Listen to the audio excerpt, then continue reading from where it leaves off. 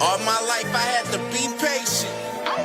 Like Meek Millie, I was dream chasing. Finger to the law when I see haters. Oh, the feeling when you tell your niggas we made it. Ooh, baby. Ooh, baby. Ooh, baby. Ooh, baby. It's showtime like Kareem Lakers. I make a masterpiece, seem basic. No Meek Millie, but I'm dream chasing. Took the shortcut like Anita Baker. I want the bright lights that you see in Vegas. I need a big house with like 3 basements. Drop an M on the whip, think I'm speed racing. Don't know if it's the Transformer or the Green Ranger. My nigga Mac got the beat banging. Young nigga selling crack as a teenager. Had fiends playing baseball out here free basing.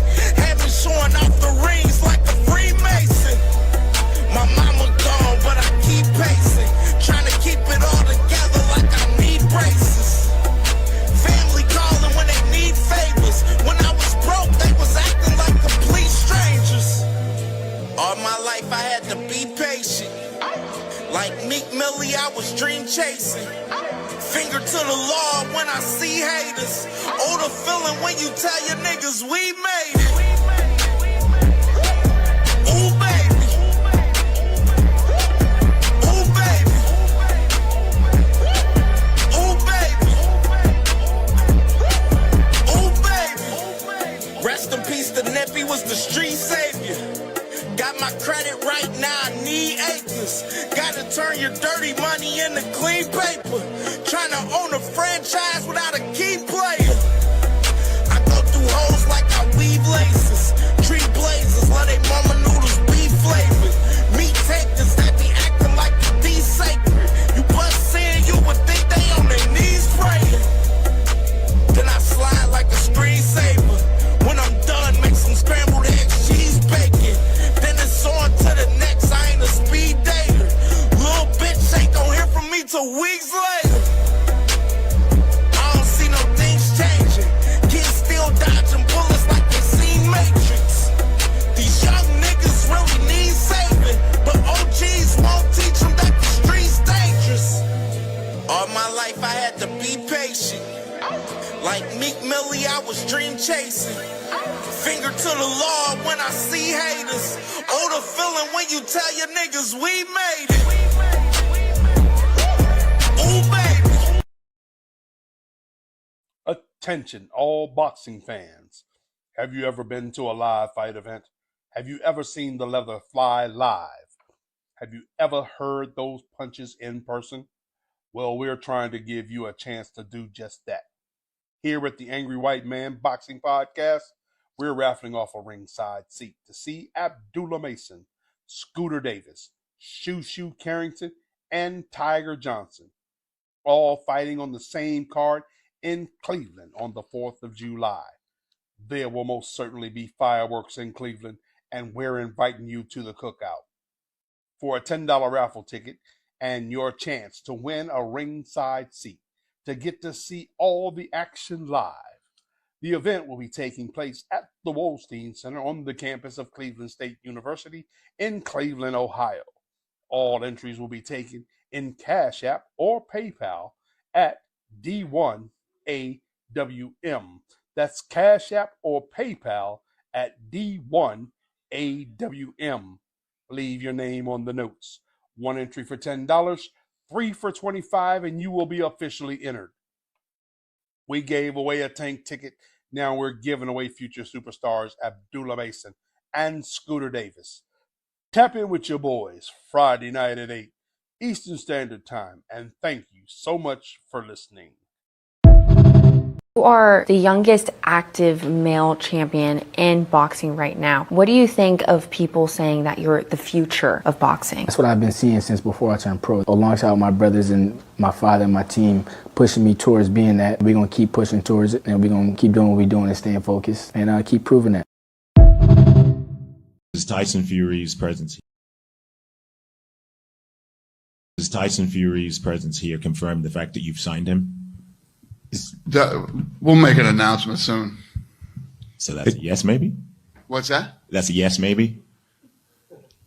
Listen, let me reiterate. Judge me January 1st of 2027 on what we've done this year with boxing. I keep talking about, all these other guys are talking a lot of smack. I haven't said anything about any of these guys. I haven't talked shit about anybody or any other stuff. I'm in my lane. I'm doing my thing. Just sit back and watch. We'll make an announcement soon. For the last couple of weeks, I've been hearing from the media and other people that I'm not involved in the fight. I've been hearing that Tyson Fury couldn't get out of the country and couldn't get into the United States, and it just seems like everybody's always wrong. There's a lot being mentioned about him having a fight and another warm-up before the Joshua fight, which we understood to be sometime in November. You got any understanding of who Tyson might fight, Spence? Yeah, so rumours are circulating. Nelson Heiser is that guy. He's 24-0, 22 KOs, never really boxed anyone of note. Big Albanian, heavy-handed, but never boxed at that level. But they are strong rumours that Tyson Fury could be boxing August. What the hell is you so scared of? I got 15 fights. Like, let's talk about these, talking real shit. I got 15 fights. You got 30. I'm a young cat, right? Well, come school this young cat. Come school me. The fuck? Come on.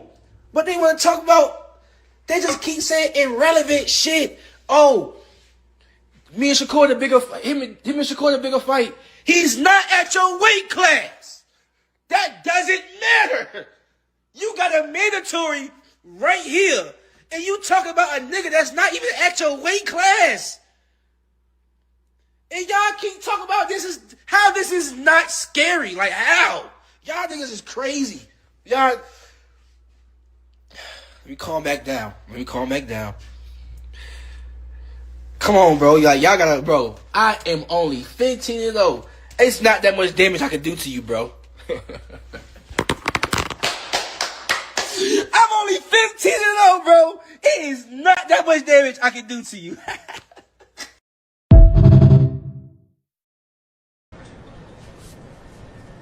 Man, what's up with this meeting? Why are we here? Guys, I have brought you here today to propose my plan. I don't like to lose. This is my plan to prevent all of us from losing. Let's pretend we are brothers. We won't have to fight each other. I made a contract to make sure we all agree to not fight each other. Each other. Yo, that's a good idea. Let's do it. But Shakur, we are in the same division. What will we do if we're forced to fight? Listen, I will get all of the belts for us. You tell everyone you don't care about the belts. That way, no one can force us to fight, brother. But Shaka, what if I outgrow my division and I have to move up to yours? Listen, little Ray Ray, when I move up, you move up. And come train at my gym so that we will never fight. What about us, Shakur? We are both champions at 140. Gary, tell him you want to fight me last. When the time comes, I will move divisions, little bro. Shakur, what about when you move up? I don't want to fight you, bro. Richardson, sign to Zuffa so that we won't fight. Before you sign, call me out so that it is not suspicious. Now sign the contract to be boxing brothers. Why they want me here so bad? We are not friends. Man, I'm going after all of y'all. There's no friends in boxing, clowns. Abdullah, no, please. I won't let these frauds ruin boxing. I'll go after all. But let me tell you something, D. Yeah, brother? Why don't you come closer? I am not your damn brother. Yeah, with the young King Dev, I just feel like I have a responsibility to defend him as my brother. You know what I mean? Because I just know the propaganda is heavy. Devin is all of us, man. He is all of us. Anything they can do, they doing to him, they can do to us. They do to This nigga hard enough. You want to hit with an Indian, for real. That was crazy. I ain't gonna lie, that was crazy. I ain't gonna lie. Don't. Boy, Hey, I ain't never seen you sucking dick. I'm stupid at me. I'm goofy at Yeah, all right. Shut that soft ass shit up. And the best man Shut to that win. soft. That's some soft ass shit. Shut that soft ass shit up. All that soft talking. I know you can do it, man. You got the. Man, shut that soft ass shit up, man. You ain't with me. The ring. They saying that Roach is better than Kid. Like even if Kid didn't win, if Kid make it 12 rounds, his value go up. Even if he don't win, if he could make it 12 rounds with Tank, his value skyrocket. Everybody, So Tank knocked out dudes and their value went up. You know what I'm saying? They for became real, soft. And they So become going 12, it's definitely going to go up. That's Tank is the measuring stick. So for me, my goal is make sure my son make it out of there alive. That's the whole thing. My son haven't been hit by somebody explosive like Tank. Right. But that's the fun part of boxing. I think Tank should fight at 140. If that was me though. His biggest fights is at 140. Like with the Shakur and all of them. But it's on Tank. Tank is a businessman. He gonna make the right decision and everybody gonna move when he decide to move. Do. Nigga, I'm gonna keep fighting, but if they do that, I know they some hoes.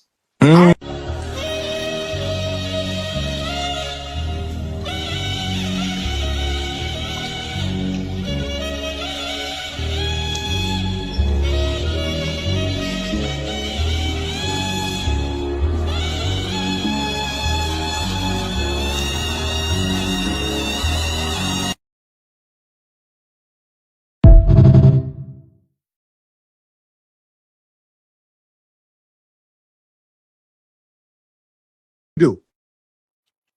Nigga, I'm gonna keep fighting, but if they do that, I know they some hoes.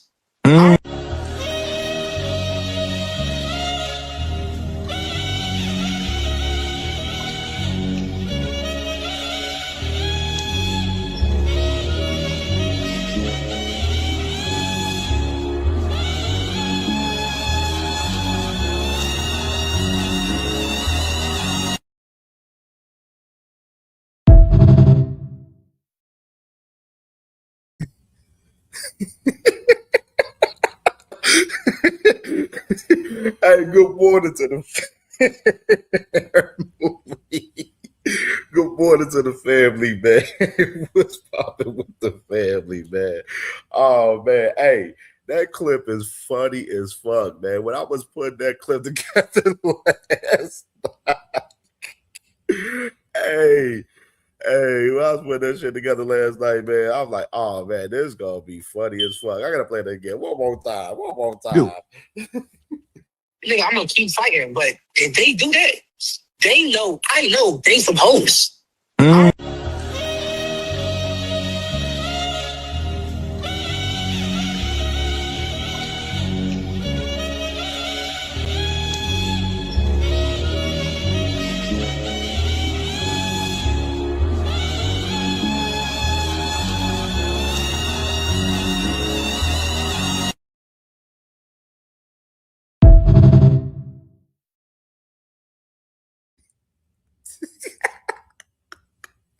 Hey, bro, them saxophone was funny as fuck, bro. Dead ass, man.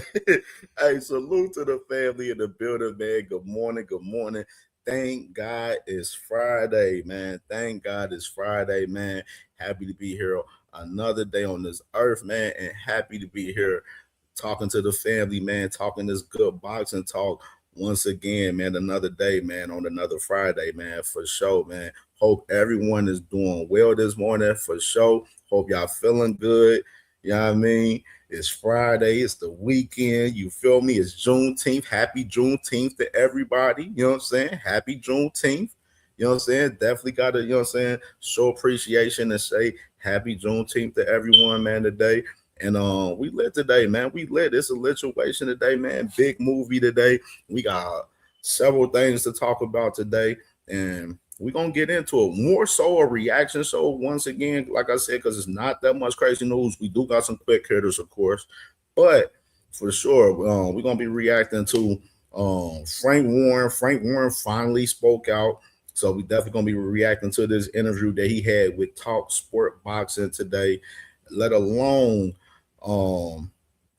Gustavo Oliveri from the WBO, the WBO president last night. He was on Cigar Talk.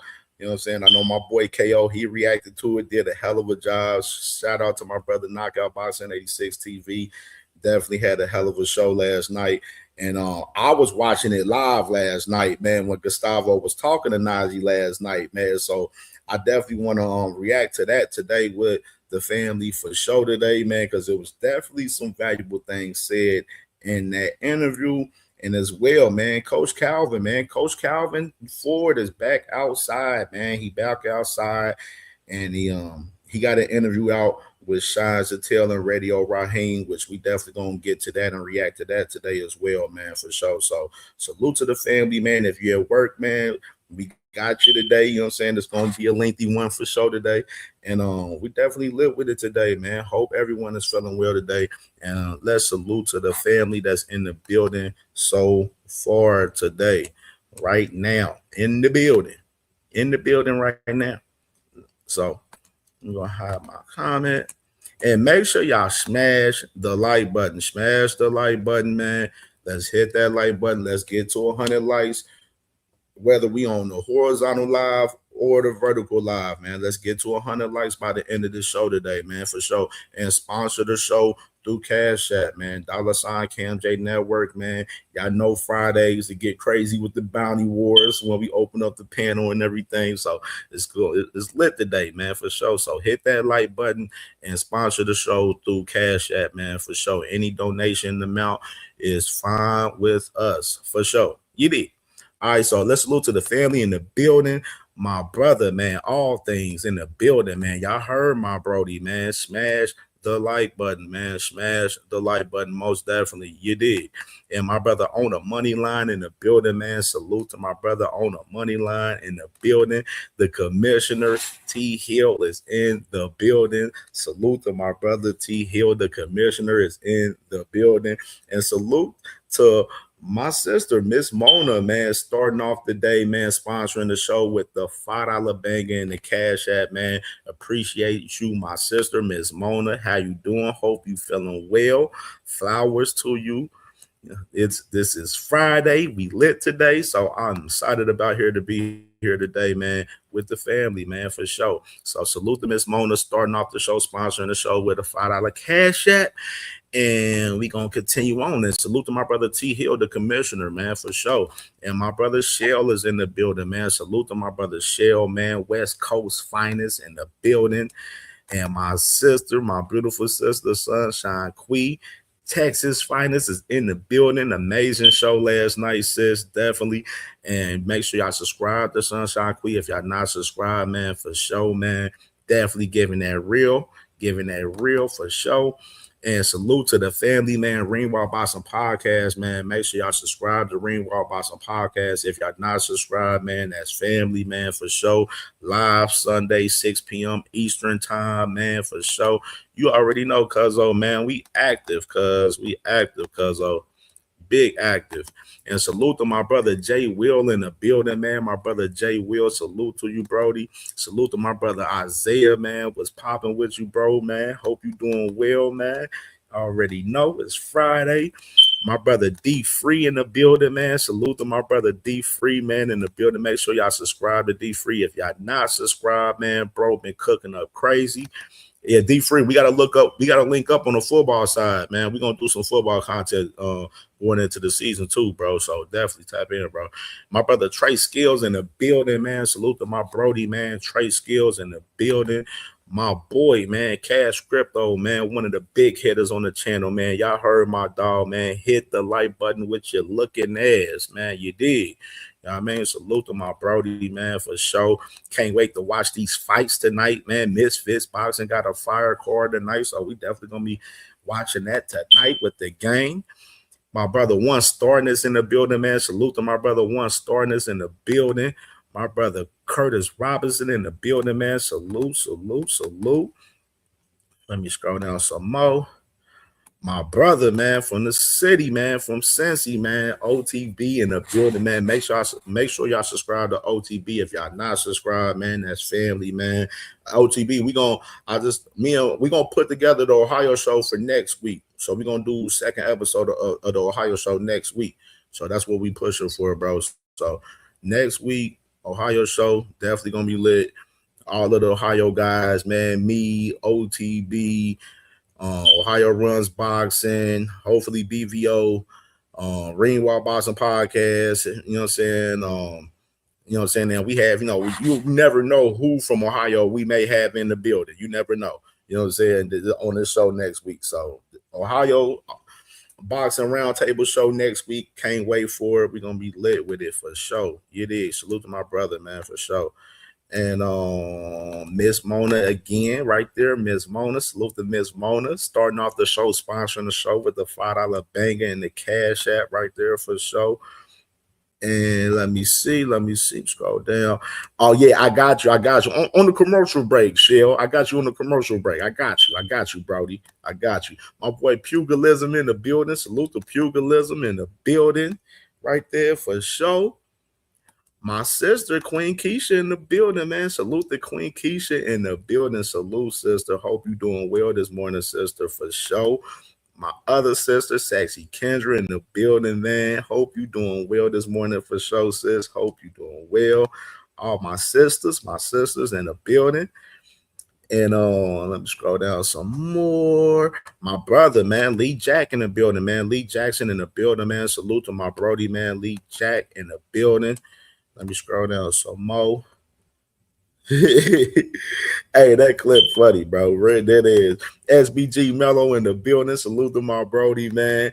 My brother, Mr. Altruistic, man, from the city in the building, man. Salute to my Brody, man, for the show. Let me see, man. My family in the building. I love seeing my family in the building. Love it. I love it. My sister, Miss Joette, in the building. Salute to my sister, Miss Joette. Hope you doing well this morning, sister. Good morning. And who else we got? My brother Patrick Bell in the building. Pete Bell in the building. Salute to my brother, man. For sure. Let's go down some more. See if I see anybody new coming in the building. My sister, Jad. Sis, hold on, sis. And y'all already know the vibes. Jag Queen Boxing, Twin. If y'all not subscribed, subscribe to Twin. Y'all already know the vibes, man. Hold on, sis. I got you, sis. I gotta do some on here. And my sis, if y'all didn't check out her interview with Sharetta Metcalf, man, with Slim Goody earlier this week, man, go back and check that out. Fire interview, great conversation right there from Jag Queen Boxing and Sharetta Metcalf. With Sharetta Metcalf is fighting August 8th, man. So she gonna be back in action August 8th, coming up out there in Florida, man. So that's big time, big business right there, big business. And who else we got? All right, that's it so far. Jed. Oh, let me text. I'll text you.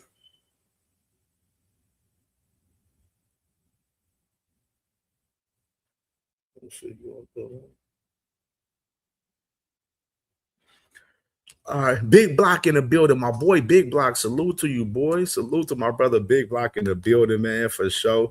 And all right, man, we're gonna get started real quick. Let me do a little commercial break before we get this start. Actually, I want to play this clip again. That, you know what I'm saying, this clip that I definitely absolutely love right now. You know what I'm saying?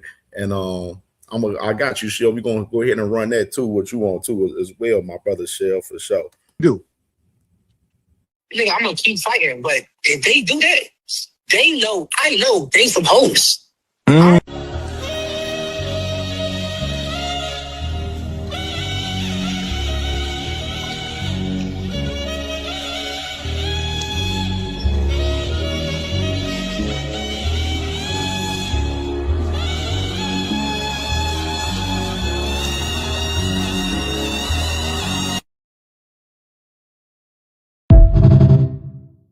Boy, they can't stop what's coming. Chill, bro. I thought we was brothers. Well, I'm gonna knock you out, brother. asleep! Floyd, does he really punch that hard? Use your defense, champ. I don't know about this man. He is a hell of a fighter, but he is not money made. I can't see my little bro get hurt, man. We need to help him. We must protect his O. Let's jump Tank Davis.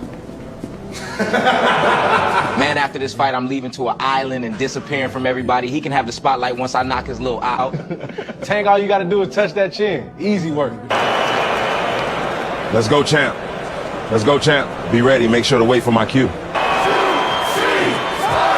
how I get. I'm touching that chinny chin chin. Now, let's jump Tank Davis!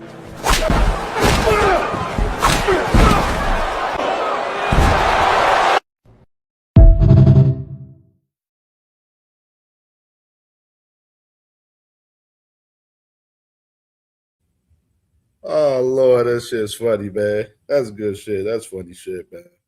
Hold on, let me do something real quick. Oh shit, wrong shit. Wrong shit, Cam.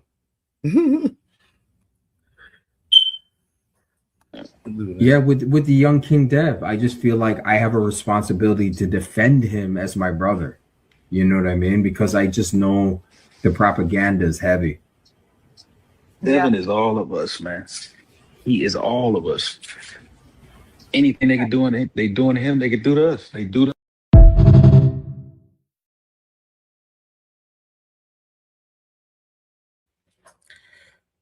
All right, man. Let's get this shit started, man. Hey, it's gonna be one of them type of shows, man, for the Hanos clan, man. I'm gonna tell you right now, man, the Hanos clan is not gonna like this show today. They is not gonna like this show today. No evidence. Salute to my brother, no evidence. That's this dude, what's his name? Respect Media or some shit like that. One of them LDBC guys that be eating Devin Haney on a daily basis. I feel like it's my duty to defend Devin. You know, Devin is all of us. Like, hey, they sick, bro. They some sickos, bro. They is some sickos. All right, man. I'm gonna wait for my sis to pull up. Sis gonna pull up on us. And this first little topic, let's go ahead and start with this first topic real quick. Right here. Quick header. Let's just okay, we can pause it. Stop the presses. Let me bring my beautiful sister on here, Jag Queen Boxing, my twin. How you doing, sister? Good morning, good morning, good morning. What's going on? Good morning, everybody. What's up? What is going on? Literally. Man. Yeah, man. This interesting day today. Interesting stuff. Not too much news, but some of the stuff that we have out there should be crazy. Should be crazy. All right, so I'm starting off with the quick hitters, sis. I got a few quick hitters and everything, and then we're gonna get into reacting to Frank Warren. Frank Warren got this new interview with Talk Sport Boxing, talking about the AJ and Fury fight. He finally speaks out, and then of course Gustavo Oliveira, WBO president. He was on Najee from Zagor Talk. We're gonna react to that, and Coach Calvin. He got something else with Sean Sattel and on Radio Raheem. So we're gonna react to those three. But I got these quick hitters. We're gonna go through these quick hitters, and this is the first one that we got right here with the ruling is in, man. So of course y'all know, man, Rico Verhaven, man, he put out an appeal to overturn the result for the Alexander Usyk fight, and it got denied, obviously, which I told y'all about that time when he put that appeal. I'm like, man, this shit ain't gonna get overturned, bro. Y'all know how this shit goes, bro. We ain't gotta sit there and be naive about it. But they definitely got denied. And of course, the man Rico Verhaven, he put out a statement saying that I truly believe everyone deserved the chance to see how this fight was meant to end. The fans was denied a 12th round after everything we both put into that fight. They deserve to see how it ended. I never got the chance to find out if this would have been one of those nights I had before. And Alexander was denied the opportunity to finish it in a way that nobody could question. So for me, that conclusion is actually very simple. Let's finish the story and give the fans the immediate rematch. The ruling answered the legal questions, but it left another question hanging in the air, one that has stayed with so many people since that night. How was the story supposed to end? I'll be ready. And he tagged Alexander Usyk name right there. So you got Rico right here, man. Basically, demanding that he gets an immediate rematch. Obviously, we already know that Alexander Usyk has the mandatory with Adjikabiel through the WBC, which is pretty much he got to fight him or vacate. So that's the situation as far as that. What's your thoughts about this as far as it getting denied, as far as the appeal? Yeah, I did see that he did the appeal, and I did see that it got denied. I mean, I understand his position. However, that's probably the best you're going to do against somebody like Usyk. Coming off of the layoff that he had, or whatever the case may be. I mean, just gain some more fans and move on. You're not bigger than the program. He needs to fight Adjik. You know what I'm saying? That's really what his focus should be. Not a rematch with him. If he wants to do that sometime down the line, but I would just hate for Rico to just continue to hang his hat on this and continue to keep crying about it. Like, bruh, it's over. You know what I'm saying? It was what it was. He has other things to worry about, Usyk, at this point. He can't Right. continue. Now, I wouldn't mind, watching the rematch, but let him handle his boxing business first. Like, to me, that fight was weird and it came out of nowhere anyway. You know what I'm saying? For But real. next up, and I've been saying it forever, next up is Jet Cabiel. So let's get that ball rolling. Sorry, but not sorry. Okay. I don't know what to For tell you, real. Rico. I For don't know what real, to tell you. yeah, for Move real. around. Rico gonna have to sit back, man. He gonna have to sit back and wait in line, man. Get back in the line. Yeah. That's what it Move is. I around. mean, Sheldon, what you talking about? Somebody hate yo hating ass out of all people talking about hating on Rico. No man hating on Rico. We showing love to Rico. Rico did his thing in the fight, but hey, he made that appeal, and everybody know that appeal wasn't gonna get overturned. Come on now, we know about that now. You know about this, man. So that's the quick hitter right there with Alexander Usyk right there, man, and Rico for us that appeal. And we can keep moving forward right here with the next quick hitter that we have. Right here. Interesting. MVP. They up here celebrating upper. The numbers came out for the White House and said that it only had 7 million viewers for us the US for us this fight. And MVP obviously in their first event, with the MMA, they did 9.3. So they did more than these guys on this White House event on their first MMA event. And you got the MVP pretty much promoting that shit and pushing that shit right there. So, sis, what's your thoughts about this right here? Well, it's funny to me because I did see that, and the first thing I thought to myself was, look at Dana White and Jake Paul competing for Trump's love. You know what I'm saying? But I mean, listen, MVP got every right to brag. They've been doing great this year. They've been kicking ass. You know what I'm saying? The deal with ESPNW. I think they're the only boxing now on ESPN. So they've been doing some really good numbers. I don't mind the bragginess. And then I didn't watch that UFC fight, but I did see the clip of that man calling Michelle Obama a man, all of that foolishness. Like, that's what Yeah. all of that kind of trash comes with. So I'm surprised, honestly, that they still got this event pulled, because I covered last week that they were suing them not to even do this event on the White House lawn. So, the fact that it even got pushed, we know what that's about. But yeah, I mean, Jake Paul, he got every right to talk his shit. What the problem is? What the problem is? I'm surprised. I'm kind of surprised the views did that much. So for that event that they push it out I'm for not. real. I'm not actually, because who is that? Ronda Rousey. She's a big deal. I mean, a lot of people don't like her, but she has been a big deal over there. You know what I'm saying? So I'm really not surprised. The fact that it did more than on the White House, but look who's in office. Nobody. I mean, look, I'm not gonna get into politics over here, but I mean, shout out to Jake Paul. Shout out to Jake Paul. I mean, he's doing what he got to do for women. And can't nobody take that from him. Yeah, I can, hate him or love him. He got women on smash. Absolutely, sis. Absolutely. And I mean, I wanted to go ahead and mention too, since we talking about it, since we talking about MVP, let's talk about this card real quick that they just announced yesterday. Real quick, was I talked about it briefly on my show yesterday. Sharnika Johnson fighting Dina Thursland, and then you got a fire fight right here: Dasley Robinson versus Tam the Ball. I can't wait for Yeah, that. I love That Tammy. fight's I gonna love be Tammy. amazing. That's gonna be an amazing fight. And then Sharetta Metcalf, you know what I'm saying, in the ring with Amanda Gal, man, that's gonna be a great fight as well for August 8th. So what you think about this card right here, August 8th? The ladies right here, this is hot right Yeah, here. this is definitely a fire card. I'm a big fan of Shanika Johnson. Obviously, you know her in the fight with Sharetta Metcalf. We talked about that when I had Sharetta on the show, but I am still a fan of Shanika Johnson. I think she's a really good fighter. The issue with Dina Tvasoren, I found very interesting with her being pregnant or not against what supposedly was her fight with Sharetta Metcalf. But I'm glad that Sharetta's back in action, obviously. And we'll probably have her on to promote the fight, getting a little closer to the fight before she starts training camp, to see how she's feeling going into this fight. You know, we talked about the drama surrounding her losing her belt and all of that. So I'm excited. You know, she's making her way back to the top. So I love to see it. I love to see it. And once again, MVP is putting on another fire card. You know, I tell you what, he don't be playing with these women. He give you some competitive cards sometimes. I'll tell you that much.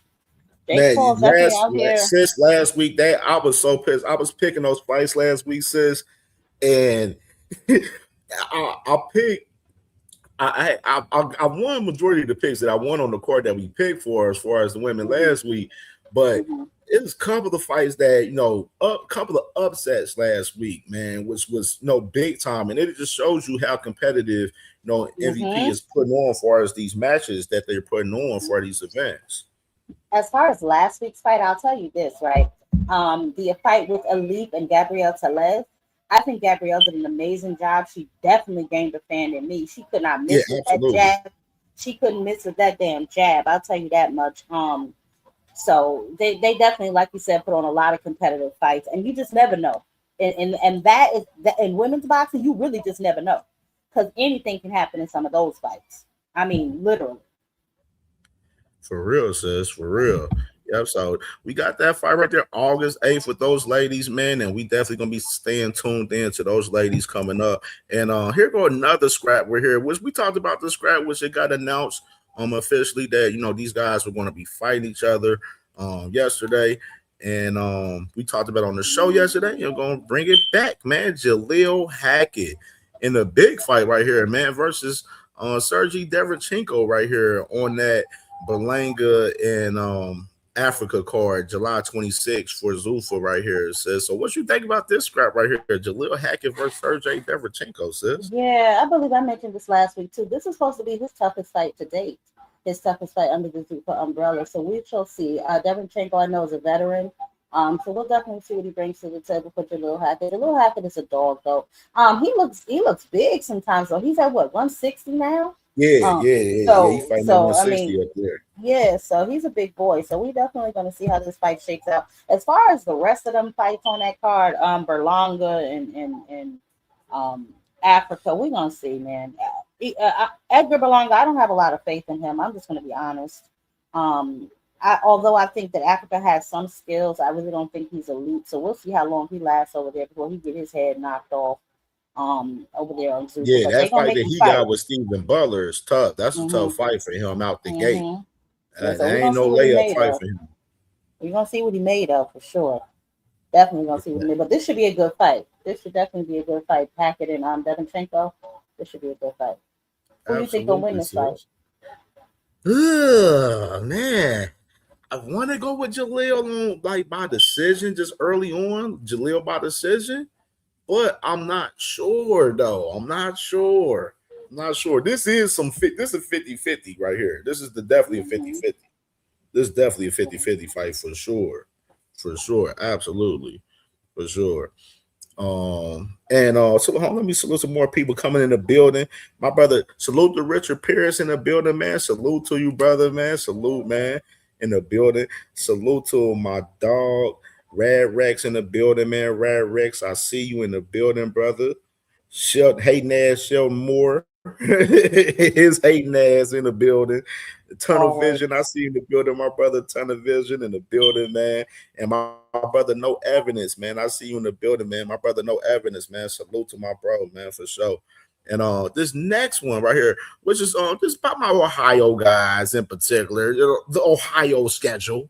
In particular, man. Salute to my brother Ohio Runs Boxing, man. Like I said, we will be running the second episode of the Ohio Roundtable next week, man. So with me, Ohio Runs Boxing, OTB, Greenwald Boxing Podcast, BVO, all of our guys from Ohio and everything next week.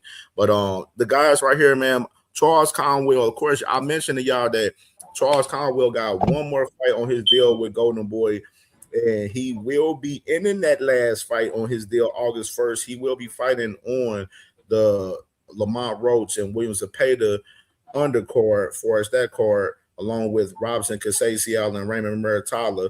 And you got Albert Bell, obviously, July 18th. We talked about that fight awfully a lot on the show for sure in recent time. And of course, the fight that Cam J and a lot of us going to be at July 4th, man. 4th of July. Abdullah Mason versus Joe Cordina, man. Tiger Johnson, the two other Mason brothers, man. It's gonna be lit, man. As far as the schedule is crazy, and I'm excited, man, for July 4th. I'm hoping I get these credentials. That's what I'm hoping. We're gonna pray on it. We're gonna pray on it. You're gonna get them. Yes. I am. That Lamont Roach card is actually shaping up to be a pretty decent card. Yeah. Yes, it is. Shaping up to be a pretty decent card. So I'm definitely not mad at that. Shout out to Charles Conwell. We'll see what he decides to do. Last fight. Is there any rumors on where he's going after this, or do you know if he's gonna re-sign with Golden Boy? I think he's going other places. He will not be re-signing with Golden Boy. He will be going other places, and people are going to be surprised. I think I know where he's going, but never mind. I was going to say it. People will be surprised when the news come out. That's all I'm going to say. I can't say it. I'm sworn not to say nothing on this move right now for Charles Conwell right now. I think I know where he's going, but nevertheless, I think I know where Albert's going too. But anyway, that's a good fight between him and Andy Cruz too. I think that's a really good fight. Tiger Johnson gonna do what he got to do, and Abdullah Mason, a star is born. I'm always excited to see Abdullah fight, so I just can't wait. That July 4th card, I told you, I love it, love it, love it. Just a little salty. They ain't stick shoe on this New York card, but it is what it is. You know what I'm saying? And Scooter's on that card too, isn't he? Yes, my guy Scooter is on that card. I'm glad you brought him up because I got a clip of Scooter from an interview of his. So I'm glad you brought Scooter name up so I can go ahead and pull that clip up right there. Yes, my man Scooter Davis is on the card July 4th, man. And I got this clip of Scooter right here where Scooter, he was doing an interview with pro boxing fans the other day, and they asked him about the other prospect, his name Giorgio. I think Giorgio, I can't about to say his name. I'll fuck his name up right now. Well, y'all know I'll be fucking these names up. But, I hate when I do that too. The guy Giorgio that been going at Camille Moden in recent time and everything. So here, this clip right here from Scooter Davis right here. He's a good fighter. He's cool. If he keep winning, like I said, we'll see what he do. You know what I mean? I don't really know how his career might pan out. You never know. But I definitely would love to go to the UK. I just period because I've never been to the UK at all. So that'll be cool. But I mean, as far as him, again, he gets the same treatment as all these other guys. I ain't really too locked in on you per se because I don't know what your career is like. I don't know what your discipline is like. I don't know what will happen in your career. All I can do is control me. But if you continue to keep winning and you say you're going to be that guy when we get to the top, we're going to see who the top dog is.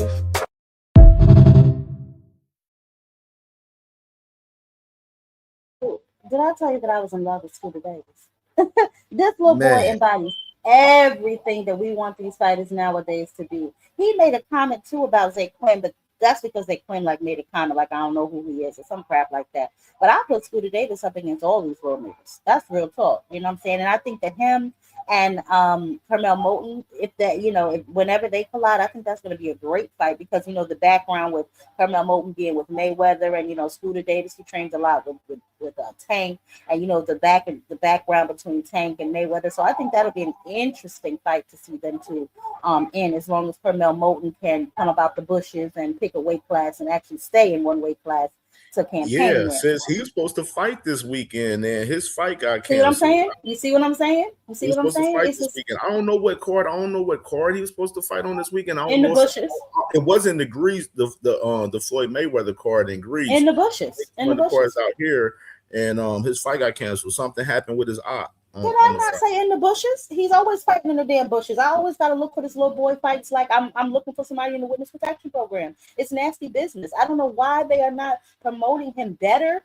I don't know what Mayweather is doing. It's kind of giving the Africa feel when Africa was signed to Mayweather. It's like, yo, where's the promotion? Where's the promotion for this young line? Where's the promotion for him? So Carmel Moulton needs to really decide what he wants to do with his career. Having the Mayweather name backing you is only good if the nigga's actually backing you. If I got to search, on the dark web for your fights, what good is that? For real, sis. I don't know what's going on with Camille, man, and TMT for us them promoting him. Like it hasn't been well for us since he's been a pro. Like we don't know what weight class he's focused at. You know what I'm saying? Campaigning at. He's all over the place for us, the weight and everything. So it's been a bad start. On for us his professional career. Starting off right now. Even though he's undefeated. He's been cooking shit. He did fight a few months ago, in recent timing. But in the position that he's in as a prospect, you want to see this guy fight 4 or 5 times a year. We're not seeing that from Camille Moulton. Like we're not seeing that. We're not seeing that at all from him. And then it's like he's at one weight class this fight, then another weight class at one fight. It's like, where are you campaigning? For real. And even like with Scooter, he's willing to fight all of those guys that's a part of that era as far as those young prospects coming up. Yeah. As far as Zay Quinn, Camille, Giorgio, all of those guys, man, he ain't shying away from any of that smoke. Of course, I know that he been asked about Abdullah Mason recent and stuff, and said, in due time, if he was to get that fight, he definitely would take that fight for sure. So, my guy Scooter, man, fighting July 4th, always standing on business, man, for sure. And I can't wait to chop it up with my brother, man, this Monday, man, which, Scooter, he will be on CamJNetwork this Monday coming up at 4:00 p.m. Eastern time, man. So, family, y'all don't want to miss it, man. Mr. Shark will be in the building on CamJNetwork Monday. We're gonna still do our regular morning show Monday, but we're gonna definitely put it on pause to go ahead and tap into the Scooter.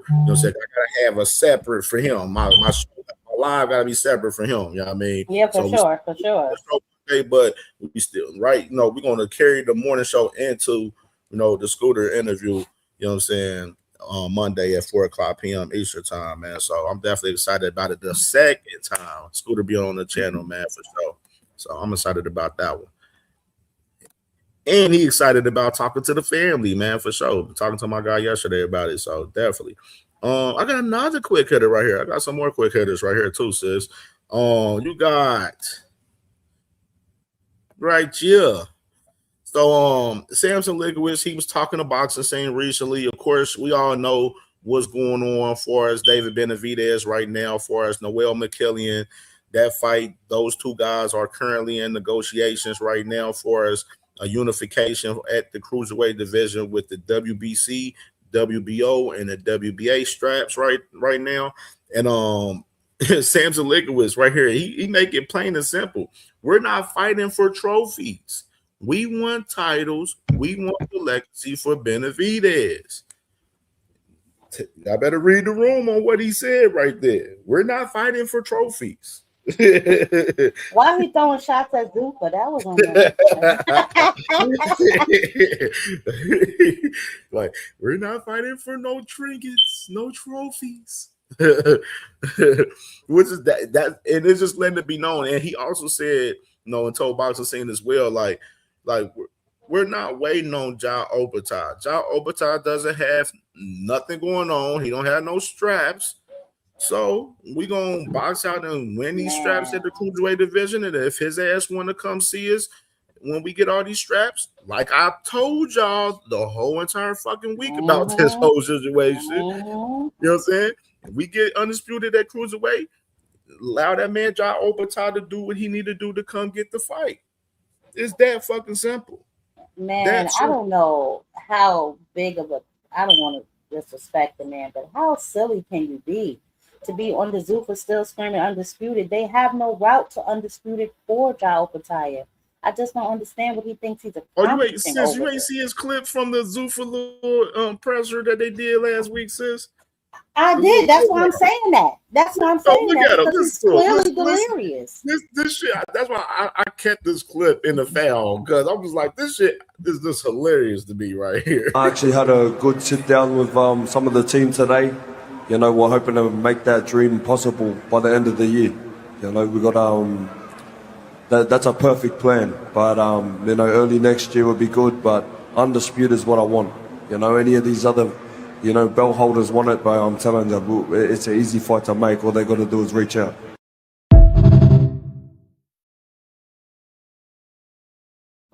Reach out.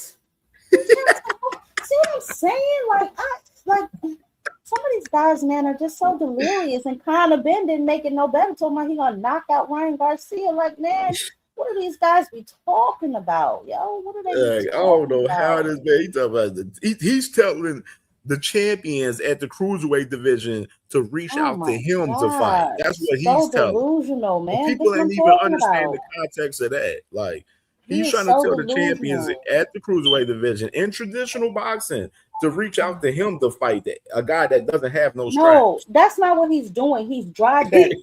You have to read between them. He's dry begging. He's praying that somebody come over there. The problem is, once they go over to Zuffa, they're getting stripped. Is nobody paying attention to you? Like I said, the WBO, the IBF, they have started a convention. They basically they putting a gate around the sanctioned bodies. Anybody go over there, you are losing your belt. Ja Opataya, you know this firsthand. What are you talking about? If anybody wants to be undisputed, come fight you. You have no hardware.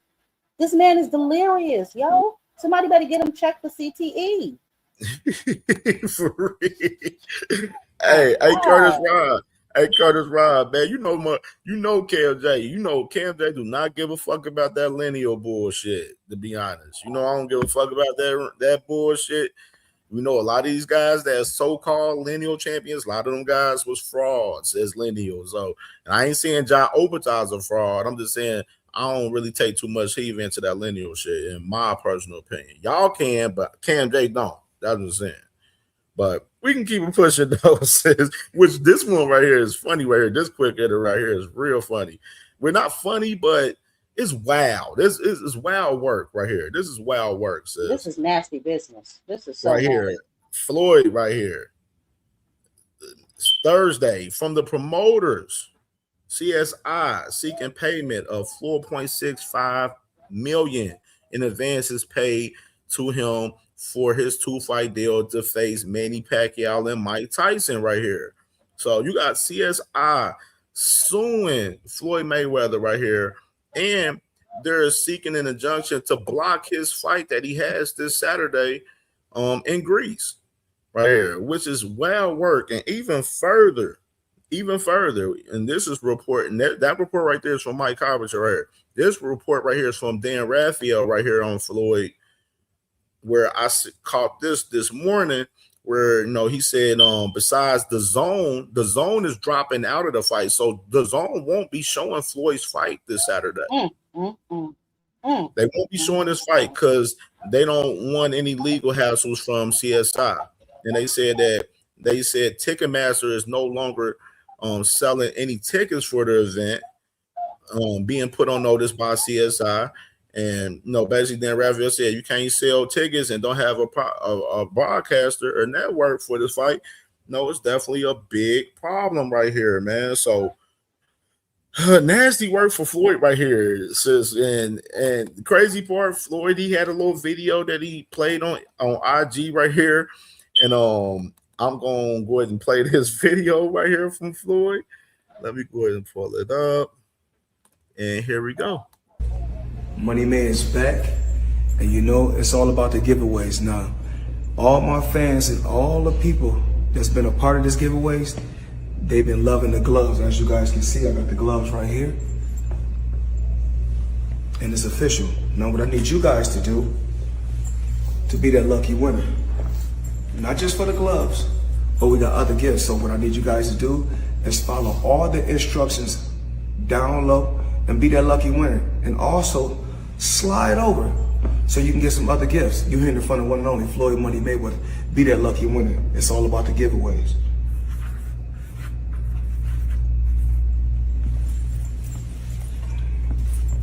Let you people know it's official. I'm at my home, as you guys can see.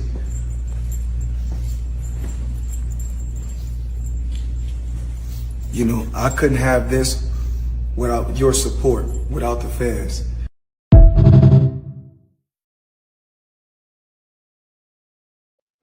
Address those damn lawsuits, Floyd. That's all I want to hear out your mouth.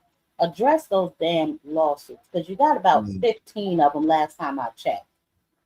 You owe child support. You're out here writing bad checks. This is not a good look. Money Mayweather need to change his name to I Owe Money. I don't know what's going on with this. This is crazy. Like this whole fight, like he had this fight for Greece to make money to handle some of these financial issues that he's having, and him taking advances now, and now these guys are like my thing is if he. So my thing is, it's seeming like he's not going through with the fight with Tyson and Pacquiao if they're seeking that payment for his advances. Then, well, I've covered this, and I've done several videos about Floyd owing money. It started with the lawsuit, him suing Showtime, and then with the dancers suing him and boycotting him, and then him owing money for some of those properties he has in New York, and then owing the jewelers, and then the guy with the jet that he owed money to, and now the child support. Now he's writing back checks. It's like Money Mayweather just don't look like Money Mayweather to me. It looked like he's just putting on a facade. You know what I'm saying? Back when he was boxing, it was a little more believable, but now it's kind of like, I don't know, Floyd. You know what I'm saying? And people think that it's a smear campaign, but it's like, no, where there's smoke, there's fire. You know what I'm saying? All these different lawsuits, people ain't wasting their money going down to no courthouse, especially if they don't think they can win. You owe people money. Let's call it what it is. I don't know, man. I don't know. We got to get it together. This ain't even looking. Now they canceling your fight, so now you can't even make money. Like, I don't know. It's not looking good for your boy. He was scheduled to fight 3 fights this year. Yes, he was. That is crazy. Hey, and let's get these likes up, man. We had like 34 likes right now. We got 56 people in the building, man. Let's get the likes buttons. Hit the like button if y'all ain't hit the like button, man, for sure, man. Let's get to 100 likes by the end of the show, man. That's what we pushing for sure, man. Definitely on the cook up for sure.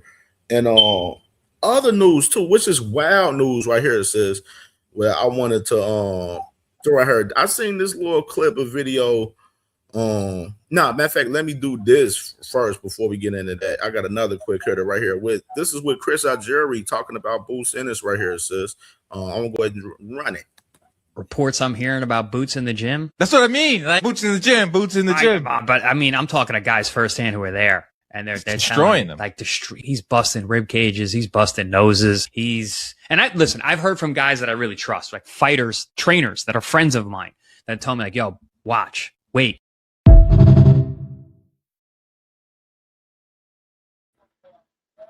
Man, I'm excited than a mother about this fight. Man. I think he's coming to make a statement, and I just can't wait. I think this fight is going to be good for as long as it lasts, and that's going to be that. Man, says that man. Hey, he said that man is breaking dudes' ribs in sparring sessions. He's in there cooking dudes in sparring sessions out there right now. So I'm like, whoa.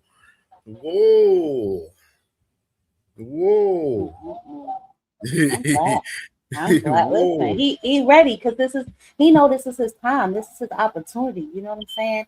And I feel like, and I posed this question before myself. Like, I just hope people give him his full credit. You know what I'm saying? Whoever wins, they should get full credit.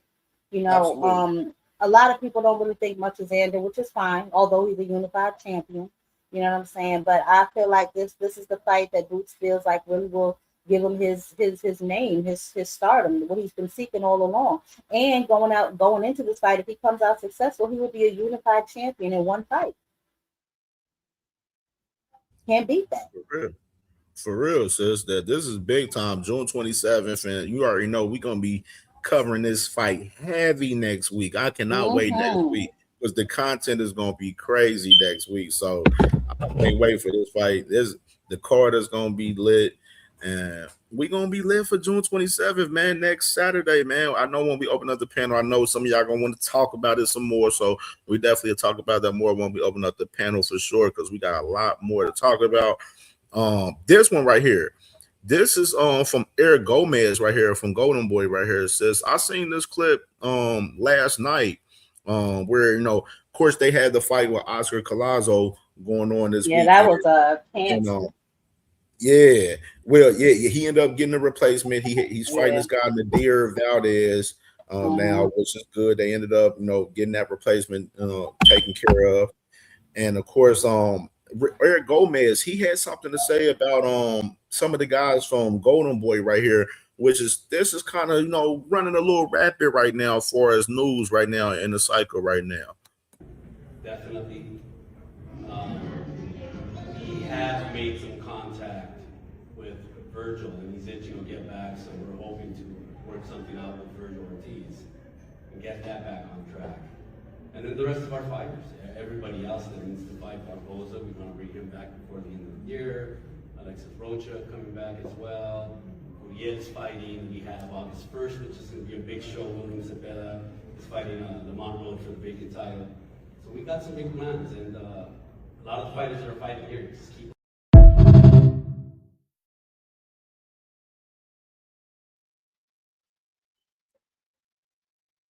So some in that clip right there was kind of, I think people kind of definitely I'm seeing misconstrued a little bit. I guess they're putting the notion out there that they want to make Ryan versus Virgil Ortiz happen. Now, this is my thing about that though, sis.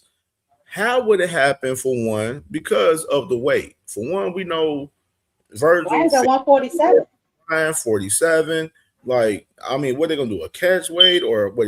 Ryan's gonna go up to 54, and you know what I'm saying? Like, I don't know how that will work, but I did see Mr. Rick Mirjan. He had something to say about it. I ain't screenshotting and pick it up, obviously, but I just seen him post something recently about this whole little situation with Ryan and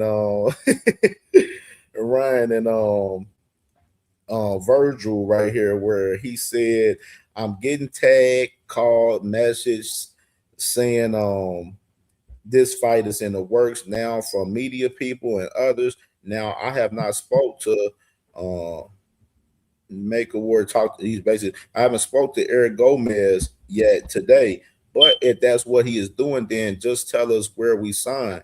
Ryan, if this is what you want, God bless you, as this was shattered pay-per-view records out there. The storyline here going back to them as amateurs between him and Virgil could be a movie right here. So I don't, that is wild right there. It's wild. It says all that. I don't know how, like I said, obviously I told y'all about the Ryan Garcia and Conor Benn fight as far as that fight. They got that season assist as far as the Zone and Golden Boy on Zuffa on that fight right now. And I told you, if Dana White's not willing to work with, with the promotional company Golden Boy and work with the Zone, that fight is dead. It's not going to fucking happen. You know what I'm saying? That's what it just looks like to me right now. And obviously now Eric Gomez right here mentioning Virgil Ortiz's name. I don't know how that shit came about far as those two guys. I understand they both Golden Boy guys, but like I said, both of these guys in two different weight classes, unless Ryan is thinking about going to 54. That's my only thing. What's your thoughts, sis? Yeah, unless I do some type of catch ratings or some nonsense. But I just assumed that Virgil was going to be in Golden Boy jail for the duration. But I don't know how Oscar's trying to work this out. But I say this right, like it's just interesting to me that Virgil was MIA, until this whole Boots and Vander fight got made, and then now suddenly, we're starting to hear whispers of his name again. Could it possibly be you fumbled two bags? Because you were offered the opportunity to fight Xander as well as Boots. You know what I'm saying? And then those fights manifested. Both guys are at your weight class, but you're willing to fight Ryan at 147 or whatever kind of weight class y'all going to agree on. It just doesn't make any sense. But it's a way to obviously box Zuffa out too. Connor, you fight whoever's over there. I don't understand what Dana's doing. I just don't get it. He didn't think this whole Zuffa thing through, but and people not realizing that though, sis. They're not realizing like this shit like it's looking bad on their behalf. Some people's up here like, oh, they're doing their thing and all of this shit. I'm like, no, the fuck they're not. The events hasn't been crazy to me, honestly. And then on top of that, you know what I'm saying? Just as far as a lot of the business, if he's not willing to work with other promotional companies and the sanctioning bodies, I don't know how a lot of shit is going to be good for them guys over there like that. That's just I don't me. either. A lot of people keep saying that too, like he's willing to work with anybody. Have y'all not heard him say he doesn't want to deal with the sanctioning bodies? That was his whole campaign when he started Zuffa. It's too many belts. He doesn't want to deal with it. I'm talking crazy about the sanctioning bodies. Now look, you got to figure out a way to make some sort of fights happen because a lot of these guys have belts. You know what I'm saying? And they are not going to allow you to sanction fights on their behalf with guys that have belts. They will take their belt back from these guys. So we're going to have to see how this all pans out. But Zuffa, to me, they're not doing as great as they would have you to believe they are. Absolutely, sis. They not. They flexing it like they are. Like they're painting a facade, 100% facade. You know what I mean? Like, and that's just what it is. And I got this clip right here from Ryan. Man, Ryan was streaming yesterday on Kick. Obviously, I know he'd be streaming on Kick and everything. And he was talking about doing a stream, like he said, talking about a stream with AB and Dean right here, which is I wanted to play this right here. Did I do one with Adrian Broner? Adrian Broner would be crazy to do. He might crash out on me for real. Nah, they too crazy. Yeah, guess I'm going into camp, bro. I can't be around that. What if he ends up doing something stupid to me while he's drunk? And no judging, like, bro. We all turned up many times in our life. But, you know what? I'm focused right now. I got a big fight. I'm defending my world title, No time for funny business, guys.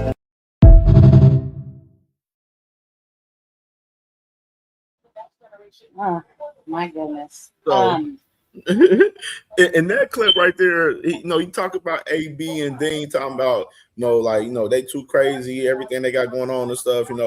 He's focused. He's about to be in camp and getting ready for a fight and everything. And then the one thing I noticed that to take in that he said that he was going to be defending his title. Now that's my thing. As far as this whole Virgil case, I do see my boy Richard Pierce. I see his comment right there, which that's a possible thought right there, Richard, where like you could see, him go on some voluntary shit, pretty much go up to 54 and fight Virgil, and then he still have his belt and come back down to 47. You can see that too, sis. Yeah, but if he said he's defending his title, that's not really a voluntary. Yeah. Yeah. I think they approve. Well, you know what? Virgil is the WBC interim champion at 54. Yeah. So would that count as a defense, though? It wouldn't be a defense. It would just be him just going up there, just challenging him. You know what I'm saying? Pretty much. It'd just be a big money fight. I don't even think the title don't even have to be on the line for that fight. It'd be a big money fight between those two guys if they were to fight, though. Yeah, no, I'm just going off what Ryan was saying though, because that wouldn't really align with what he said. But yeah, I mean, shit, if he went up there just to do it, then I'm sure any fight could happen if they're doing that. But as far as the title defense, I didn't know he could do that. Yeah, the title defense, I don't believe he would be able to do that. He wouldn't be able to do that as far as that. Now, salute to my brother D1 in the building, man, for sure. And appreciate my boy, man, with the $2 banger in the cash app, man. Salute to my Brody, man. He's saying, so we're reading a room today. That's what I'm talking about. Salute the Killer and Jag Queen for sure, man. Salute to my Brody. And tap in with my bro tonight, man. He going to be live tonight. Hey, I know we're going to be watching the fights, man, live tonight, man. Misfits, man. Me and the gang, man. D1, William Old School. Cash, all of the game, man, tonight, man. So we lit tonight, man, for sure, man. 7:30 tonight, man. It's lit. It's lit. And so yeah, it's an interesting perspective on that, Sheriff, right there. As far as that, what's this move? What Ryan? What's the next fight going to be for him? Since it's not going to be Conor. Me personally, I think it's be fucking Rolly. That's just me personally. It should be Rolly to me. It should be Rolly. Like I think he should be pushing for Rolly. If he ain't getting Conor, obviously what that shit look like, that fight is dead. You know what I'm saying? Obviously, we don't know what the fuck going over with Dev. We're gonna talk about Devin in a little bit too.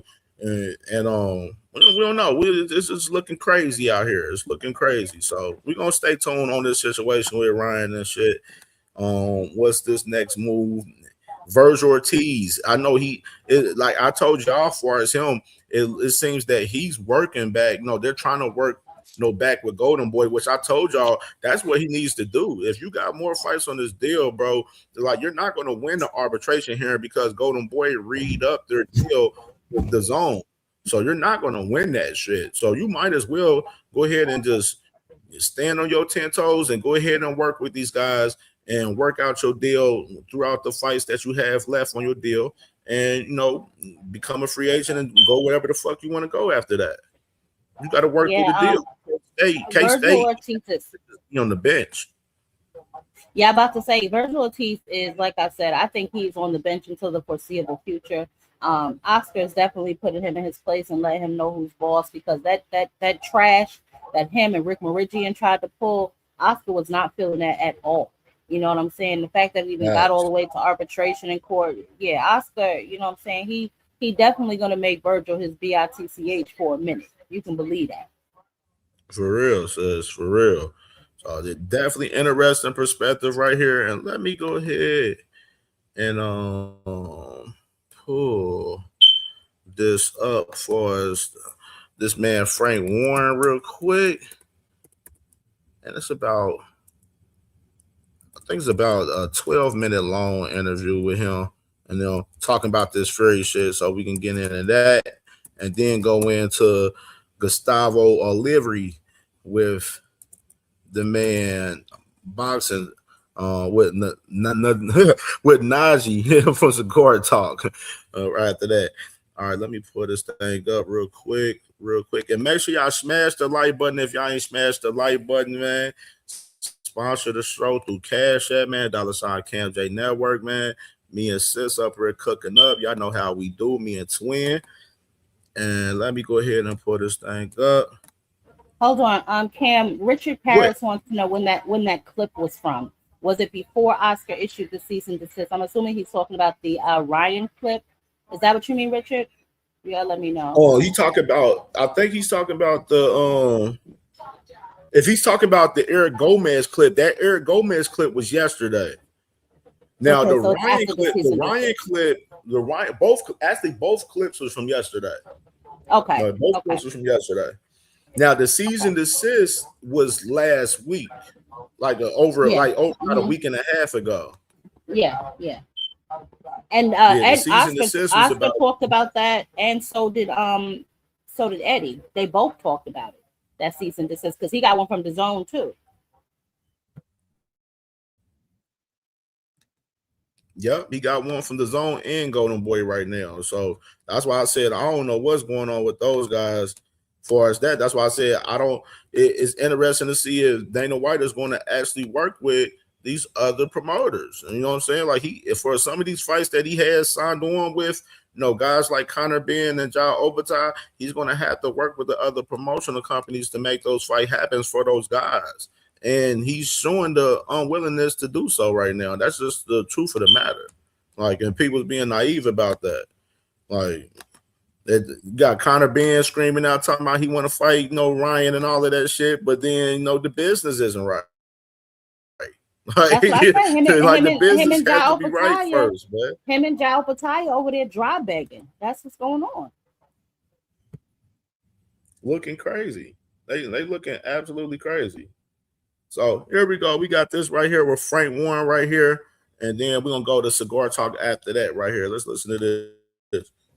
So what was that? And salute to my brother Opulent LDTV in the building, man. Salute to my Brody, man. Opulent in the building, man. Salute to my brother B King in the building, man. My brother B King for show, man. Kevin House, my dog. I see you in the building, my brother Kevin House. No more sleepwalking in the building. Salute to my brother. No more sleepwalking in the building as well, man. For sure. Salute to the family, man. All right. All about. Tyson's UK promoter Frank Warren, top promoter, joins us live on the show. Frank, hi to you from New York. I think you've been following what we've been doing out here. How are you? I'm good. I'm delighted after last night. That second half was brilliant, and I was so thrilled. It was just a really good match and an exciting match to watch. Okay. For those watching on YouTube, you can see that Frank is smiling from ear to ear, delighted to be with us. Let's see if that smile disappears. Clear something up for me, Frank. Do you still promote Tyson, or is he signing for Zuffa? Tyson hasn't signed for anybody at the moment in time. Where we are now, I have my arrangement with him, which I'm very, very comfortable with, and we have a business relationship that's been worked really well and continues to work well. I have no problems whatsoever. But at the weekend on Instagram, Fury posted Turki Al Sheikh is the promoter of GK, Gypsy King, that's him, until I retire. So what's he talking about there? What he's talking about is the last few fights have been promoted by that's where the money's come from. Hey, hey, Frank Warren, hey, he a slick motherfucker right there with that shit. Y'all see how he's been there like, oh, he's not signed with anybody. He's not signed with Zuffa. We're still working together and everything. And then right there at the question, dude was trying to press him on the question though. Right here was some shit. It's right here. And Frank Warren's like, shit, yeah, Turkey out of shit. Yeah, he's funded in his last couple fights. Right? Promote the shows. Nothing's changed. Were you surprised he was even here in the US with Dana White at the weekend? No, I wasn't surprised at all. I'm pleased he's there. He's got his visa. Right, so life goes on as normal as far as you're concerned. Life goes on as normal. We got a great fight on Saturday at Southampton Football Club and at the stadium, another stadium show where Ryan Garner's fighting Michael Magnesi for the interim WBC title, which I believe he comes through. He'll then fight for the full title there. So it's another one of our youngsters that we've had from day one that we've developed. And it's going to be an exciting show. And we sold lots and lots of tickets there. 1st of August, we're back in Dublin after our last sellout show there. Pierce O'Leary against Mark Chamberlain for the IBO lightweight championship. We've got Ajit Kabayel coming up now, fighting. He's going to have to fight Usyk. He's got to make his decision. The WBO have ordered the fight. He either fights Ajit or he vacates. So he's got a world title fight. Moses, we're announcing next week, his next date and his fight. We've got Daniel Dubois, the rematch of the fight of the year. Without a doubt, the fight of the year up to us yet. They've got their rematch, will be in the autumn. Oh, so he says he's confirming that Fabio Worley and Daniel Dubois, that rematch, the negotiations is ongoing and that fight is definitely going to happen for us, the rematch right there. Anthony Kakachi, the current WBA featherweight champion. Sunchild, salute to my Brody. Sunchild in the building, man. Salute, Brody. We'll be announcing his defense of his title. Denzel Bentley's defense of his title. Hamza Shiraz's defense of his title. My brother Darius Warren in the building, man. Salute to my brother A-Dub in the building. Make sure y'all subscribe to A-Dub, man. If y'all not subscribed, man, my dude doing a hell of a job on the basketball talk, man, for sure, man. Subscribe to my bro, man. Get him. I think he was at 40 subs I seen the other night. Let 10 people subscribe to him right now. If y'all not subscribed to Darius Warren, subscribe to him right now. I need 10 of y'all. At Darius Warren, put your link in the chat. I need 10 people to subscribe to my brother to get him to 50 subs right now. So put your link in the chat. 10 people subscribe to my dog right now, man, for showing show support to my dog, man. Let's get him to 50 subs. Another Magnificent 7 show, and Royston Barney Smith will be on the verge of fight. And what about Fury AJ? Is that on your list? Is that on our list? Of course it is. It's been signed. Yeah, Big Supreme, the rematch, Worley, man. Worley had a rematch clause, and he invoked this rematch clause on the fight with Daniel Dubois. And, you know, Daniel Dubois, of course, recent time, and he was talking like, oh, man, we don't know about the fight. You know what I'm saying? I ain't about to sit here and wait for Worley, but Worley was serious. Shit, we invoked that rematch clause. We making it happen. And you see Frank Warren right here talking about they are going to be making that rematch happen. And in January. Right. Where will that be? Will it be over here in the US or back with you in the UK? Don't know yet. Don't know, Jim. Hey, 2 cents need 400 to get the 2,000, man. Get my sister 2,000, man. If y'all ain't subscribed to 2 cents, subscribe to 2 cents right now. You know what I mean? And CamJ, we pushing for 1K right now. So if y'all not subscribed to CamJNetwork right now, please subscribe right now, man. Don't know. It's not been decided yet. Thank Father. Salute the thing, bro. Salute, Brody. It would be crazy, Frank, to be in the United States, Fury AJ, and all the British fight fans would want to see it back there, surely. I hear what you're saying, but the decision's not been made yet. When the decision... He's pressing hard on these questions. That's crazy. I was about to say I like him though. The talk sport guy, he don't be bullshit. He gonna ask It's a decision.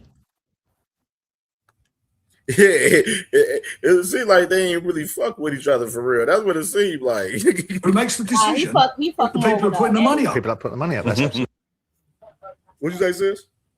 I said he fuck more with Eddie, the talk sports guy. But he be asking these Facts, questions though. He don't be playing. Yeah, he on his helmet.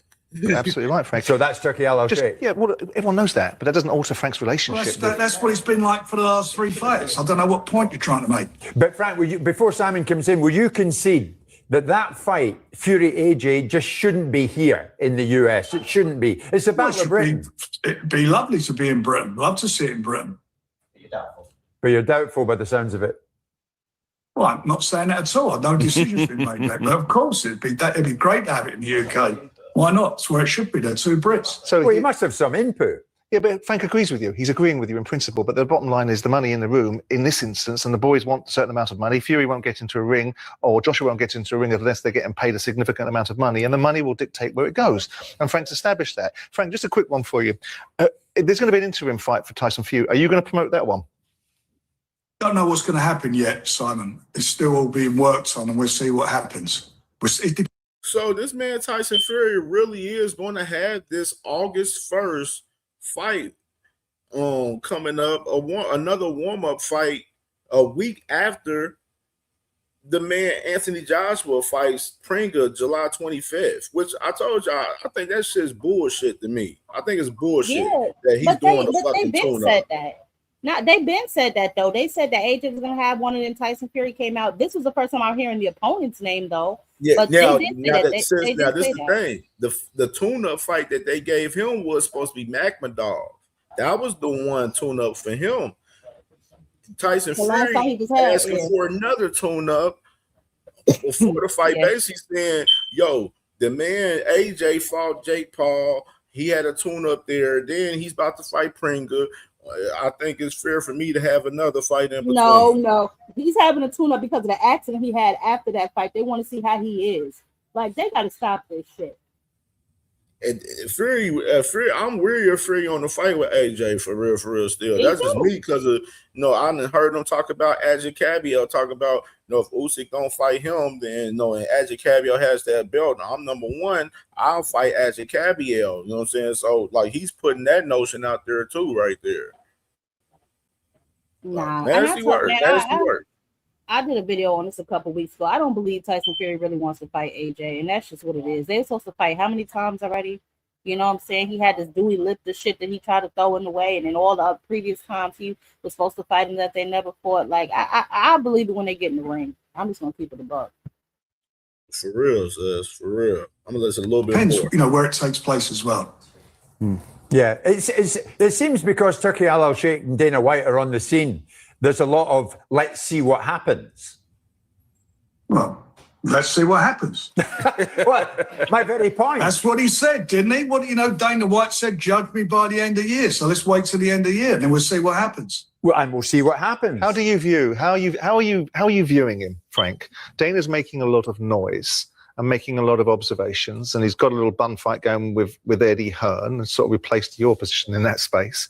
How are you making his introduction and what he's doing and what he's saying? He's trying to trade in other people's currency at times. We all know the money behind him is Turkey, so the influence is Turkey, so we can all make it about Dana, but it's Turkey that's doing it.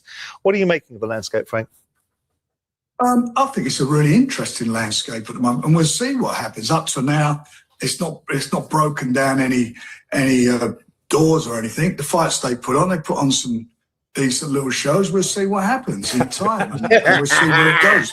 But as you quite rightly say, that Zuffa is 60% owned by Turkey. Frank, it's been a while. First off, congratulations on winning the league. I know I've given you a bit of stick over the years and vice versa. You have, but it came right. Yeah, eventually.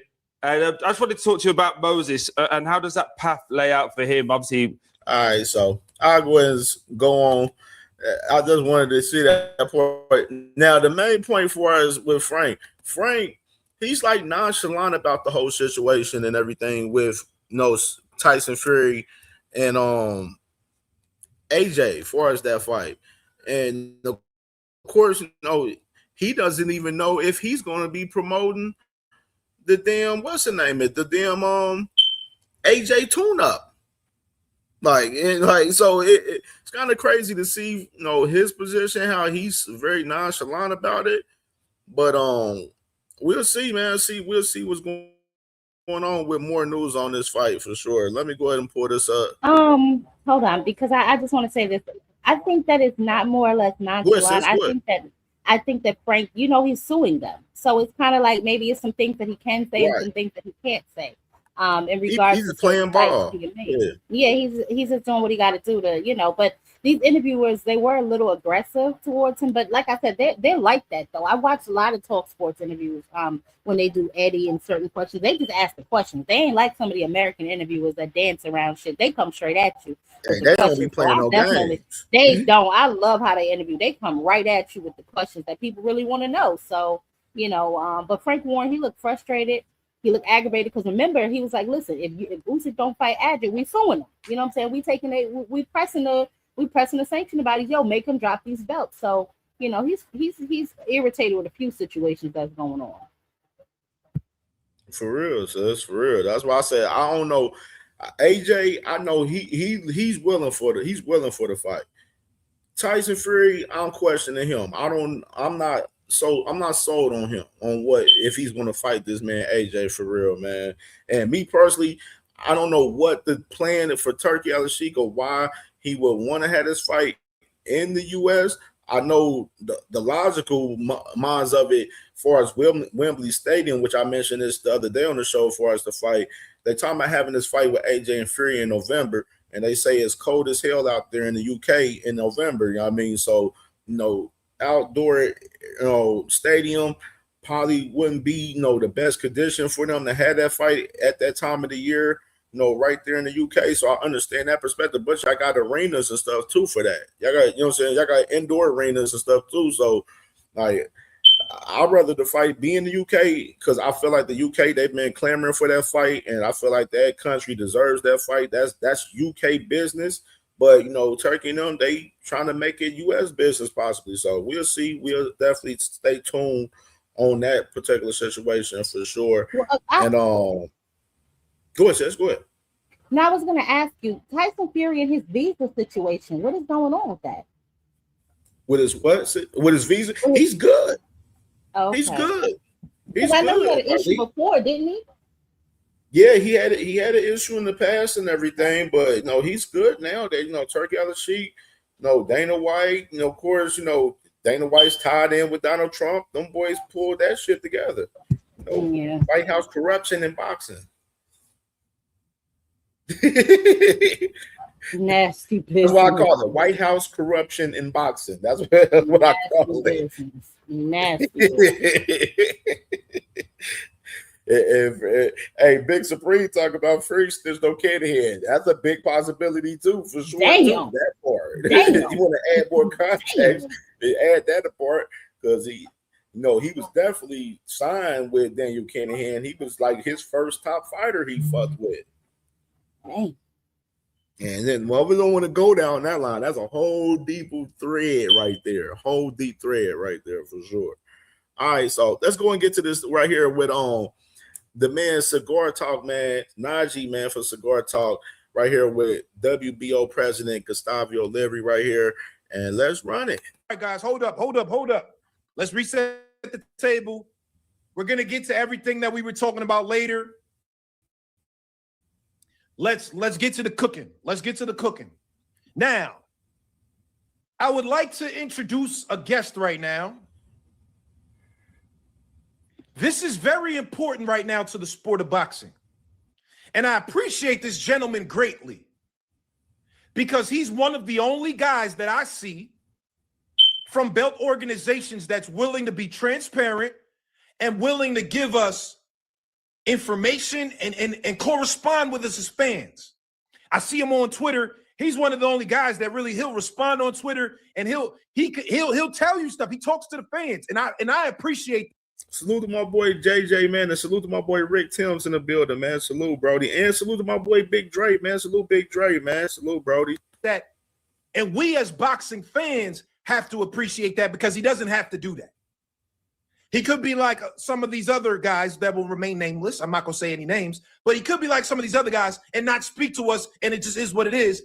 But he allows us transparency, and that is very meaningful for us as fans in the sport of boxing.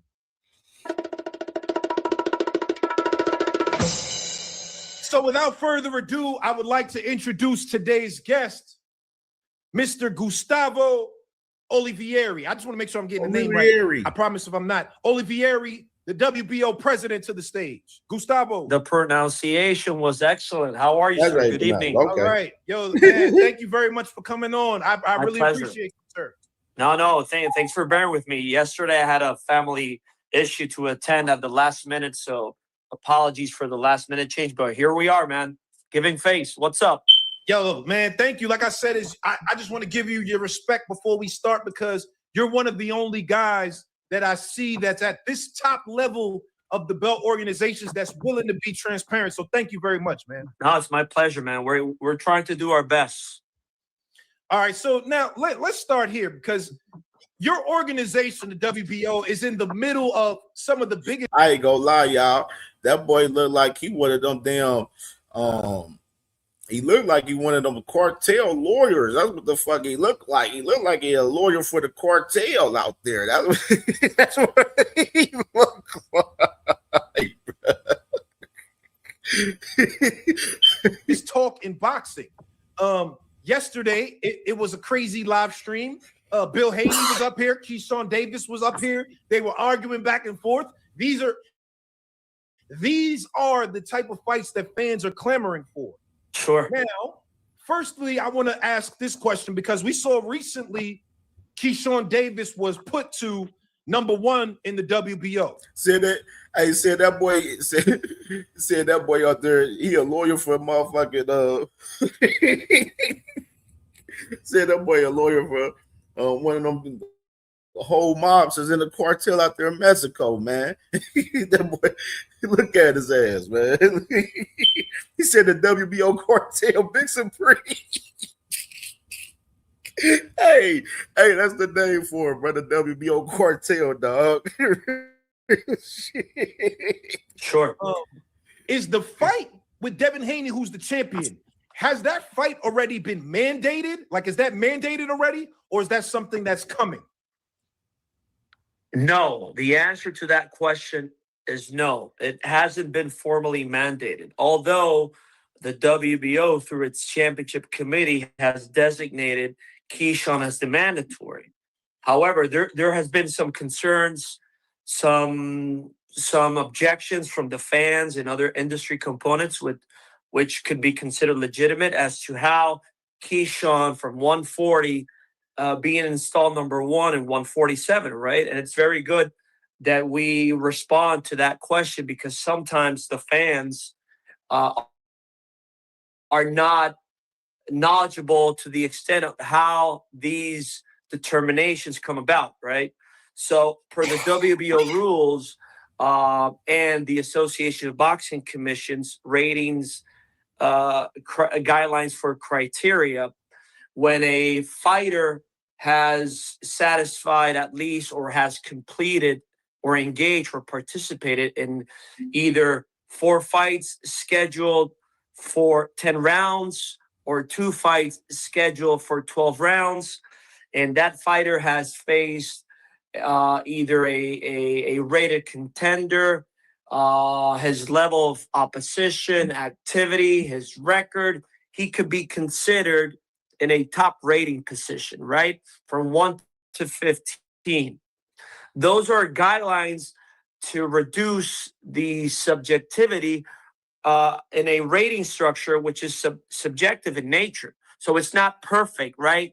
Those are guidelines to you to take them in consideration for a rating structure, right?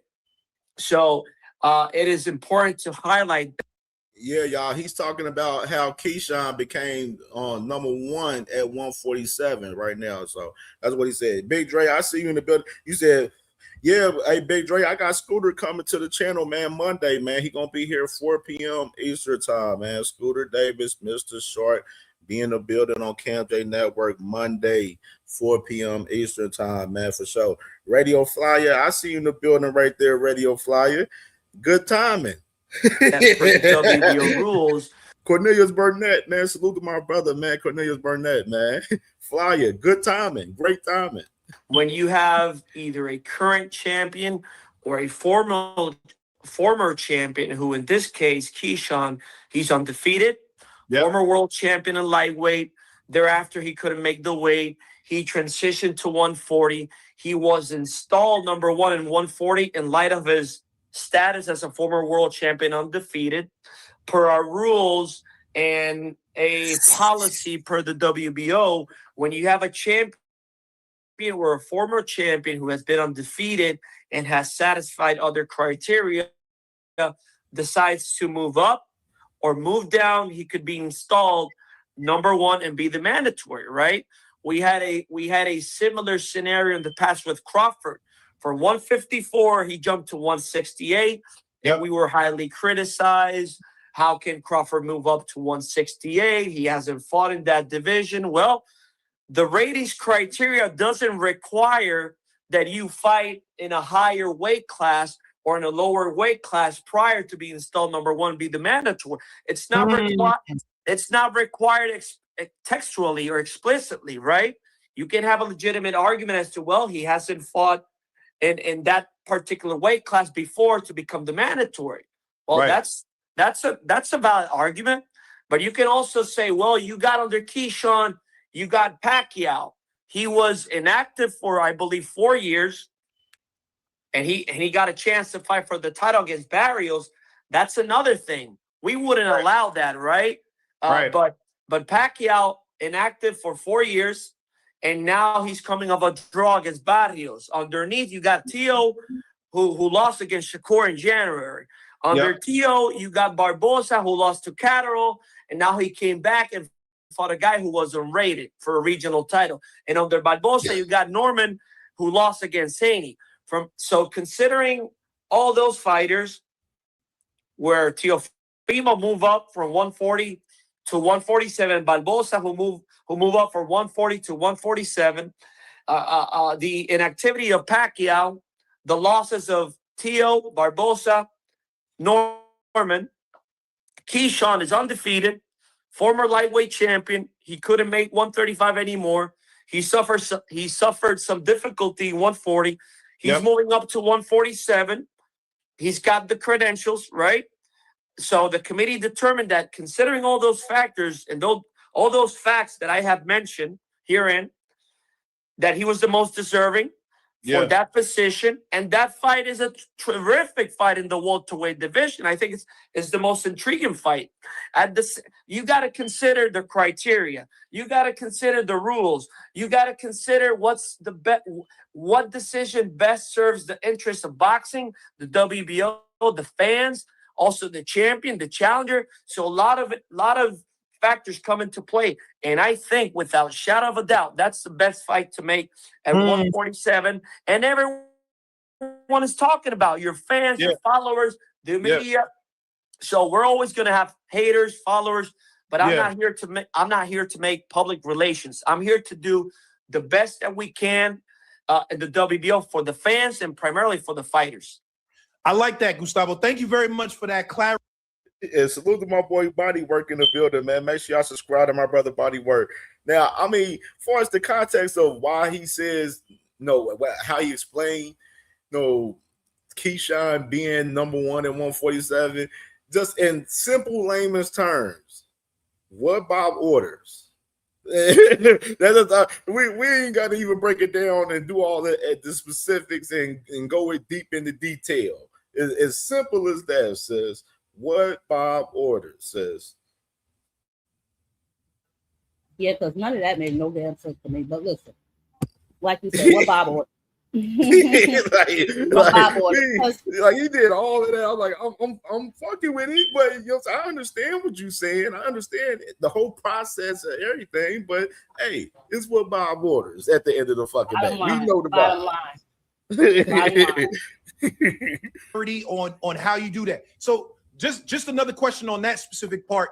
Is it where the board and the committee decides, you guys sit in the room and you weigh all the factors that you just mentioned? Sure. And you guys say, all right, well, we think based on these things, Keyshawn should be number 1. Yeah. Is that something where you are the deciding factor? No. That's a good question. People think that the president makes all the rules. It doesn't operate that way, at least in the WBO. The president makes a recommendation, and that recommendation either is adopted or rejected by the championship committee, which is composed of 4 members. Those members need to reach a majority decision. If there's a tie in the ruling 2-2, for example, the president makes a vote to break up the tie. So what we do is there's a petition filed by either Keyshawn's representatives, Top Rank, or his manager, or whoever has a legal authority to represent the fighter, files a request in writing, right? That request is received through the WBO main offices. And what I do is I refer that request to that championship committee. Dear members, right? And I put all the factors that I have mentioned before you. And they make a ruling and they vote. And that voting chart results is issued to those members so they can see who voted at what time, at what date, and whether the vote was unanimous or majority, it was denied or approved, etc. And once we could see that as public, can we see that? We can certainly publish those voting charts. That's not a problem. We've done it in the past. It's not ordinarily done on every ruling, but traditionally we've done that. Me personally, what I do is most of the rulings, if not all, we publish our rulings on the website, Twitter, Facebook, Instagram. I personally tweet. You've seen it on my tweet, Yep. Okay. I'm striving to be full transparent. We're not perfect as a sanctioning body. And if I fuck up, I take it as a man. Hey, I fucked up here, And we appreciate that. So again, thank you very much for even giving us this insight, because this is something that we don't get a lot. Now, let me ask you this, Mr. Pablo. When is it exactly that you guys, as the WBO, will actually order the fight now that Keyshawn? My boy Swoosh Life, man, and my dog Ace Austin, man. Salute to my brothers, man. Swoosh Life and Ace Austin in the building, man. Salute to my brodies, man. Keyshawn's number 1. And salute to my boy Aircraft, man. Aircraft, his crazy ass, man. Salute to my dog Aircraft, man. And my boy Vince Slade in the building, man. I see you in the building, Vince Slade. I see you, dog. Keyshawn versus Devin Haney. When will that be ordered? Probably by the end of this month or early July. We have to issue that negotiation letter for the mandatory. Okay. So Devin is going to get this mandated with Keyshawn June, July at best right here. So that's what he just said as far as that concerned. It's a matter of timing, but it's a done deal in the sense that Keyshawn is the mandatory for Haney. And Haney's camp has been advised in writing by the championship committee, because you got to notify them in advance. Hey, champion, You got your mandatory coming up. Once the committee makes a decision, the committee will issue that negotiation letter with the timeline. So we got a few weeks before we're going to know what happens, right? Sure. Once that negotiation letter is notified, is published, and the committee can grant the parties either no less than 10 days to negotiate, or can grant the parties 15 days, 20 days, 30 days, no less than 10 days to reach a deal. And any of the parties during that negotiation stage can request. Sorry, one more time. You said no less than 10 days to reach a deal? Yeah, no. The rules provide, right? The rules require that negotiation period, the parties should have no less than 10 days to negotiate. We can give more, but no less than 10 days. You get me? Okay. So the committee traditionally provides the parties either 15 days, 20 days, 30 days, 40 days. It's discretionary, but no less than 10 days, right? So the committee decides how much time you actually get to negotiate. Correct. So let's say the committee issues the negotiation order, right? And the committee outlines, dear Team Haney, dear Tim Davis, you guys are hereby ordered to commence negotiations to discharge the mandatory obligation for the welterweight title. The parties are given 30 days to reach terms. If no deal is reached within those 30 days, the WBO will order purse bid proceedings.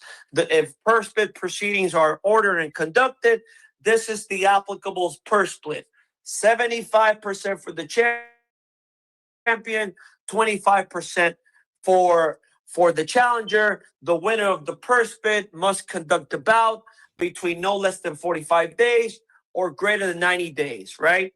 Etc. Yeah. If any of the parties within that time limit of the negotiation stage can request a purse bid at any time. So basically said that they would give them 30 days to negotiate, and then if they don't reach those 30 days, they would go into purse bid. And the best guy would bid it out for that fight right there, and then they would have a 45 to 90-day window to have that fight, in particular as far as that mandatory right there. So that's basically the standard procedure. Okay. Well, now let me ask you this. All right. So we know now, fans, y'all heard him say it. We have a couple of weeks. It might be 2-3 weeks, just about before we actually get the mandate. Now, but it's coming. I can confirm to your show it's coming. You heard him. He said it's coming. The mandate is coming. Okay. All right. We like that. Now listen to this, Gustavo. There is now another organization that's shaking up boxing that there are rumors, and no one knows if it's confirmed, that Zuffa Boxing potentially might have signed Shakur Stevenson, might have signed Devin Haney. No one knows that. But, a couple of pundits have mentioned that if Zuffa wanted to actually bid on a first bid for the Keyshawn Devin Haney fight, is Zuffa allowed to bid for that? As of today, they cannot bid because they are not a licensed. Stop the presses. Stop the motherfucking presses. Didn't CamJ tell y'all this the last 2 days? Did not tell y'all the last 2 days on CamJNetwork about this in particular. If that fight was to go to purse bid, I don't see Zuffa bidding for it.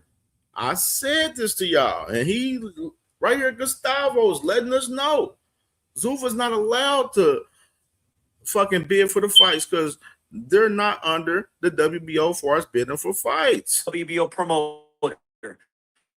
In order to bid in a WBO, will order purse bid.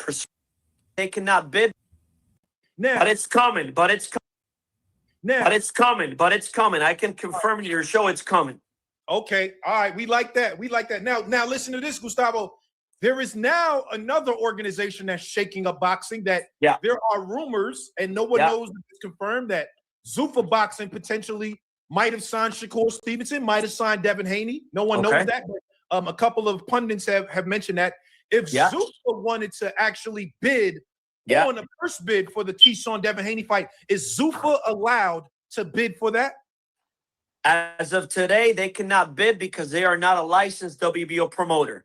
In order to bid in a WBO purse bid, you need to file what it's called the WBO promoter licensure form. You need to comply with those requirements. You need to pay a license fee. You need to get basically licensed, like a credential, to become a WBO bona fide promoter. If you comply with those requirements, you can bid. As of today, right now, Zuffa is not a WBO licensed promoter. Therefore, they will not be authorized to bid, because you need to comply with the rules and be certified by the WBO as a bona fide license and in good standing promotion. That is very important. Stop the presses. Sis, what's your thoughts? Oh my God. I mean, do we got any bombs we could drop? Because this is craziness. But I mean, I thought that would be like common sense, right? They're not licensed. This is why they went to the Senate to try and get all this change, right? Because they didn't want to be part of the organization, or they didn't want to move like the rest of the sanctioning body. So I mean, this is what happens. I don't understand. No, you can't bid on these fights. You don't want to participate in what we got going on over here. Why would we allow you to bid on the fights? But I think this begs a bigger question about Bill Haney lying ass. You know, when we getting into that? Oh, we gonna get to that part. We gonna get to that part. This right here is very significant, because I've been telling y'all. I said, bro, if it comes down to Keyshawn and Devin going to a purse bid, Devin is fucked. They're fucked, because they don't have no financial backup behind them. They would have to put that DHP shit to the test, like we've been talking about the last 2 days on CamJNetwork. And he's telling us in 4K, Zuffa can't bid for the fucking fight. So we already know who's gonna win that purse bid if it do go to a purse bid. Hello. Y'all better read the motherfucking room, man. I tell y'all, man, and I don't even pop my shit enough about a lot of shit. I be right about a lot of shit. I don't pop my shit enough, for real. But on this, I'm going to pop my shit a little bit, because I told y'all, this is the process. And even further, you think this man's care about Devin and Shakur going over there with them WBO straps like I've been talking about this whole entire week? Fuck no. We're going to get into it even further. You said that. So now let me ask you this, because there's definitely been in the boxing community, there's been a lot of opposition to Zuffa boxing. If they came to you, Gustavo, and said, you know what, we want to get in good standing, we want to do what you just said and fill out all the work, is that something that you are okay with if Zuffa boxing came and wanted to do that with the WBO? And Zuffa boxing complies with all the required rules, policies, and requirements per our regulatory structure. Why wouldn't I allow that why wouldn't I allow Zuffa to participate? I'm a licensed attorney, right? So that's my mindset. If they comply with the rules as any other promoter would, why wouldn't? I have to play by the rules. If they comply with the rules, they're being compliant, Right. Okay. All right. That makes a lot of sense. So now let me ask you this. There's a whole caveat that's been thrown into this WBO situation, and that's for Stevenson. Now, Devin Haney, Bill Haney, they've been very vocal on my show yesterday, on Instagram, Twitter, all of the above. They've been vocal about wanting to fight Shakur. Hey, salute to my brother Trey Skills, man, with the $3 bag in the Cash App. He said $100 million to purse bid is nasty work. And y'all don't even want to get into that aspect of the whole conversation. Y'all don't even want to go there. Because I was going to take it there. We're going to wait. We're going to take it there too. But we're going to wait. Let's listen to this right here as far as Shakur and Devin concerned, as far as this shit right here. For Stevenson at a catch weight of 144 pounds. Now, if that were to move forward, right, let's just say if those guys wanted to try to pursue, and I say those guys being both Shakur's camp and Devin's camp, wanted to pursue a catch weight of 144 pounds, does that mean Devin Haney will be stripped of the WBO belt if they fight at 144? I can't give you a formal response now because that would be irresponsible because it would be based on a speculative scenario, right? As of now, what I can confirm is that Haney has to discharge his mandatory against Keyshawn. Let's say, for example, Devin would disregard his obligation to discharge the mandatory. I can confirm that the administrative process that would follow, the committee would issue what it's called a show cause notice for failure to comply with a mandatory obligation. A similar scenario like when we had against Zayas.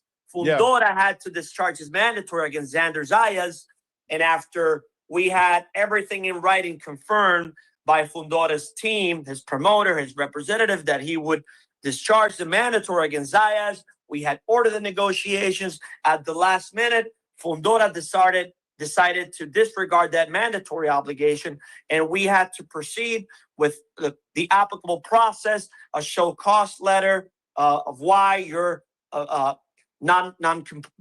you've been non-compliant with the order, and that has certainly some legal repercussions, and ultimately he got stripped. Okay. All right. But everything in accordance with the rules.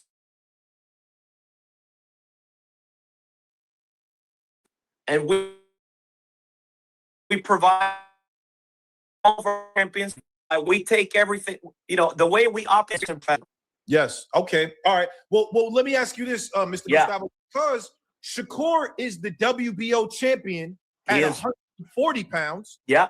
And Devin is the champion at 147 pounds. Yeah. Is there an exemption or, or super champion status that can be allowed to make that fight happen? Is there like if Devin can become a super champion so you can allow that fight without being stripped? Is that possible? No, at this stage, at this juncture, it cannot be allowed as an exception because there's a mandatory pending.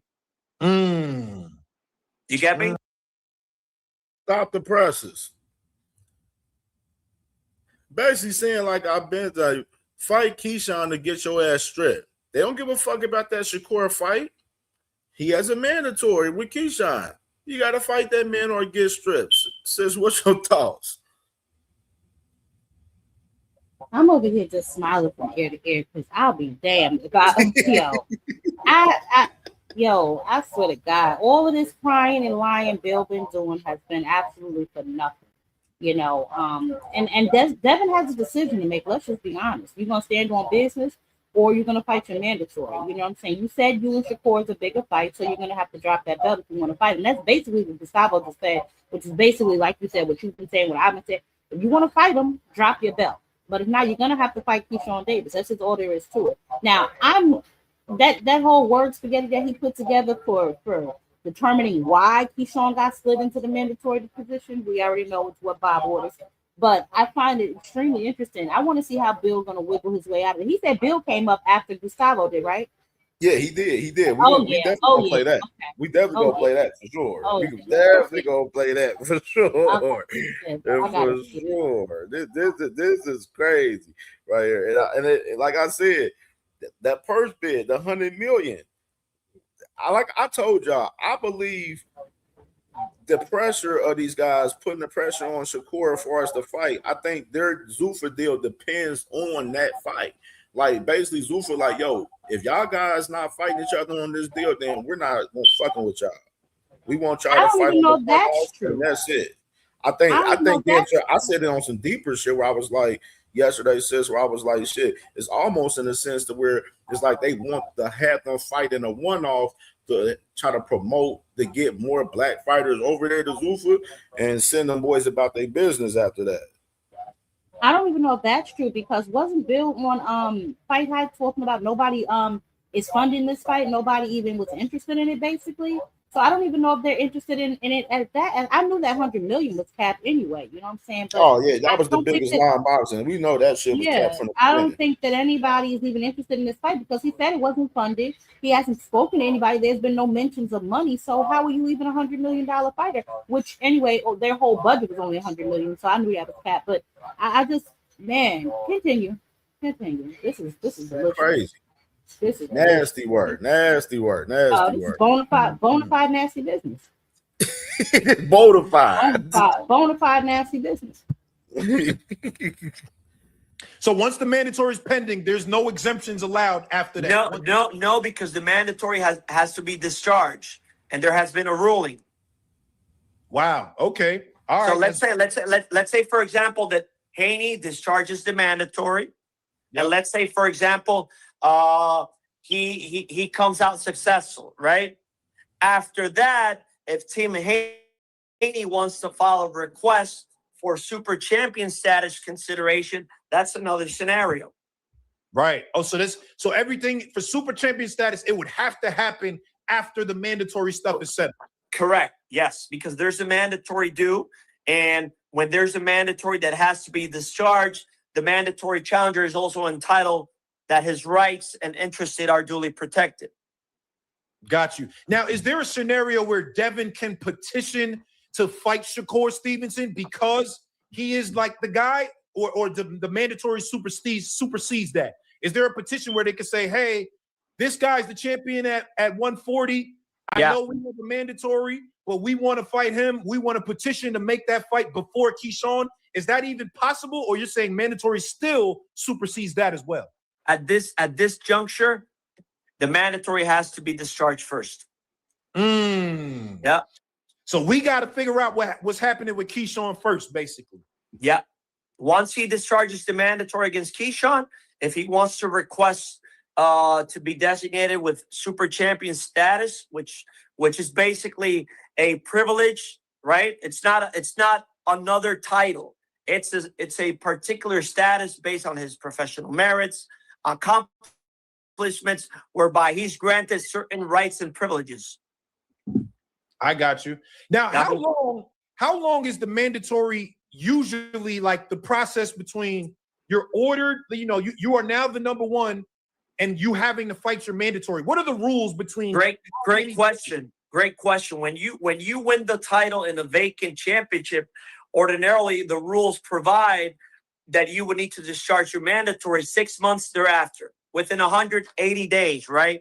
If it's a vacant title, if it's a defense that you're the challenger and you've won the title, ordinarily you get a term of within 9 months thereafter. So Haney won the title last November. So it's a 9. Ain't no more sleepwalking. He said, so super is a privilege, not another title. Hacker been a damn lie this whole time. You damn right. Hey,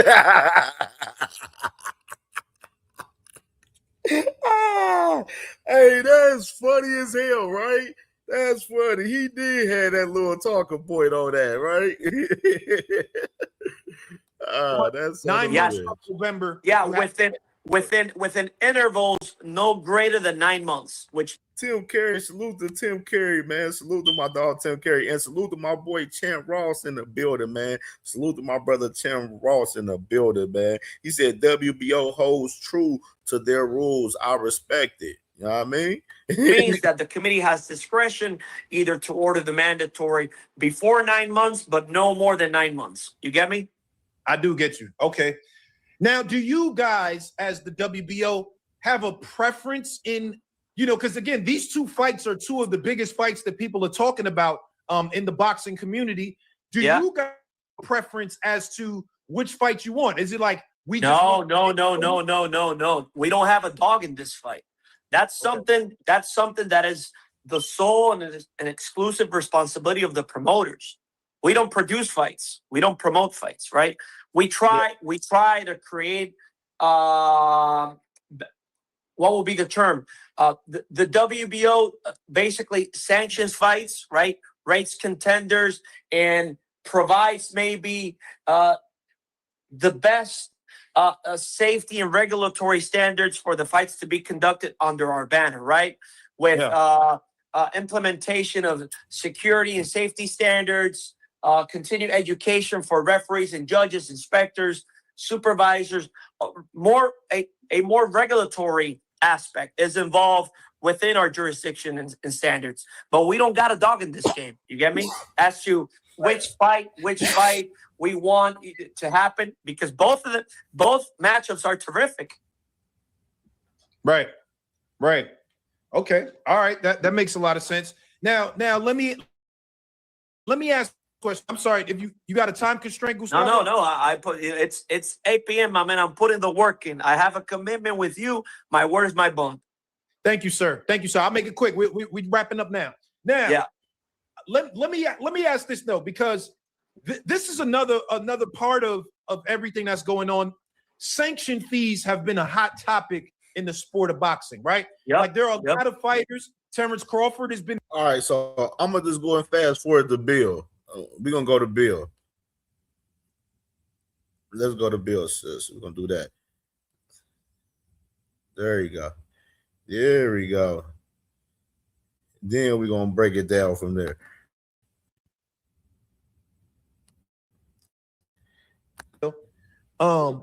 Number one, the one thing that he said that was a big takeaway, I asked him specifically. I said, listen, Shakur is the 140 champion at WBO. Devin Haney, your son, is the 147 champion at WBO. Is it possible that you guys can petition to fight Shakur instead of Keyshawn without having to get stripped of the belt? And he said, under the rules, it's possible, but it's highly unlikely. He said it's highly unlikely that you guys can fight Shakur first without. So my question to you, Bill, is how do you feel about that? If you guys do want the Shakur fight, are you okay having to vacate the WBO belt? Of course, that's something that we don't want to do. I mean, obviously, what we wanted to do is have an agreement where we go back to back and fight both of them. You know what I mean? I think that when you talk about rules to fighting, who's going to fight next, and all those things, who are the mandatory. But then when you talk about the fighters and actually coming to an agreement of what happens next, I think we had a failure to communicate from the very beginning. Failure to communicate? Are you shitting me? A failure to communicate. You heard him. What the fuck? Like, are you shitting me? What the fuck? Hey, yo, I'm crying. Hey, yo. Like, a failure to communicate? Are you shitting me? Like, he sound all sad and shit in this shit right here. That nigga Bill sound like he was crying. Sad and shit. That nigga sound like he was crying, bro. He sounded a little humbled right here on the phone right now. Because all his lies are being exposed, bro. All his lies are being exposed. Hold on. We said, Stu says everyone. I got you, says I got you. I'll go out it back. Jesus Christ. We can't make this shit up. That man crazy. He said all sad. Come on, man. I heard you and Gustavo on there. So what was new that was found out?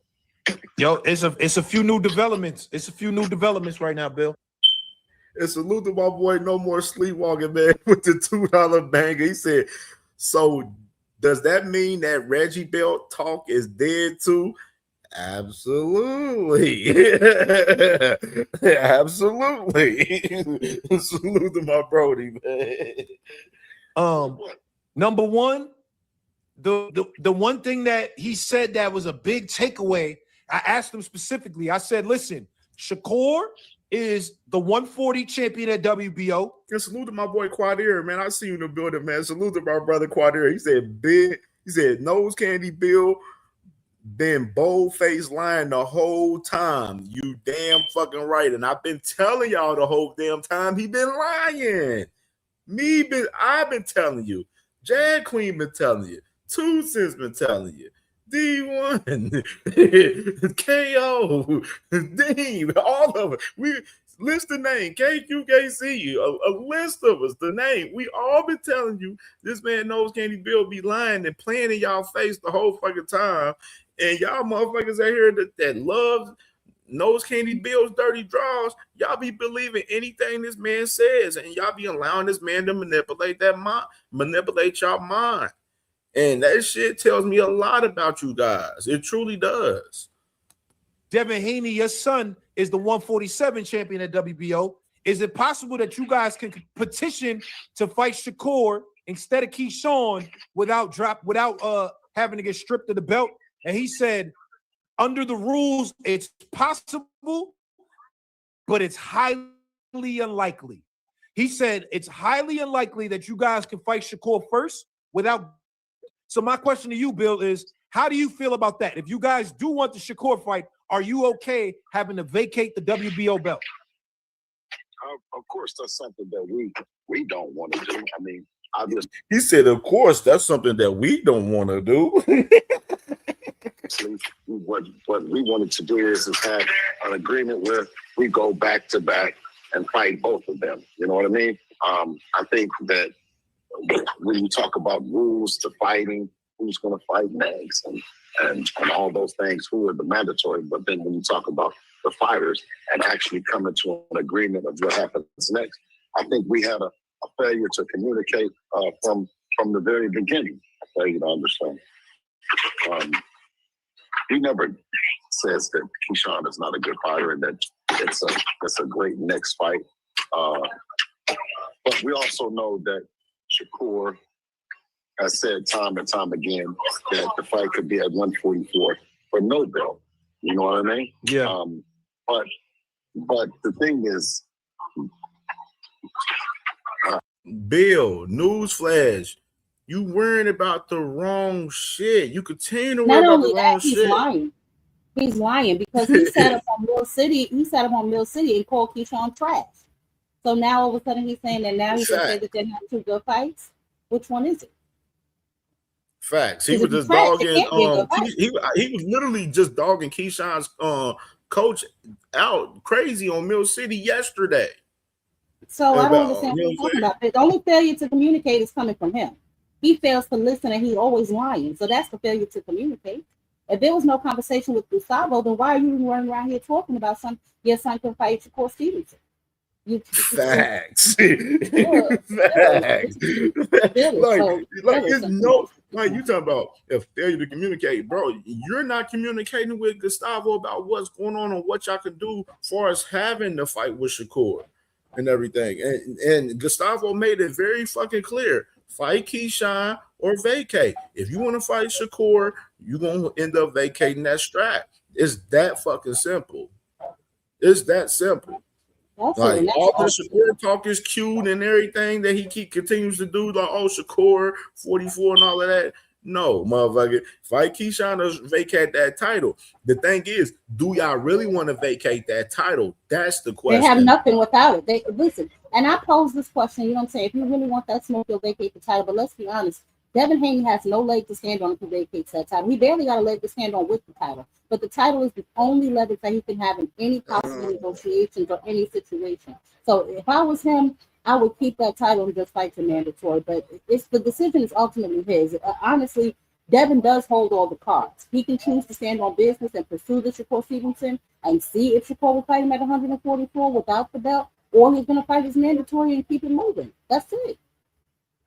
Right. I mean, if you truly want to fight Shakur, you're gonna have to vacate the strap. You're gonna have to vacate that basically strap. Be like, shit, I'm chasing Shakur. Yo, fuck it, Keyshawn, you can have this belt. Shakur, we want this fight. We're gonna keep pressing the button on this fight with you since you said you want to fight at 144. You know what I mean? It's that fucking simple. It's really, bottom line. It's really that simple. Let's hear some more from him. I'm to the mindset that Keyshawn is the best opponent because he wants to fight and Shakur doesn't. You know what I mean? Under that. So right now, Bill, you guys are willing to take the Keyshawn fight right now, Bill, because he said because the other thing I asked him and I said if would you guys grant wouldn't grant the exemption at 144, for Shakur fight because he's the champion also. And they said if you guys want to do anything else, that he's gonna send you a notice that you'll be stripped. Well, like I said, is that Keyshawn, he doesn't have a belt that we're gonna we have the belt, you know what I mean? But it's a great fight. And that's what means the most to us, that the people want to see the fight. Now, you talk about Shakur Stevenson. More people want to see that fight. Of course, Shakur said, you know, it could be at 144 and it didn't have to be for the belt. But for me, I would have liked for it to be at 144 and the belt still be on the line, being that Shakur is the champion and Devin is the champion. But of course, if that's not there, I still say before they announce that Shakur Stevenson still has an opportunity. Right.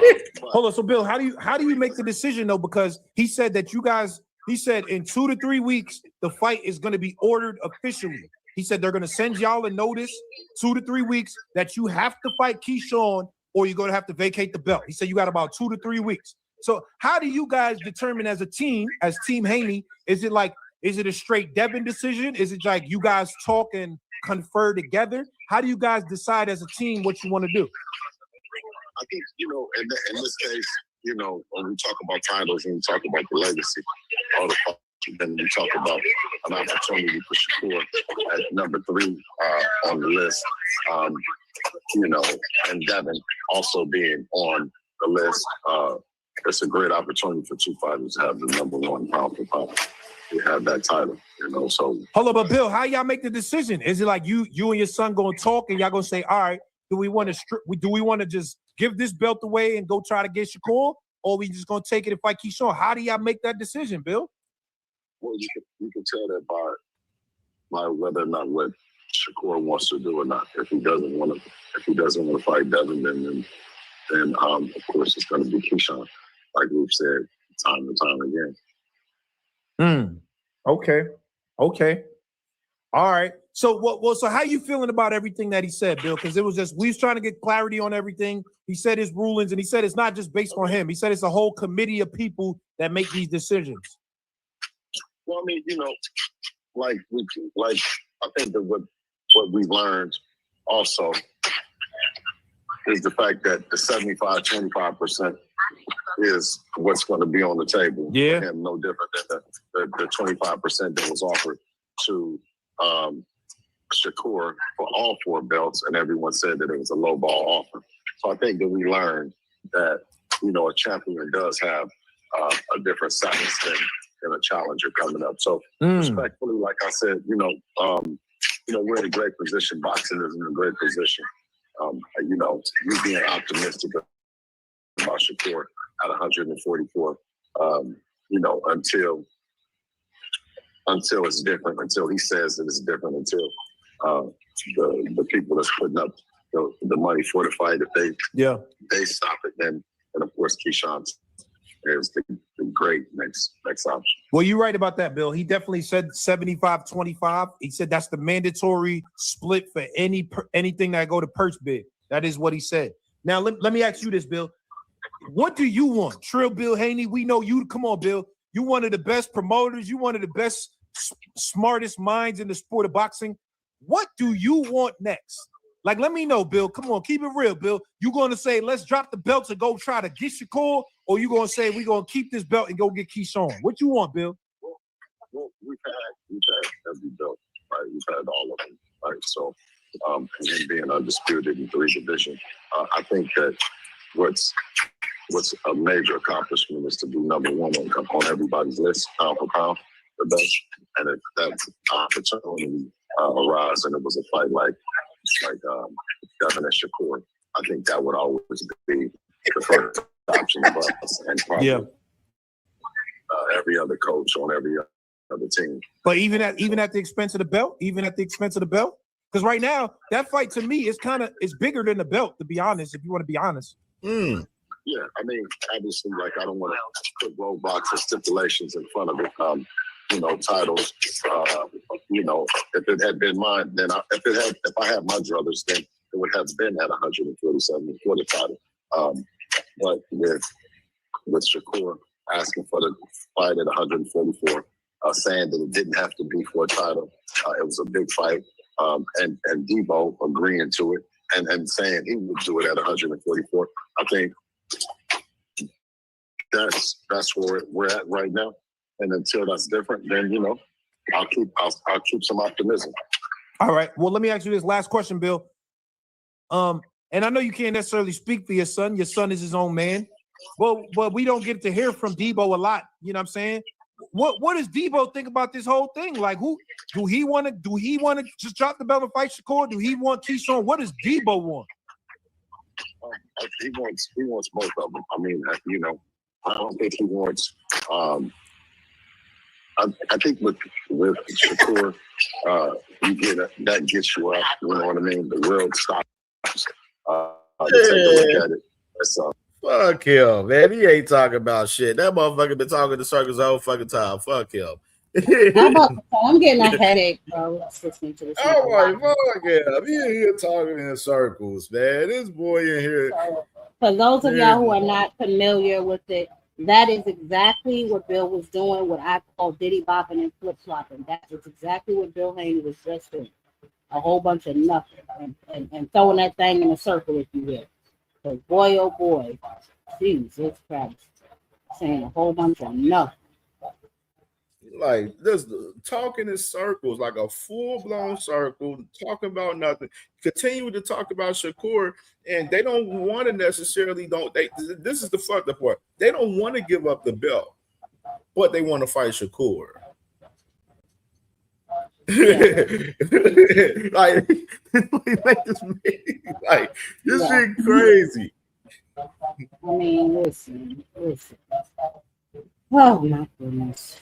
And you see how they press. Like I told you, sis, it seems more and more to me that Zuffa deal is upon that fight with Shakur. You know what I'm saying? And even further, one of the big people that reported on that story for us, both guys going to Zuffa, with Sean Sattel. You know what I'm saying? Which, Sean Sattel, I played the interview with Sean Sattel the other day with Bill, where Bill ran the fuck off the damn panel and shit the other day, which was nasty work to see that shit, and AK the other day.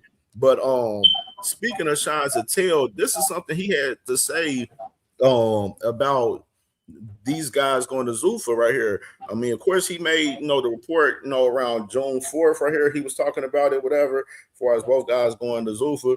Talking about Stevenson has maintained for a while that any reports of him on the move, the Zuffa or Haney fight has been untrue. And then he said an update on this, and this is from him last night. He said, does not sound like both guys to Zuffa is a done deal. Right here. So this is Sean Sattel report right here talking about Devin Haney and Shakur Stevenson, basically saying that those guys, it's not a done deal that both of those guys are at Zuffa, which we all know, because obviously we the man, Bill Haney, he got asked the question from Sean Sattel the other day, like, what's the fucking hold up on the announcement for this? These two guys signing with Zuffa, like, what's the fucking hold up? And Bill Haney had no answer for it. He had no answer for it, sis. Well, I think that the reason that Zattel was pushing for that is because people are now questioning his legitimacy, because he's pretty much the only one out here kind of pushing that narrative. I watched the interview that Dana White did after his little White House spectacle, and he basically didn't acknowledge it either. You know what I'm saying? Saying that they'll make their announcement, but he wouldn't confirm or deny whether or not he signed them. And I know whenever they sign somebody, they quick to put it up. You know what I mean? So that begs the question, are they really signed to Zuffa? Or like you said, it could have been a contingency, and that's what Bill was out here trying to do, drum up some sort of interest in that particular fight to bring that to Zuffa, on their platform. But it doesn't look like, honestly, Shakur is really interested in that fight. Even with the 144, I don't know if he's interested. That's why I would have liked to see if Devin would have called his bluff, but I don't really know. You know what I'm saying? I'll tell you this. I don't think Devin's going to drop that belt. I wouldn't recommend it. You know what I'm saying? simply because he has It, no it, leverage. do- it definitely doesn't benefit him, like you said, It sis. doesn't. Financially, it doesn't benefit him to do so. This is like fucking Sandor Martin all over again. Yep. And if this All fight over goes to again. purse bid, if this fight goes to purse bid and doesn't crack $1 million, you know what I'm saying? I don't know what to tell that $100 million man. I don't know. I really just don't know. If Top Rank bids on it, and then the 75-25, I mean, I guess that is standard. What did he say for somebody moving up or whatever he said? Yeah, for the mandatory, for that mandatory from Devin and Keyshawn. Yeah, for the mandatory, whatever. So we'll see. We'll see what happens. It doesn't sound like Bill is really interested in the fight with Keyshawn, even though he told Keyshawn that he would fight him after he beat Jermaine Ortiz. So I'm not even sure why we got what we got going on. You know what I'm saying? So I don't really know, and I don't care about the belt aircraft carrier. I said Devin needs that belt. Devin needs the belt. I don't give a damn about no belts, but Devin needs a belt. There's certain fighters who need their belts, and he is one of them. He has no leverage or no appeal without it. No leverage and no appeal without it. Let's be honest. Yeah, that is a fact. So it's like he needs that belt for leverage right now. And it's nasty work. Can we just go deeper, darker, real quick for 2 seconds? Go ahead. I would like to acknowledge the fact that yet again, Shakur Stevenson has thrown another one of his boxing brothers into what should have been his work. Just the conversation about Jay Prince making the call to the WBO to put Keyshawn Davis at the number 1 position after Shakur blatantly saying that he would fight Devin Haney. He's been saying that for months at a catchweight. And then Devin saying he agreed to the catchweight. All of a sudden, it just appears like poof, here comes Keyshawn now. It's just an observation. I ain't got to be right. It's just an observation that it just appears that yet another one of his boxing brothers is taking what should be his smoke. But hey, you could also say Shakur might be taking another fight from Keyshawn. It's the entanglement of the boxing brother. Let's call it what it is. The boxing brother entanglement. Man, yeah, I told you that boxing brother shit. And this Shakur right here, he posted this on IG, which I'm like, this was stupid to me right here. What was the point of him posting this? Who posted that, Shakur? Yeah, he posted this on his IG last night. We don't even see your feet on it, sir. We don't know who was on that scale. Please.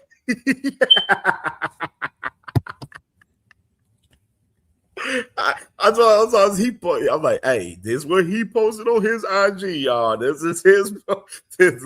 Hey, this is him. I can't speak for this. I'm just showing it. That's all. I agree, Tim Carey. I said that in one of my videos. Keyshawn should have never signed over there with Jay Prince. Just my personal opinion. He should have never signed over there because Jay Prince is always going to do its best for Shakur first and everybody else second. You know what I'm saying? So, me personally, I wouldn't have either. I wouldn't have signed with him either. Certain things you got to keep separate, yo. Your money is definitely one of them. You see that boy? IFF, man. Salute to my boy IFF, man. He said Shakur playing mind games with Devin. Yeah, he is. Of course he is. That's what he does. But we'll see what Devin does. If he drops that belt and stands on business to see if Shakur really will fight him at 144, that'll be interesting to see. But I wouldn't recommend it because, like I said, without that belt, he really has no leverage. Look at that way flyer talking about Shakur trying to save face. Look at it. Hey, it's funny to see y'all Shadows clan, man. The Shadows clan is fucking hilarious, man. Y'all are hilarious, man. This has been funny to watch y'all go at it the last 2 weeks. The Shadows clan. Hey, salute to my brother Crush, man, in the building, man. Salute to my brother Crush. All right, sis. I got quick. I'm gonna do. I guess I think I'm gonna probably do Coach Calvin with Sean and them tomorrow. But he got 2 interviews. He got another one with Fight Hub, which I'm gonna pull that up real quick, which is like 12 minutes long. So we'll do that, and then we'll open the panel up. All right, let me pull this up.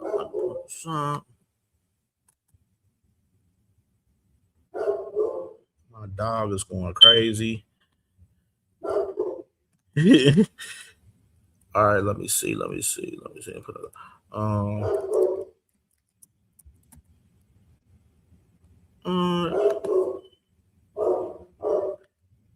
oh nah, but fuck it. We'll pull the shines and tell we'll do the one with shines and tell. Fuck it. Is that the one you was talking about before? Yeah. Okay. Yeah, it's a little bit it's lengthy, but we don't got to go through the whole thing though. All right, let me put this up.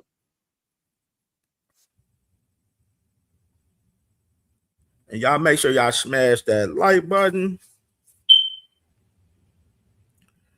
I mean, Flyer, you said talking about Tank's out of the game. I mean, we know you make this emphasis like your guy's supposed to be active and he ain't fault.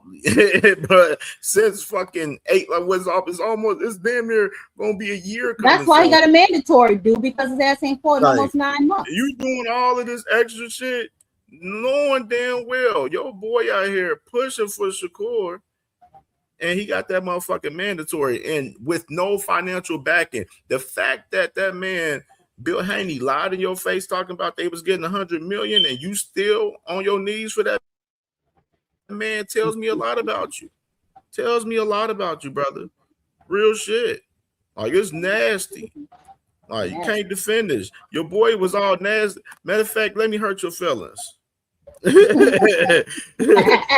me hurt your feelings and play my favorite new clip that I got right now today, right here.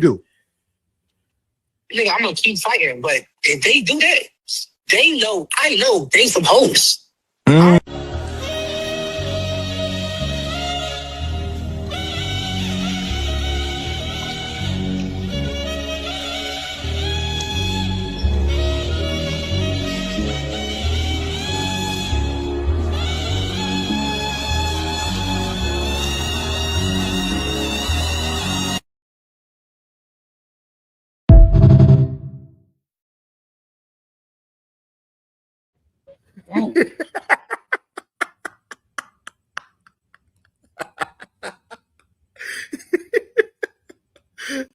Oh man. Oh. Hey man, them saxophones, man. Nasty business. Yeah, y'all in the game, all right. You motherfucker, fuck is he talking about? Hey, Flyer, you should know not to play with me like this, bro. For real. I don't know why you even tried. I don't even know why you try at this point. Like, I don't even know why I tried at this point. All right, man. Let me put this with this man, Coach Calvin, man. This man's insane, man. Insane. Insanity. All right. In your quiver, all the other pots you have on the stove. Let's talk about tomorrow night on DAZN and the LBC. Let's do that. That's why I'm here. Right. So who do you have on the card, and what can we expect on Friday night? I got Jahad Ingram. 10-0. I mean, 9-0. Very exciting kid. Been knowing him since he was the age of 16, I believe 16 or 15 when I first met him. We was getting ready for a fight in Baltimore with Tank. And he came up from Virginia and sparred with Tank. Been knowing his kids that long. You know, when I work with people, I had to been. Yeah, Jahad Ingram, man, he got a crazy fight tonight, man, with Devin Cushion, man, an undefeated fighter that's 18 and older tonight. And Coach Calvin, he's coaching and training Jahad Ingram now, man. So that fight tonight is on Misfits Boxing on DAZN tonight, man. I picked Jahad Ingram by a split decision on that fight. A real close fight. If y'all look at the odds, it's like very even on that fight right now, as far as that fight in Vegas on FanDuel. But man, yeah, Coach Calvin with Jahad Ingram, man, former, Mayweather fighter. I have to be knowing him for a while. That definitely did have some beef with Tank, but I guess, that shit's resolved now that he's working with Coach Calvin now. Some type of relationship from the amateurs. But not. I did a face off with them, right? We did like the little roundtable discussion thing last. I heard about it. I heard about it. I'm glad I wasn't in that room. It got heated. You know what I'm saying? They got after it. But right. To Jahan's credit, he's calling out a guy who is also undefeated. This guy twice as many fights as him. Correct. On the nose, and this guy has 9 knockouts, so more knockouts than Jahan. He got more knockouts than Jahan had fights. That's true. And Amir, the promoter for MMA Pro, Amir Abdullah said, he told Jahan, this ain't the fight right now. You don't need to take this kind of risk. Like, let's get you somebody else. And Jahan insisted. What's the thinking there? Why harm's way to this degree at this stage of the game? This stage of the game? To beat somebody, you got to beat somebody. And I believe, and watching Youngin, that he got the capability of actually dealing with them. The guy, he's special in his own way. Yes, he got wins. Yes, he got knockouts. You know what I'm saying? But you got a young man that's eager to get in there with the best.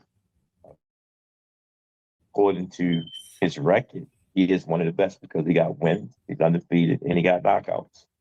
So, to take a chance like that, I commend him. I truly do commend him because you have to look at when Canelo fought Floyd. Everybody thought Canelo couldn't deal with Floyd. And look at his career. Certain incident when we was building Tank, we fought him against guys that had more fights than him. And to see where he at. We have this saying, you got to test your car before you buy it. And that's where we at with this. Well, Calvin, he has had success in sparring against guys like Rolly. He had that knockdown that everybody saw in sparring on the internet. And Floyd Mayweather also said that Jahan gave him good work. So how much do you think that speaks to his talent and gives you confidence that he could beat Devin Cushing Saturday night in Long Beach? Well, that's one of the reasons, because he was in there with a top hitter, puncher, I'm saying, with 16-ounce gloves on. And he did well against him. Since he's been with me, and everybody think he's been with me just for a short time. You know what I'm saying? Jahan's been with me for a little minute now, And we gave him that East Coast thump. And everybody that's seen him, they like, yo, where did this kid come from? And he's buying into the system. So this is party, this is let him know that we belong going through this guy right here. That's a fact, man. That's crazy. Jahan Ingram is talented, man. He definitely got the infamous sparring session that with Rolly and everything out there, where he actually packed up June Rolly in 9th, that sparring session tomorrow. Thunder Studios in Long Beach, California. Pull up if you're in the building, if you can be in the building. Salute to my boy Tay, man. Salute, Brody. Salute, Tay. This whole card is stacked, but this fight with Jahan is maybe the one. Jahan is I see not one weak fight. Not one. Not one. I see the girl opponent. I don't know too much about the girl fight, but all the other fights and he in the gym? Is he when's the last time you got some work in with Gervonta? Is he staying in shape? Is he staying ready for what everyone would think would be his inevitable return to the ring this year? Well, we real secretive of what we're doing to let everybody know, because the way how we looking at it is we don't let anybody know what we're doing. I'm not going to ask questions about Gervonta because Gervonta is rolling out like a new product. You know what I'm saying? Everybody is waiting for his return. You know what I'm saying? So that's the expense that we want to keep it at. When he return, everybody going to know it. He will put it on his social media, because every time when he tweet, everyone listen. He's like EFF. When he says something, he means, So right now, he's been doing what he needs to do to stay fit, to stay sharp and whatnot, because we have this system. Don't come see me out of shape, because I ain't going to care about that. You know what I'm saying? So I know he's going to make sure he's fit enough to actually be able to stay in the gym with me, If you listen to Jahan, he said, my coaches put me through enough. to actually make sure he do his job.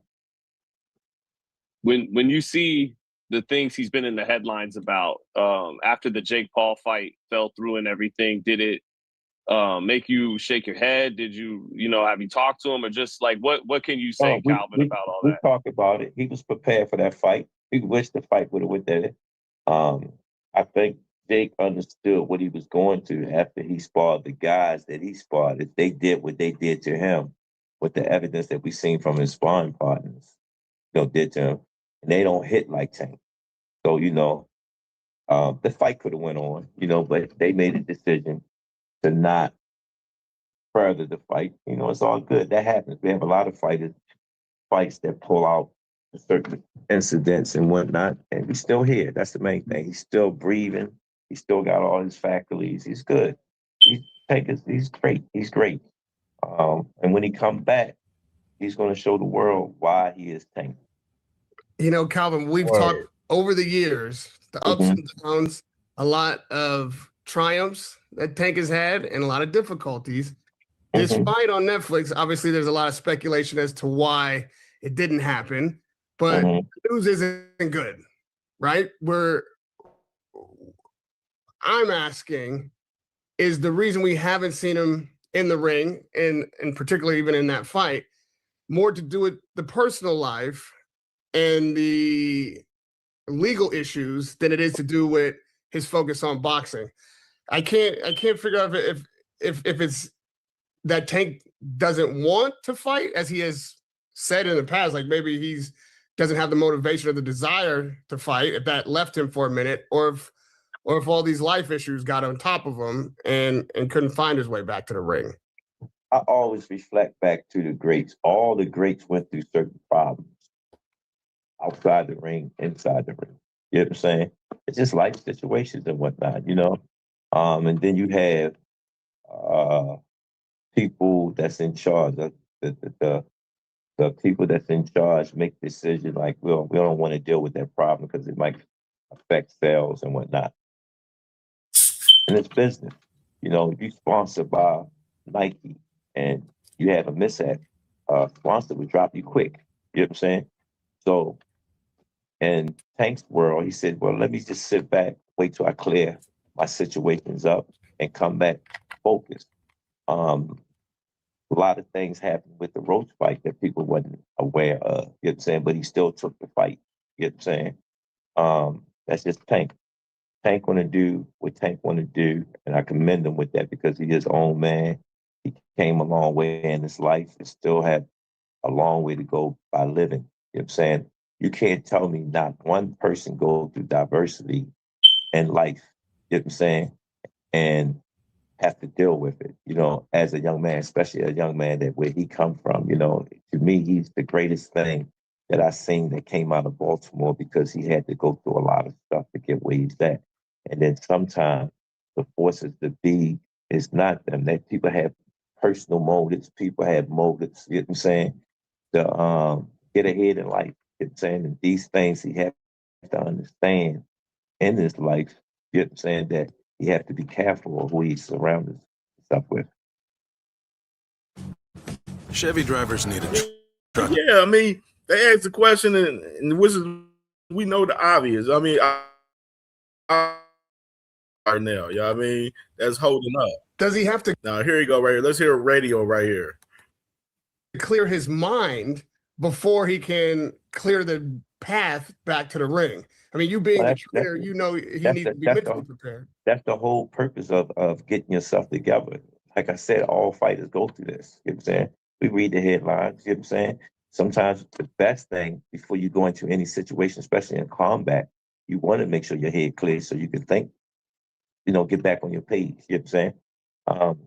Tank have his reason the way how he thinks, because I'm not in his head.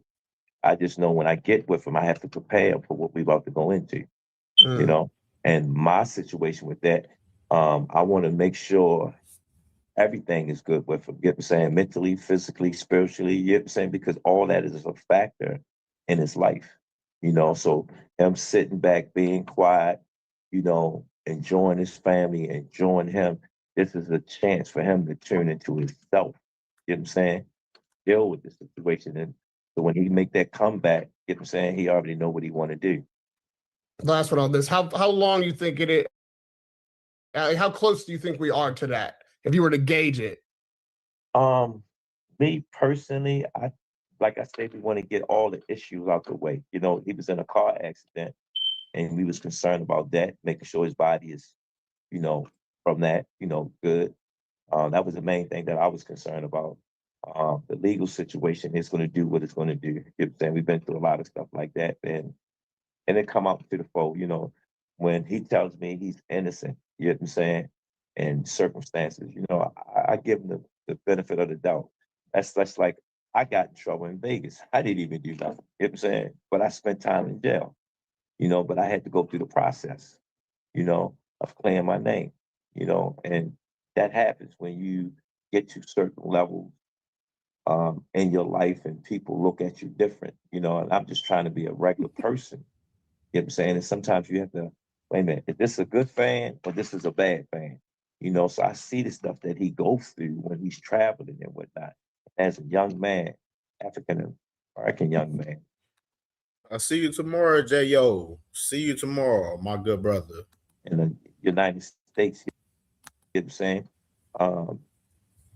People might look at him different. You know what I'm saying? Some people do love him. A lot of people love him. You know, so he's just trying to make sure he clears his name, get his focus back, and let it do what it do, because that's what we do. Calvin, you know, I didn't want to, it's our job, so I didn't want to labor on it too long. I want to move on to the boxing side for Tank, but I will just ask you about the tape that dropped, because when people are talking about you clearing his name and him being innocent, that's the first thing they're going to bring up. That's what Jake brought up before the tape hit the internet so that the fight wouldn't go through with Gervonta. But what do you say to people like that obviously want that to be addressed? Well, that got to be addressed in court. Tape is the tape, but we're not there to assume what really went on. You know what I'm saying? We're looking at what they're saying. We didn't hear the vocals on it. We didn't see what was going on. We don't know what was going on. I'm going to not expound on the tape because, like I said, we're still in legal situations and whatnot, you know, so I let the courts deal with it. But he's going to be okay. So moving on to the boxing, man, I was hearing for the longest time, and other people were, it was going to be Pitbull in a rematch. Now, Pitbull's more rumored to be fighting Gary Antoine. And now the fight that keeps getting the buzz, the headlines is Kid Austin, Floyd Schofield, who was tweeting this morning. He's saying basically Gervonta's trying to ask for too much money for the fight. And they're putting the pressure on Gervonta's world title, the WBA title, to make a decision as he's the mandatory. And what do you think of that fight? A couple things, Calvin, is Gervonta... Yeah, go ahead. Like I said in the past, I haven't seen a contract. Nobody's seen a contract. He haven't even tweeted on the fight. Once he clear up what he have to clear up, then he'll go from there. You know what I'm saying? They talk about Schofield fighting different people. They talk about Schofield fighting, say, somebody really pushing it. They really pushing it. If it happens, it happens. You know? We just sit back waiting. The first thing he have to do is let Tank do what he do. Tank asking for more money. That's crazy. That's crazy. He is the bag. That's why everybody want to fight him. You with me? You know, Tank can fight anyone, and everybody want to see him come back and do his thing. You know, talking to a free, they don't see the excitement that they've been seeing when Tank is not in the ring. You know, so. I'm glad that we got some good fights coming up to keep the fans happy that boxing's still alive. You know, Calvin, I gotta admit that when we have discussions about Tank, and like you just discussed, the landscape without him, as his contemporaries progress, I've posed the theory that it is becoming harder and harder for Tank, when he does re-enter the game, to assume the dominant position he was in. It can be scary to let go of a job. Yeah, what that man J.O. on today? He's like, he talking about motherfuckers making excuses. He ain't make no excuses. He just letting us know, like, yo, shit got to play out. Of course, Coach Calvin's not about to sit there and talk about the legal process of what's going on with Tank. Yeah, y'all should know that. Like if anybody thought he was going to give us anything special for us that pertaining to for as Tank's legal case, like you're dead ass wrong if you thought that was going to be the case. Like that was never going to be the fucking case. Never going to be the case. Or even the Roach fight. If Devin is moving up weight divisions, collecting championships, getting better, a lot of people would have picked Tank against all of these guys at one point. And now 50-50. Y'all don't gotta hide him, y'all. Just clip him for the day, y'all. Just clip him for the day. He cool, but he out of pocket though. I don't like the energy. Some people are picking against him. The weights are moving. The fighters are getting better. They're fighting each other and getting sharper and having that experience. As a trainer, are you concerned that there's a gap widening between what Tank will be able to do against these fighters and making these fights more difficult for him to win when they ultimately do happen? I'm just playing something to y'all. Y'all must don't know boxing. In the words of Major Roger Mayweather, y'all don't know boxing. If you go back and look at history, that's the best part about boxing. Tank used to always say, y'all jokers get y'all numbers up and then y'all can come to the bargaining table with something. It's good for boxing. They really cleaned it up.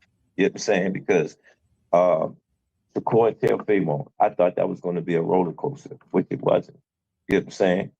Them guys have to see Tank one day. You know what I'm saying? I would have stood there and say, to solidify their legacy of that's the guy that they want to fight. It's going to happen. You know what I'm saying? So we just got to sit back and wait and let fighters do what they do. I'm happy for Devin getting back on track. I'm happy for Garcia getting back. All the fighters Tank have discussions with, and them discussing Tank is good because they still in the mix. You know what I'm saying? And we just sitting back watching to see where their star level come from. You know what I'm saying? And all of them so far, they've been making great moves, getting his name, back on top. Roach, we put him in position and he's still in the mix. You know what I'm saying? Pitbull still running. You know what I'm saying? So it's good for boxing. So when he do come back, is which guy is going to bring the asses to the seats. And at the end of the day, that's what boxing is so exciting about. It's good for boxing, no question. But the question was, is it good for Tank? It is. That's what at the end of the day, win, lose, or draw, you want to make sure that you're good at the end of the day. And that's one thing I learned about him when he lost his first title because of weight. And he went and did something, and I didn't agree with him. But after I seen it, I said, yeah, you have to make sure you're happy at the end of the day. Will he be happy returning without that Roach rematch? Well, he got to make that decision. One thing I learned of dealing with fighters is you have to let the fighter make the decision because you're not getting in the ring, I'm not getting in the ring. You know what I'm saying? They want to make sure they get in the ring with the guy that they want to get in the ring with. And something has to be motivated to get in the ring. You know what I'm saying? All the fighters always mentioning Tank. So far, some of them stop mentioning Tank and start pushing their own agenda to get where they're going at. So when Tank do return, they have some bargaining chips. I don't want to dominate this thing. Go ahead. No. How do you assess Kid Austin if that's the fight when you come back? Do you think it's a dangerous fight in particular because Gervonta, maybe by the time they could fight, it would be a year and a half, 2 years since he's been in the ring, and just how do you assess that matchup if that's the fight Gervonta is returning to defend that title? All fights are dangerous when we enter into a fight. You know what I'm saying? It's just what type of motivation we get from the fight, what type of energy we get from the fight. Y'all seen Tank in all this fight. Only fight that I've seen, and I would even say it was a hiccup. It was just us not being in the same line at that particular time. That's why when everybody asked me, how did you feel about the Roach fight? I'd let them know I wasn't there 100% like I do with all this fight with Tank. Y'all see the results. You understand what I'm saying? Do you feel comfortable about that? You know what I'm saying? When Tank goes sparring, first thing I asked him, was I there? I said, I don't count that because I understand when Tank goes sparring and I'm not there, he's measuring himself. You with me? So, again, I know what Tank can do. And nobody yet to show me the best of Tank. Tank still got some stuff left up in there. He still got some stuff left up in that tank that haven't been unleashed yet, you know? And it's good to see the guys are working, putting it together, you know what I'm saying? Going at each other, you know? Schofield, you know, right now, he's trying to get at Tank. He's doing what he's supposed to do to get that fight that he wants. Devin on a mission, you know what I'm saying? He calling out the brothers. You with me? So, I feel stuck. He said, Devin on the mission. He's calling out the brothers. Hold on, sis. Do you just let me ask you that, sis? What?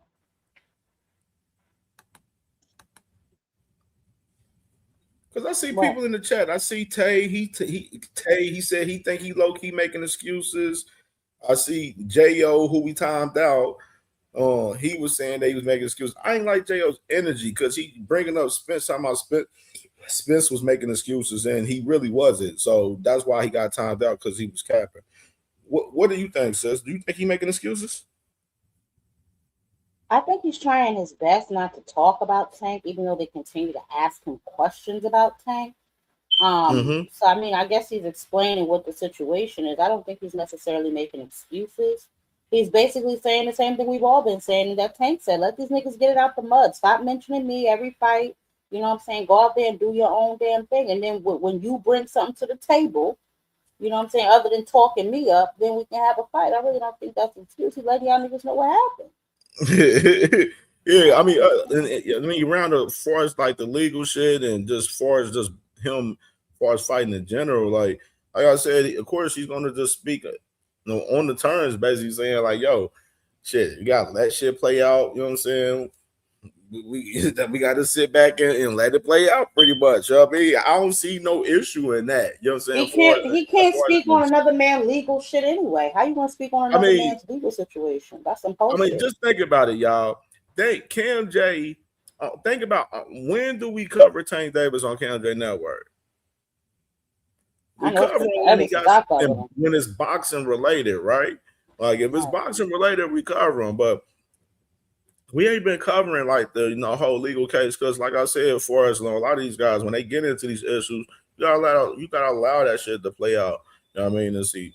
But as far as the boxing aspect, this Kid Austin shit, motherfucking Tank ain't overpricing himself for no fucking Kid Austin. That was the most ridiculous thing I think I've ever heard. How do you overprice yourself and you the bag? I am the bag, nigga. I am the bag. How can I overprice myself? I am the bag. And all y'all niggas know it. I don't understand that. Yeah, like he made that tweet, and then crazy part, I ran into this clip right here from this man the other day, right here, his stupid ass talking about that shit right here too. And Tank wants to fight. Tank already told him he wants to fight. The only ones beefing is the people saying, why you want to fight Tank? Tank agreed to the fucking fight. So I don't know why people mad at me because I got the fight. Like, how are they really mad at me because I'm fighting our mandatory opponent? This shit crazy. But yeah, put on the.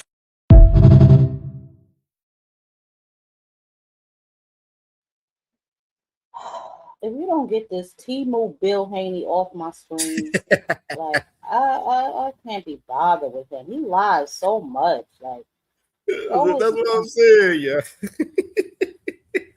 That's why I said, I don't know what's wrong with dude, man. He up here talking all this crazy shit. Like, he just talking just to be talking out here, man. Like you said, Timo knows Candy Bill. Like, that's exactly what the fuck he is. Like, this shit is fucking sickening.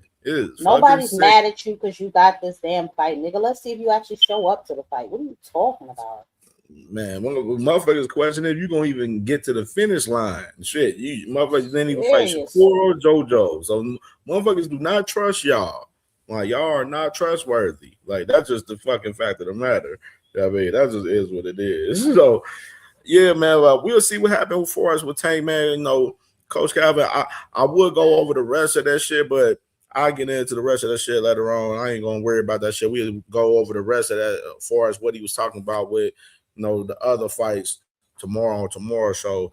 But shit, sis, we can go open up the panel, man. Sis, I know you gotta work, don't you? A little later, yeah. Yeah, a little later. Are you good? You good? All right, so we gonna open up the panel and see what y'all fellas talking about, man, and sisters talking about out here, man, on everything that we done covered on the show today. And most definitely, I already know the rules. I don't need to explain them. And let's go ahead. Let's chop it up, y'all. Go ahead. The panel is open. Y'all can pull up and we can talk about all these topics that we done covered today on this show today, this morning, for sure. And by the way, I can go ahead and play my favorite clip again. Nigga, I'm gonna keep fighting, but if they do that, they know, I know they some hoes.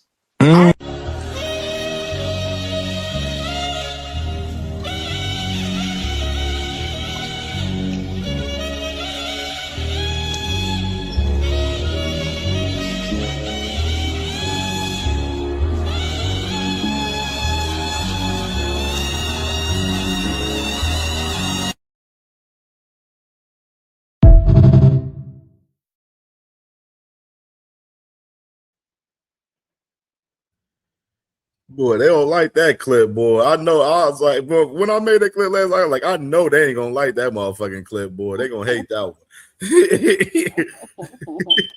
What's good with the family, man? What's poppin', What's man? up, y'all? What's up? What's poppin'? What's up? I'm just here to snipe dumbass talking points today. I'm on this road trip. We headed to Nationals with my son. Word. Facts. Yeah, good. Yeah. Well, pop your shit, sis. Yeah, pop your shit. T Hill, what's popping, man? T Hill, what it do? Well, I was waiting for her to pop her ish, and she was on a road trip, but I don't know. She hopped off. She's fading in and out like consciousness, man. So she might be in a bad area. They might be going through Omaha. Shout out to Omaha. Shout out Sin Ironheart for Omaha too. Man, just know that Big Shanos formed together because of one Tank Davis. And them niggas splitting apart because of one Key Davis. Ain't that about a bitch? Man. Hey, shit ain't great in the office. shit ain't looking great right now. So sunny in the brotherly love crew right now.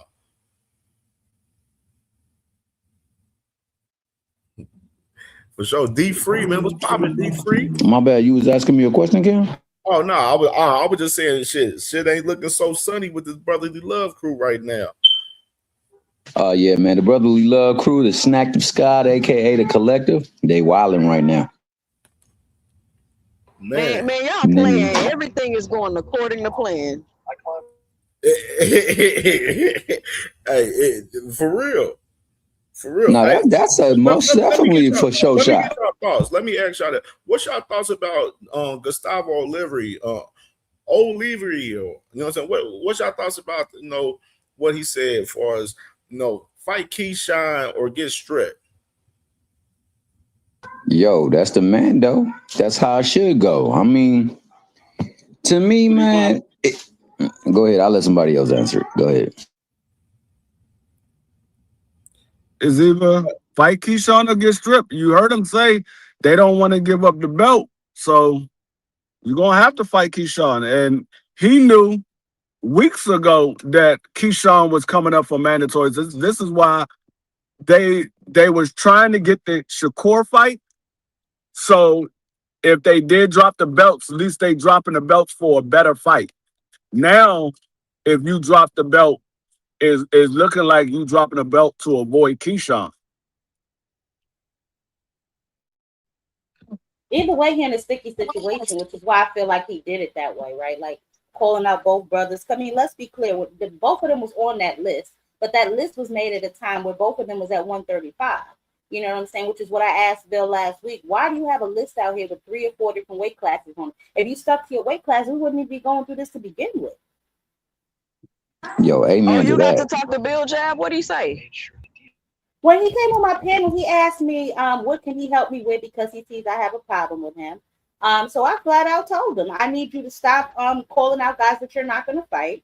I need you to stop making lists that have 3 or 4 different weight classes in it. And I think your best option would be to fight Ryan Garcia. That is your son's legacy fight. What do you say? Well, I don't know. He went into this whole thing about how, the drug thing with Ryan. He said that the people on the list are bad mother scooters, so that's why they on the list. And how he was trying to break up this brotherly love, which I agree with. I had no problem with that. But the same issue still applies. He the original boxing brother. Listen, I don't know what the hell they got going on, but I'll tell you what, Bill does a lot of talking, and he never really says anything when he talks. He does a lot of word spaghetti, as I've said several times. He just makes up things that aren't true. As we can see, this $1 million ain't happening because, first of all, no one's even bid on the fight or even had any interest in the fight. So where you getting all this money from for this fight? Nobody said anything about the funds, and he admitted that when he went on Fight Hype. There has been no talk about financials. I wonder if Bill gonna hop up on too. Bill, come to ladies' night, 2 cents. Hop up over there. We can have a conversation with you. It's gonna be respectful. Come on, let me, Bill.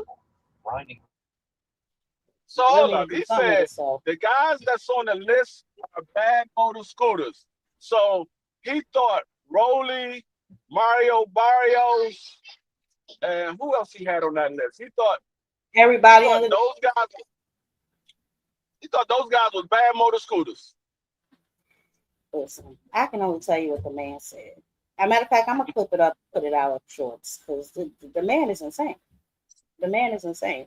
But I mean, listen, this is what he said. I asked him why he had 3 different weight classes on it. He said, "Well, I think we can both agree, Jab Queen, that everybody on that list is a bad mother scooter."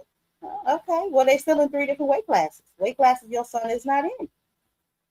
So I don't know what he got going on. We don't see. But me personally, I don't think it's a good idea if he drops his belt because he has no leverage outside of that belt just to fight Shakur Stevenson. Although, to me, that is a better fight because they should have fought before. It's a better fight for the fans. A more entertaining fight to me would be Keyshawn, but we'll see. He ain't got no choice. Well, he got a choice, but we'll see what he do with it. I don't know what he's going to do. If he go to purse bid, though, that's going to be embarrassing. I can promise you that. Shit, they go to first bid. We gonna get to see if DHP gonna put DHP to the test. That's what I want to see. I just said it's gonna be embarrassing. I just said it's gonna be embarrassing. About that. That's the most curious thing I want to see. I want to see this first bid for Keyshawn.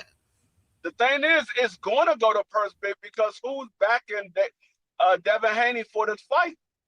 Bingo. Because he can't fight. He can't fight for. I mean, he can't fight Keyshawn as a mandatory fight on Zuffa because Zuffa don't respect the daggone sanction about it. And Gustavo already said that that's not an option for them. That's not an option for Zuffa. Like they don't have the authority. He said that they can't. He said they can't. He said he can't bid on the first bid. He said they can't bid on it if it goes to a first bid. He could fight, but is Dana White going to pick that fight up for a Zuffa fight? That's the question. Is Dana White going to pick it up for a Zuffa fight?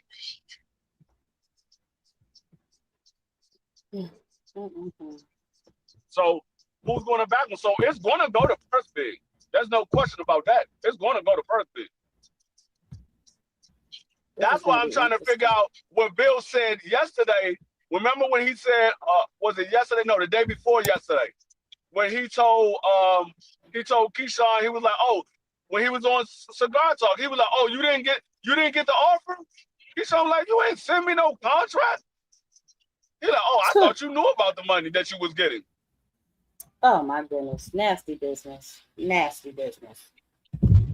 Nasty.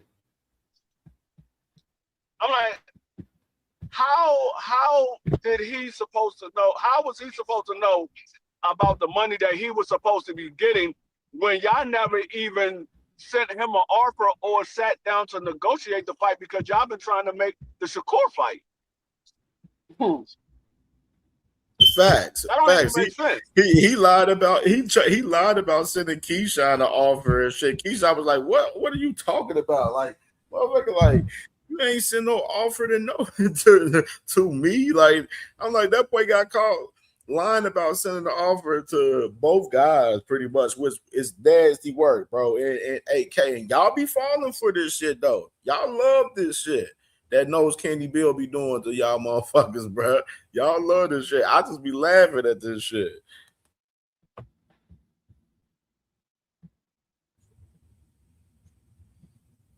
Yeah, Zuffa is not a licensed WBO promoter, so they can't get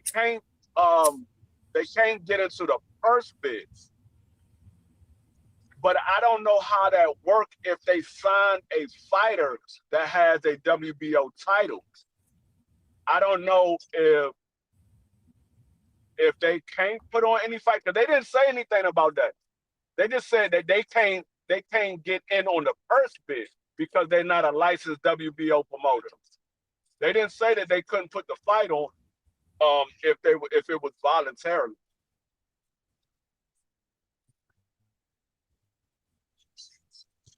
I mean, isn't that almost the same thing though? Yeah, they like, said, how can they put the fight they on don't have if nothing they to can't? do with the fight.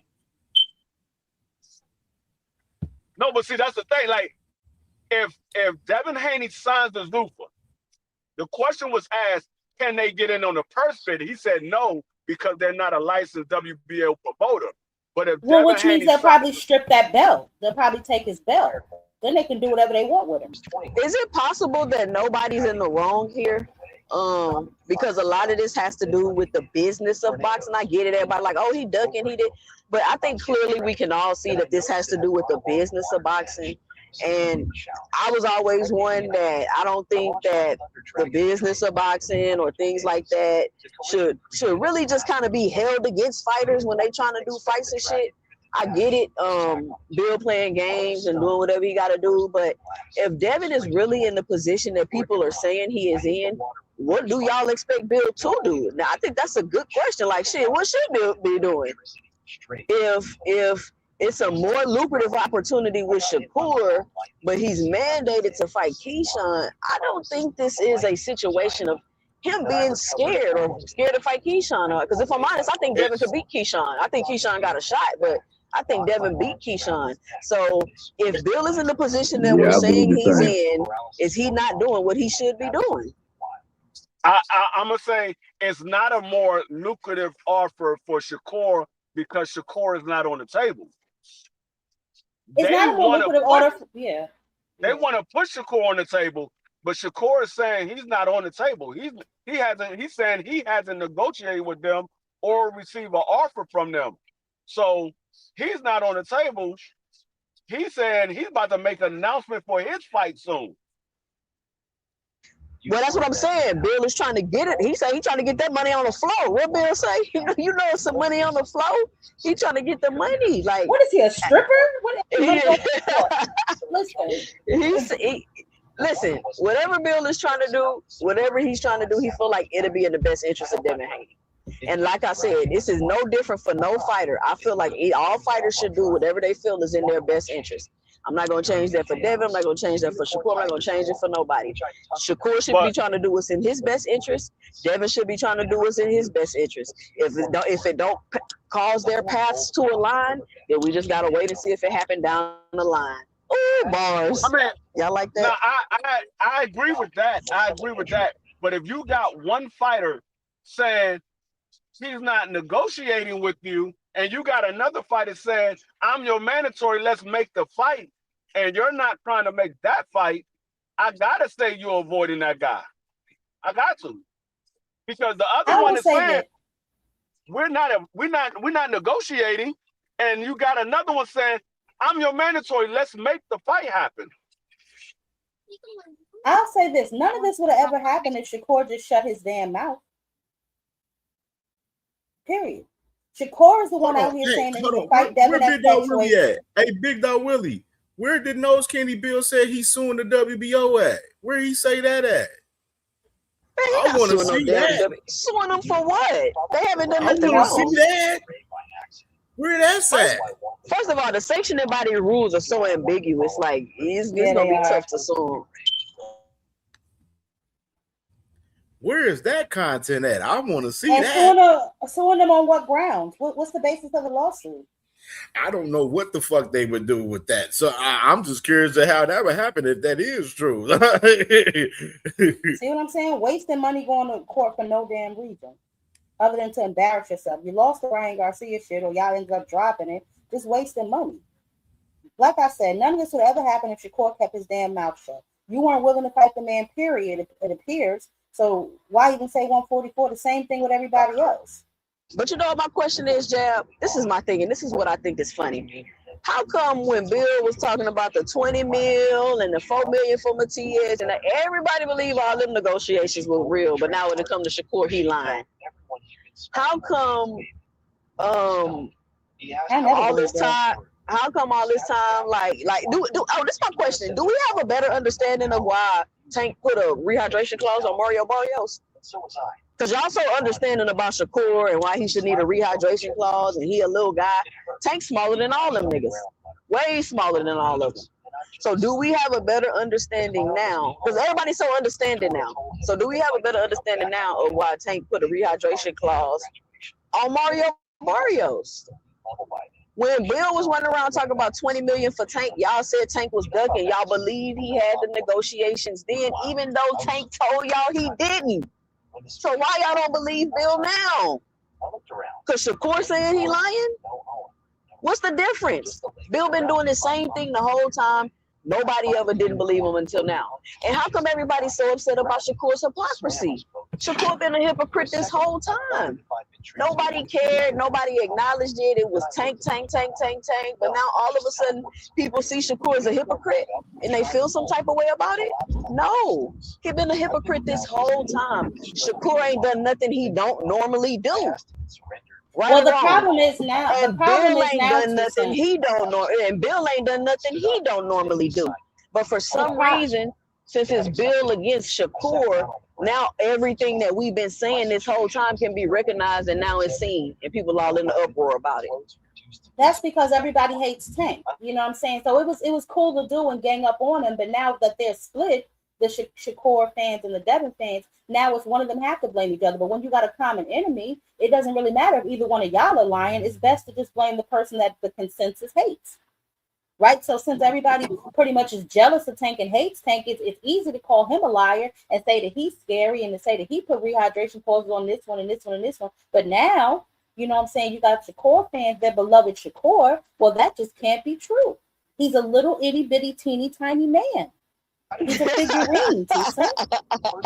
That be whooping major tail. Hey, look, all I know is that he's a 3D printed figure. Hey, man, my man Bill getting their head like a capologist, and you know what? They eat it up. Now all of a sudden, you know, it's a problem. Haneyville ain't looking so damn special. And shout out to the Shakurians, man, because now they seeing how devious them Haneyites can be, but they just as devious as the Haneyites. The bottom line is there's gonna be a wave coming, a tsunami, typhoon, or freaking Category 5 hurricane. Name Tank Davis. About to reestablish some order up in here, man. And I hope this Mickey Freaky come back right, because there's some fights that we gotta get. Because that's all I want to see is the fight. So hopefully we can get some order when he come back. And these Mickey Freaky, since they couldn't make the most out of their opportunity when he been away, they can just fall in line like Girl Scouts, man. I just want us to get some action, man, because right now ain't been no action. It's been kind of dead. And these people been out here determining whether they gonna fight or not, how they gonna fight. They over there trying to drum up possible fights over the internet. It's just way too much goofy stuff going on. Shout out D1. They just a bunch of goofies. And this what they wanted, man. This what the boxing fans wanted. Did y'all say that Calvin Ford said that accident Tank got in was real?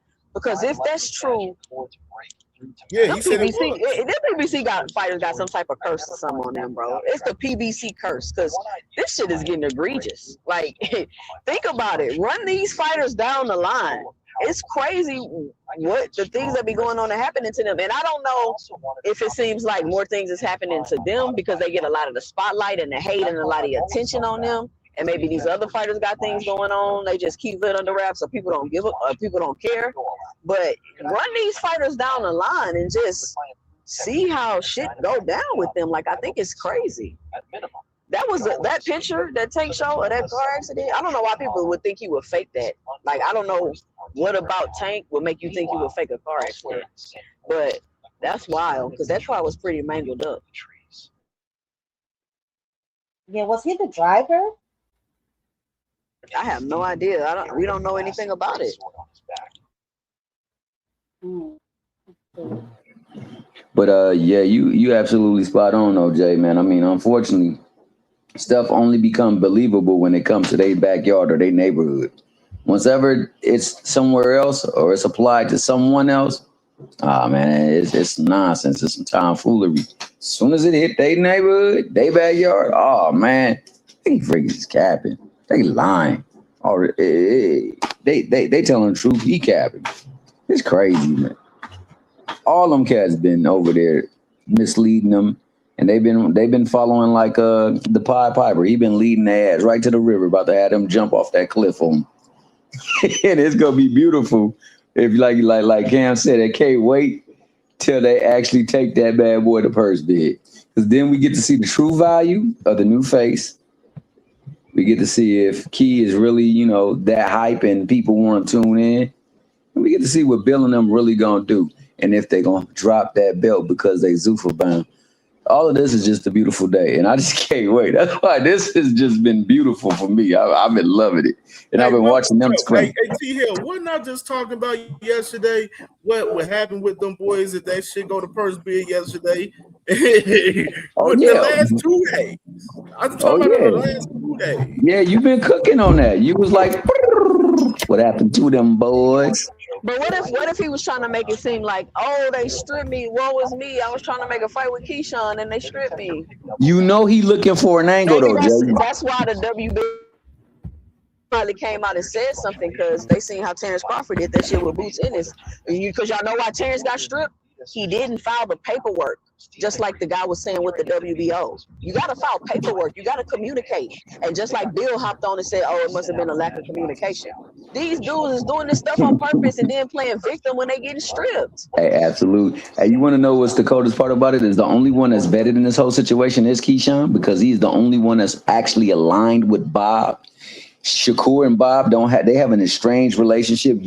Bob and Bill don't get along. The WBO don't care about none of them ninjas, and they ain't really feeling Zuffa. So it's looking bad for them cats, both of them. It looked bad for both of them, and this is gonna be amazing to see how this plays out. Man, that's why I'm just looking at that shit like, bro, DHP, it's time for them to put in some work. It's time to see if they gonna bid and put on their first event. That's what I want to see from DHP. Put DHP to the test for once. Do they got some money behind them? I thought they was the bosses, the big money guys. Because we gonna see what their value is if that fight was to go to purse bid. You know what I'm saying? We don't know if it's gonna go yet. We gonna see. It's a high possibility of the fight going to purse bid for sure. But I mean, it's interesting. Right now, it's like I said, it's either you gotta fight Keyshawn to get stripped. You know what I mean? If they choose, it sounds like they want to keep the belt. That is the way Bill sound all sad, and it sounded like he got humbled and shit when Gustavo was speaking and shit. Like he got humbled in the motherfucker because the facts got put out on the shit, and it made his whole bullshit that he been doing on this whole media tour that he been going around all these channels and shit. It make it look like it's a whole 100% fucking bullshit. Look like it's 100% bullshit, which I've been telling you is 100% bullshit. But Y'all Haney motherfuckers, the Radio Clan, the Hanos Clan, y'all be falling into this shit. Like, y'all love this shit. And I was like, hey, y'all like it, I love it. You know what I'm saying? Like,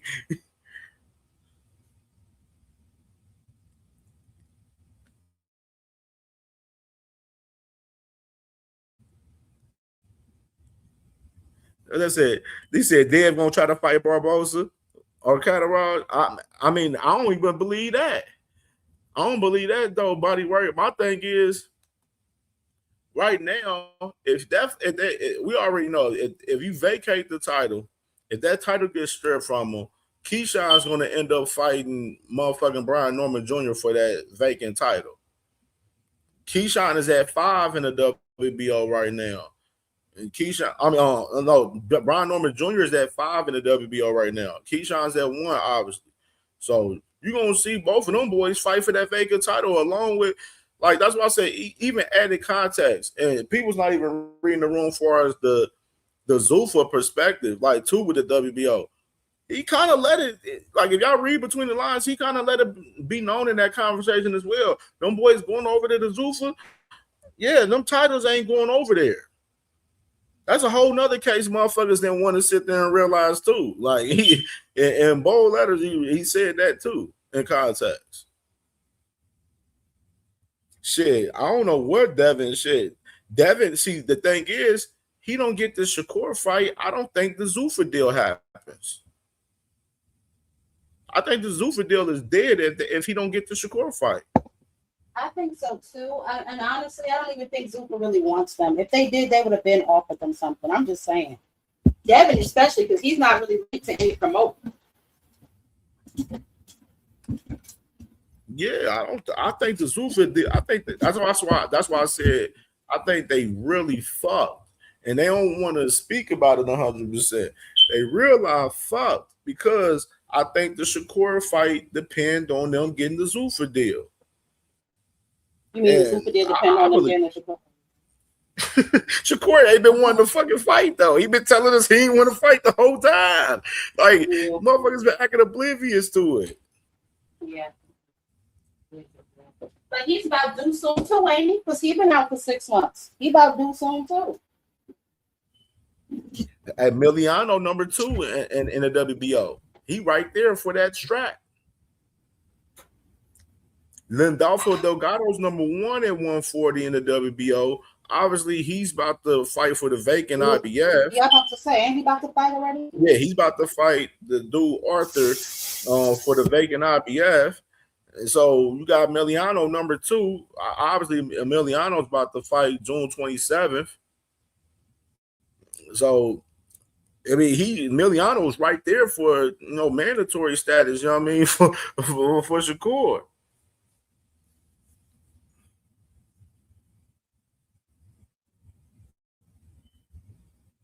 What y'all think about that? You mean who do I think he's gonna fight? Now, what y'all think about Emiliano being up there at number 2, right? For being basically the mandatory, pretty much for Shakur, pretty much.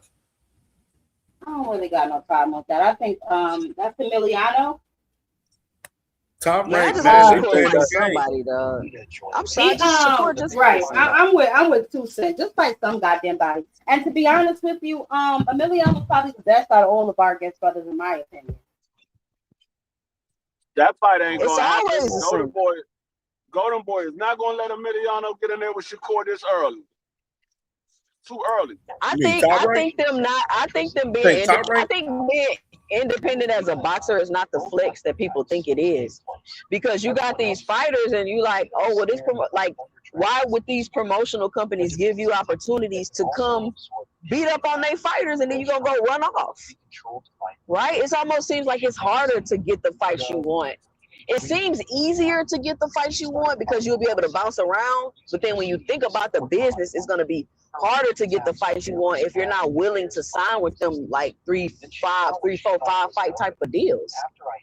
So all these people that we're thinking available, and then think about the relationships you've already burned. Do we think Shakur will ever fight another top-ranked fighter? Right. Do y'all think he will ever fight another top-ranked fighter? I think he will. I think he will. because Bob Arum wants that belt. At some point, he want to try to get that belt back. So I think he will. It's just a matter of the guys that will be available for Shakur to fight. Are they good enough to be able to beat Shakur? That's the question. And I didn't like. No.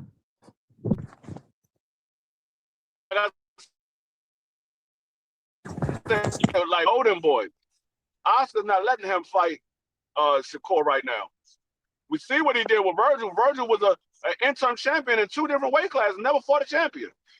We saw what he did with Jaime McGill, what he did with daggone Zordo. He's not gonna let Vargas get in there with Shakur this early.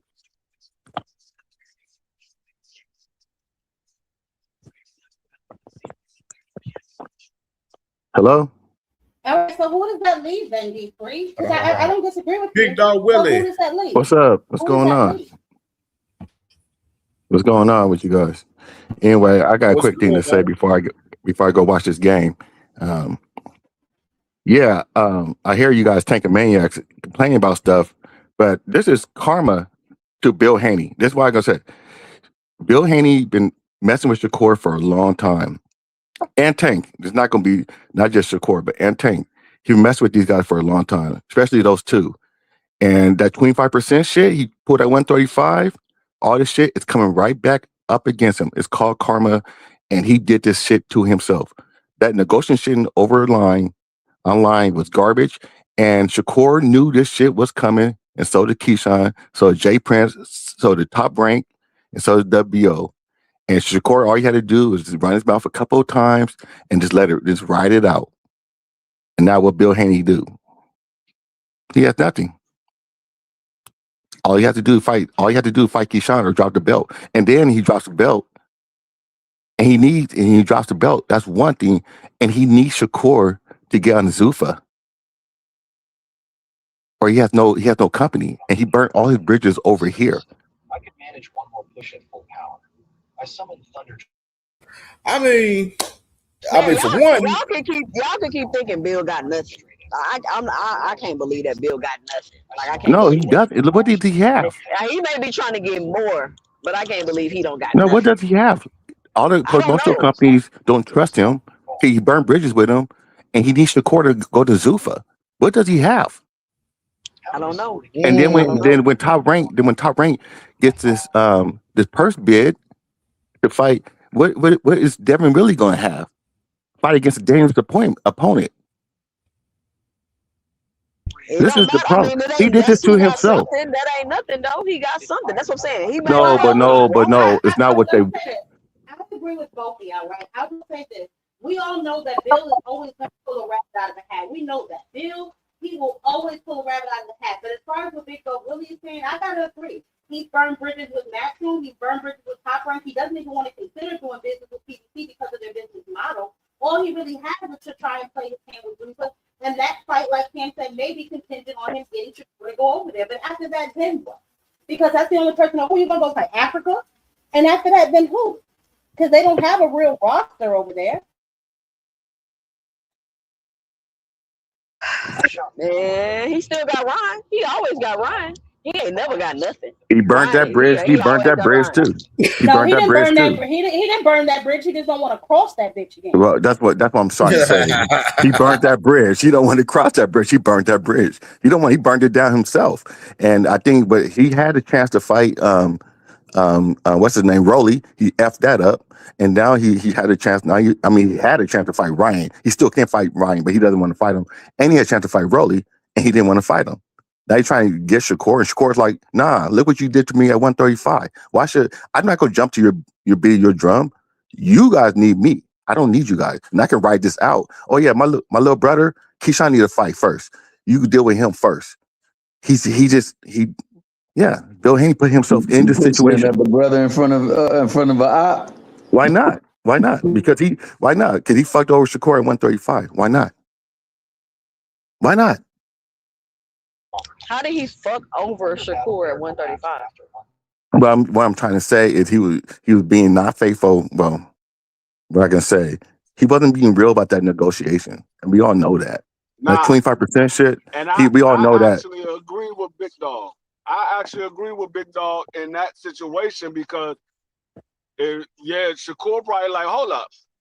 When I wanted to go to the daggone and get a bigger split, you ain't want to wait around for me. So now you want me to sign this paperwork so you can get the Zuffa deal.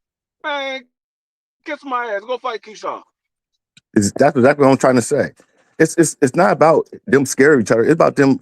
Shakur had a chance to get his ass back, and so did Jay Prince, and so did he's getting them niggas back, and that's basically what it is. Oh yeah, go fight your toughest opponent. Come today besides Ryan. Go fight Keyshawn. Keyshawn's a better boxer. What is it? What you say, Big Dog Willie? Get back, money, all this shit. All this shit is excusable now, Big Dog Willie. That's crazy, ain't it? What? She's saying all that that, stuff all that that didn't. legacy shit is out the window, huh? All that legacy shit is out the window. Oh, that's it. It's always about money. It's always been about money. I think you guys be getting mixed up with other people. I never appreciated legacy shit.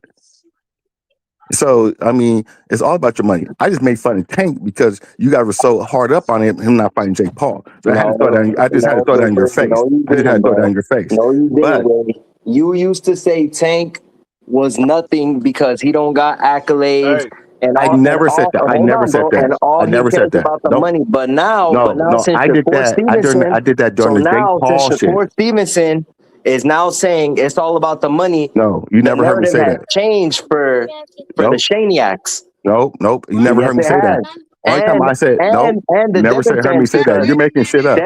Devin fans and Shakur fans used to argue people used to argue about Tank talking points, and they would say, "But Tank don't care about accolades. All he cares about money." That's not even a face of boxing. That's a disgrace. But now Shakur, shout out to him because he do got the accolades.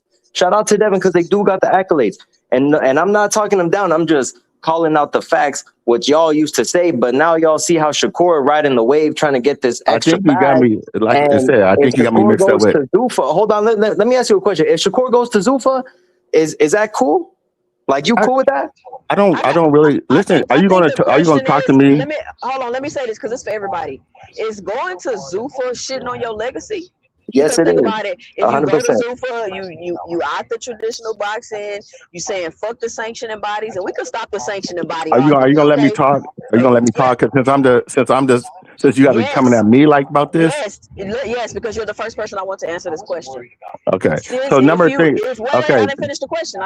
Jesus. So since going to Zuffa shitting on your legacy, especially since the sanctioning bodies have came out and said that Zuffa is not even licensed to be able to say or to sponsor fights with their champions. So is going to Zuffa shitting on your legacy? Well, somebody got some background noise, but I think what it is this.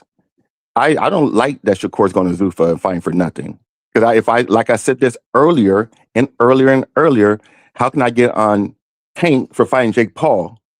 Shakur can go to Zuffa and fight for nothing. So I said this a long time ago on CamJ show. So you can miss me over all that, saying that I said this and I said that. Only reason why I was getting at you guys during the whole Tank and Jake Paul thing because it was fun, and I want to see you guys complain. It was fun, but if Shakur would have fought Jake Paul, you wouldn't have been talking that talk. No. Are you gonna let me finish? Are you gonna let me finish? I'll let you finish. I wasn't even done, but I'm just letting you know what I remember. Okay. Well, Go ahead. I got like 4 minutes to go to this. Very clearly, you're one of the people that used. No. See, look at you. No, I'm not telling you I wasn't. I'm telling you I wasn't. You're one of the people that said Tank is not the face of boxing just because he puts asses in seats. I never said that. Yes, you were. I have never said that. Now, all of a sudden, no, you need to pull that. You need to pull that shit. I need receipts. I have never said that. I have never said that. I have never ever said that. The WBO no. I think you got me mixed up with somebody from. He would not be able to fight for that belt. So now it's cool to not fight for belts, but you guys I never always said ride that. hard for them accolades, right? Be honest. No, you're putting words in my mouth. I never said that. I think you got me mixed up with somebody else. That's all. You remember wrong then. You got me mixed up with somebody else because you're not remembering right.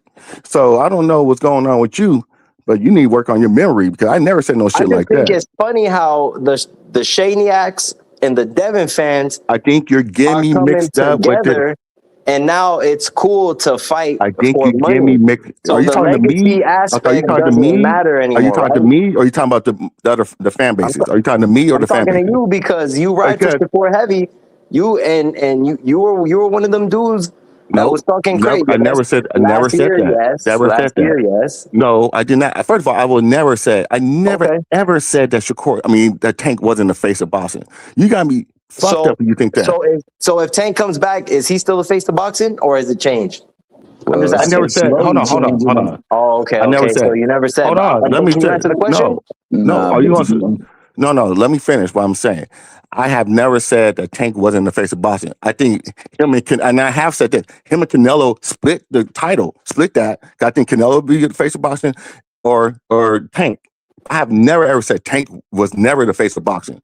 You guys got me mixed up with them Haney hoes who think Devin Haney's the face of boxing. See, I think I think you put me in with those guys or some other Shakur fans that say shit like that. Don't put me in that, because you never heard me say that shit.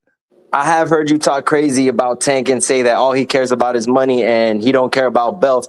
But now it's different for Shakur now, right? Because Shakur just fought Tio, and that means he might be getting a big bag. And I don't blame him, because beating Tio, I get it. To a lot of people, it's not as credible. But to me, I do believe that branched him off into a different category. Do I believe he's gonna make Canelo Tank money? I don't. But do I believe he's gonna get a bigger bag? Yes. Hey, Big Dog Willie, you ain't say this about Jake? Didn't I believe I heard you say this? Yeah, you did. Yeah. During the Jake Paul situation, yeah, I did say that. Yeah, I told you that earlier. I said that shit just to rub it in your face, because you guys said that. Oh, because you guys said, "Oh, Tank would never take that fight. Tank would never take that fight." Tank, and when Jake Paul took that fight, I rubbed it in you guys' face, and I had to. So it was just because I had to, because you guys were saying that shit that Tank would never take a fight. You guys said that shit. I was never saying that. I said that it was cool. Oh, a lot of you guys did say that. A lot of you guys did say that. Big Dog Willie. I'm one of those people that said it, so I'm not even mad at Big Dog Willie, because I'm absolutely one of those people that said it, and I'll admit. I mean, nobody wasn't upset about it. I can tell you that. No, you guys were hot. No, you guys were hot. Don't lie. You guys were hot about that. I can tell you from myself. I remember going on you guys' channel talking shit. I remember I was going on people's channel talking shit, and I was getting thrown off the channel. Real quick. Big brother, Jackass Willie, you full of shit. I ain't got much time. I'm like Carl Wall. No. Go ahead. I don't want to listen. I didn't come up here. Like I said, I have to go to a game. You said that Jake Paul was the face of boxing. You a damn lie, yo. You talk man shit. You said Jake Paul was the face of boxing, nigga. Yeah, I was saying somebody you never said that Jake was the face of boxing. Dude, you said Jake Paul was the face of boxing. Do you not? Nigga, you lie. No, you lying to your fucking I already said this. I already said you that. lying to your motherfucking teeth, nigga. You know what you said. Thomas was right, yo. You said that Jake Paul was the face of boxing. And of course I said that. Lying ass piece of shit. Lying ass piece of shit.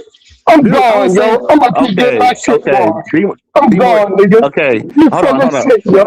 You full of shit, nigga. Why are you yelling at me? You're wrong. Why are you yelling at me? Because you sure tell everybody. No, You why are said you yelling that at me? Jake Paul was the face of boxing. Of course I said That's that. what you said, nigga. Of course I said that.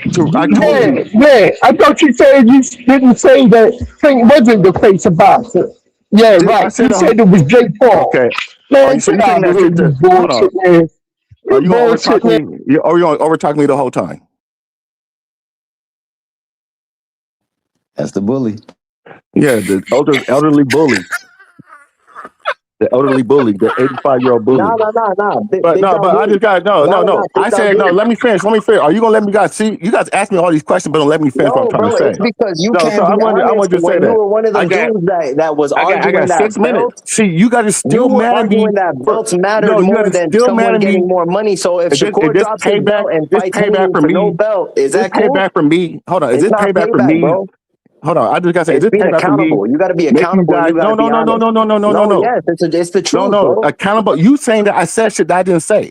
Yes, you did. You said all When? types of shit, When? bro. Last year, you said Tank is not the face of boxing because all he worries about is money and he doesn't worry about legacy. And you I would never sit said there, that.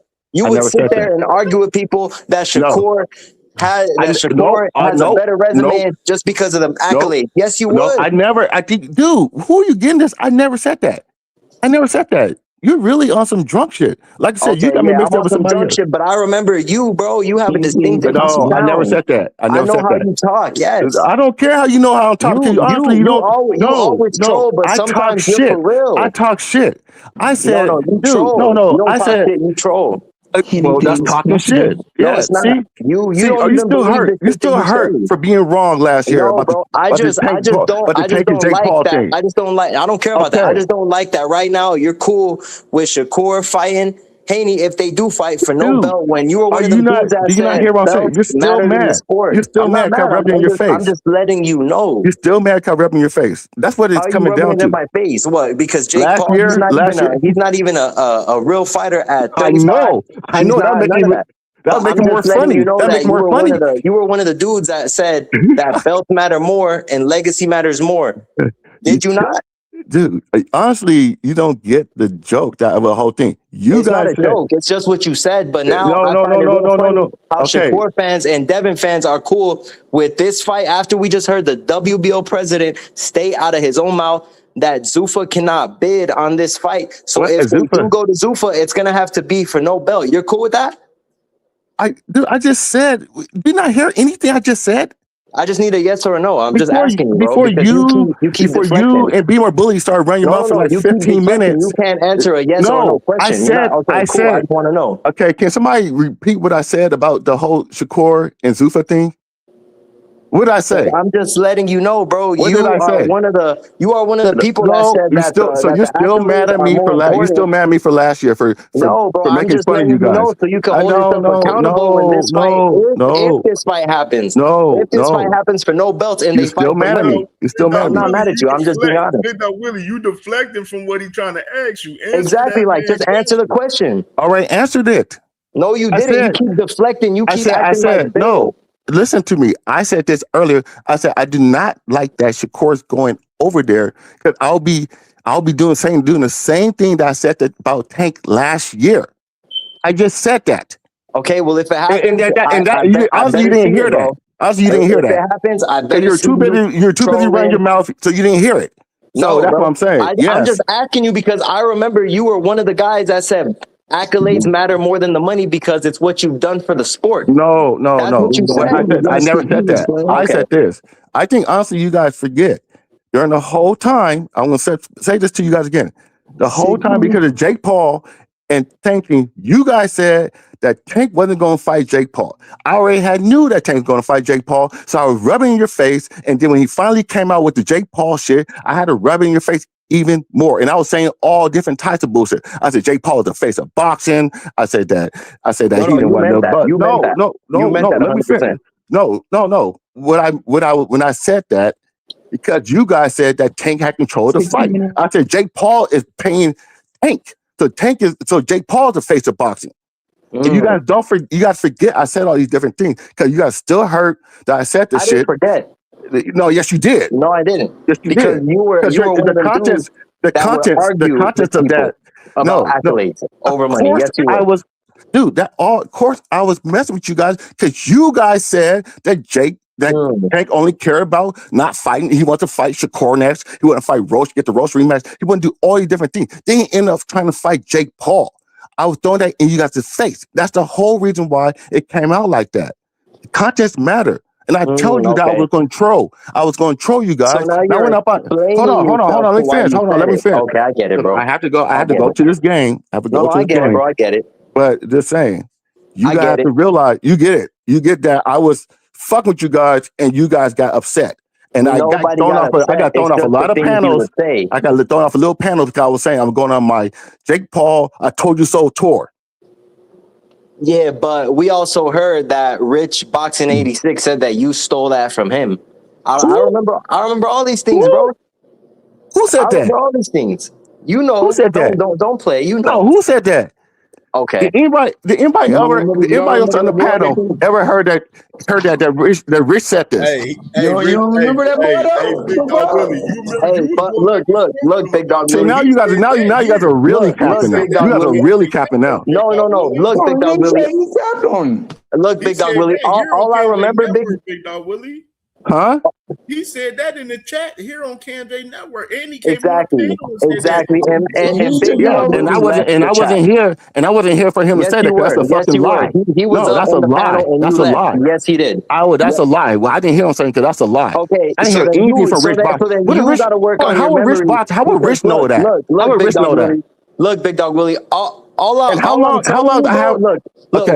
cares about that? All I'm telling you now. No. You should care about it. Because honestly, I've been saying this shit since I was saying that since last February. All I'm saying, Big Dog Willie, is I want you to keep that same energy. If Shakur does fight Devin at 144 at Zuffa, I want you to say that fight is trash because it's not for a legacy fight. It's not for belts. It's only for money. So regardless what you say that it's for legacy, it can't be for legacy because there's no belts on the line. WBO president just exposed the Haney's and said out of his own mouth, the Zuffa cannot bid because they don't have a license to have WBO sanctioned fights. So I just want you to keep that same energy. That legacy matters more over money, like you've been. Okay, so I just got one thing. So I just got one thing. I just got one thing to say to that. If it's not for the belt, it's still a legacy fight because he's fighting a boxer. Because it's not. Yes, it is. He's fighting a boxer. You find a boxer that's in his camp. You find a boxer that's in his. Well, I can say that's around the same age as he is. He's elite, considered elite, and Tank tried to fight Jake Paul.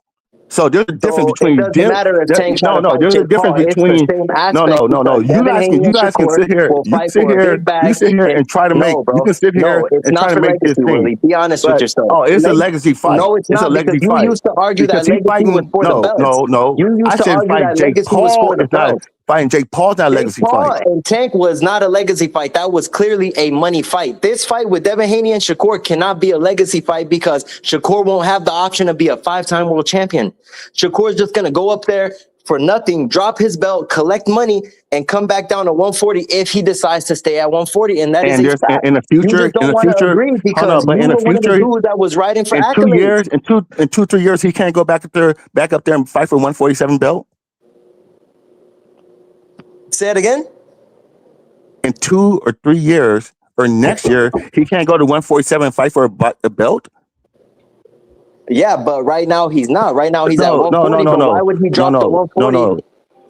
I just want to let you know, Big Dog Willie, that in reality, I think what it is with you. You so much want to fight for his belt. So still the WBO hot about that Jake Paul shit.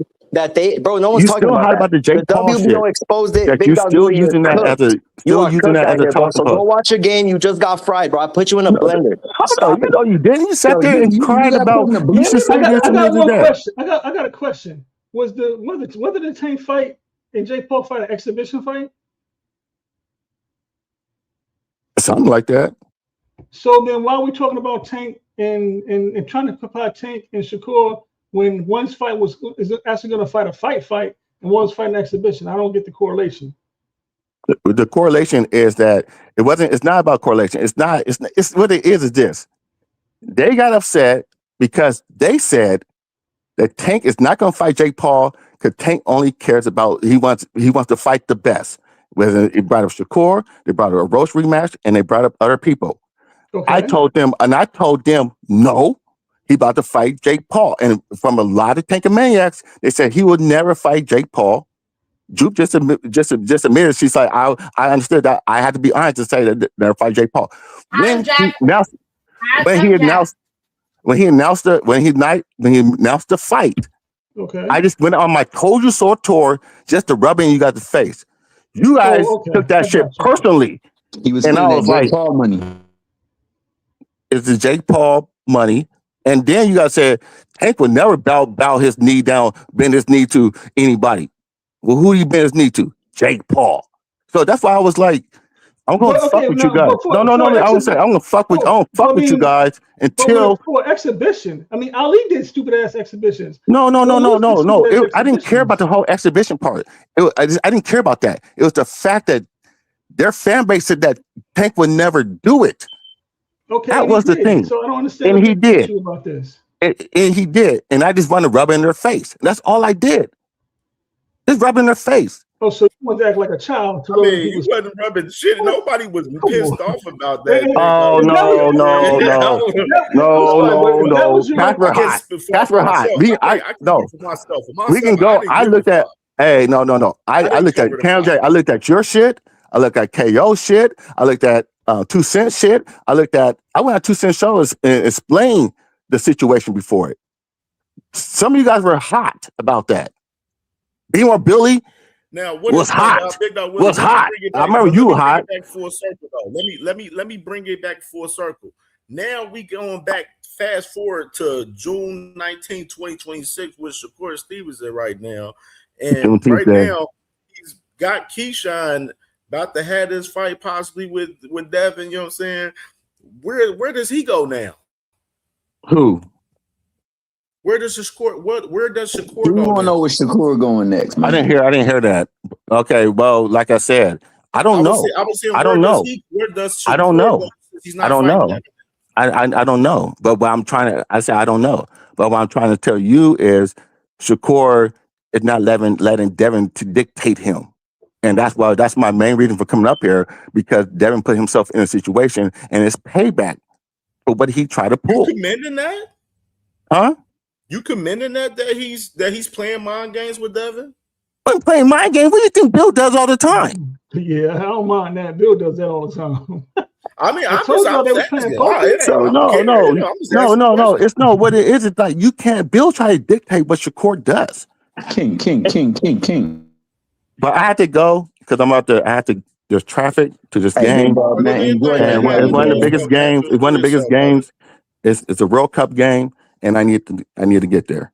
So, yeah, man, do your thing, man. Enjoy yourself, man. Have a good game, player. All right. Bad. Nasty work, huh?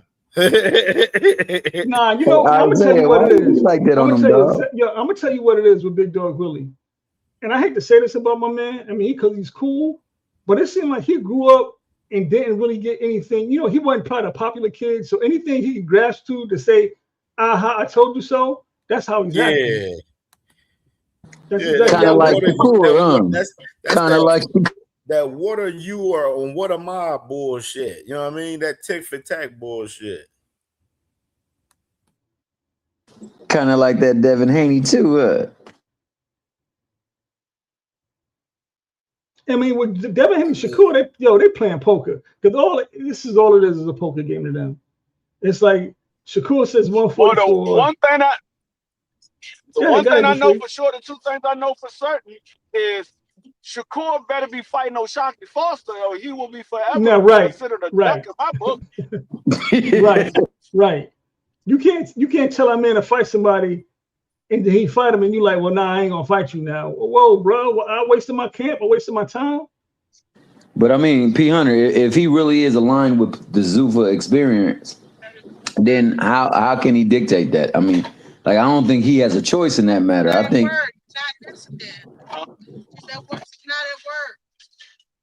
So he basically looking at it on some shit where this man literally he putting Keyshawn and he already put Ray Ford in front of Ashaki. Now he putting Keyshawn in front of fucking Devin. And that's how people looking at it, man, in that perspective, man. I don't know how y'all think Shakur gonna be moving. Like, the man can't make a fist. Like, how y'all think he really finna be moving? I think he finna be out here fighting monsters or something. He can barely punch. I seen the nigga slapping and it's a pay to fight. Shakur hands is fucked up, y'all. I'm not even trying to be funny. So if he's able to still maneuver and fight and take care of his family, then that's cool. The issue is you want accolades and recognition for something that you feel you are, but you're not proving it to people. Like, they not. So a lot of people feeling like, okay, Shakur, like, what's up? Like, turn it up. Like, what's next? We want to see it. Now is the time for these fighters to step into the people that they've been saying that they are. And they keep turning their backs and walking away from these opportunities for money, which is fine. Again, I don't have a problem with that. But the challenge I'm having is how everybody else that had a problem with it no longer has a problem with it. That's all I be wanting to point out. Look at this comment. Look at this comment right here, too, sis. Look at Queen Keisha right here. She said, y'all was pressing Tank to fight certain people. Now we can't press Shakur to fight a Shocky Foster dude tripping. Shout out Queen Keisha. I agree with what my girl Jay just said. I mean, the fact that people did have a problem, all of a sudden don't have a problem, shows why we have this problem in this sport. Because they can be easily manipulated by those who they root for or those who are empowered by the narrative, by the propaganda, man. And you know, the sad story and the sad commentary is that we hold people to a standard that we exclude others from, even though they are contemporaries. So if it don't apply to this person, then it don't apply to none of them. Yet we will hold it to everyone. That's a good point you bring up, Thomas. Look, this is a conversation I had the other day, right? Somebody said to me, how come Boots and Tank, don't worry about it. How come Boots and Tank never fight who we want them to fight? And I said, how come Boots are the only people that y'all ask to fight people? And he said, no, they're not the only people. I said, okay, well, Shakur Stevenson was his fighter. I said, who did you ask Shakur to fight? And he was like, Loma, T.O., he started naming people. And I said, okay. And I said, how many of those people did Shakur actually fight? And I'm gonna be honest with y'all, I never heard nobody ask Shakur and T.O. to fight until they was about to fight. I didn't know that fight was in demand. But he said, and I said, okay, so out of all those people, how many did he fight? He said one. I said, so you got all this smoke for Tank and you got all this smoke for Boots, but your favorite fighter only gave you one fight that you wanted to see. So I'm asking people on this panel or in the chat, all the Tank fans, all the Haney fans, how many fights did you want to see those fighters fight? And how many of those fights did they give you? I'm gonna be right now honest. None of them has given me the fights that I want to see. No, I'll take that back. Devin Loma, I wanted to see. Devin Ryan, I wanted to see. Tank Ryan, I wanted to see. So I got those fights for sure from out of those people. Unfortunately, the fights that need to be made still haven't been made. Fortunately, those fights could still get made, but that means everybody has to concede to something. And I don't know if the concession stand is open.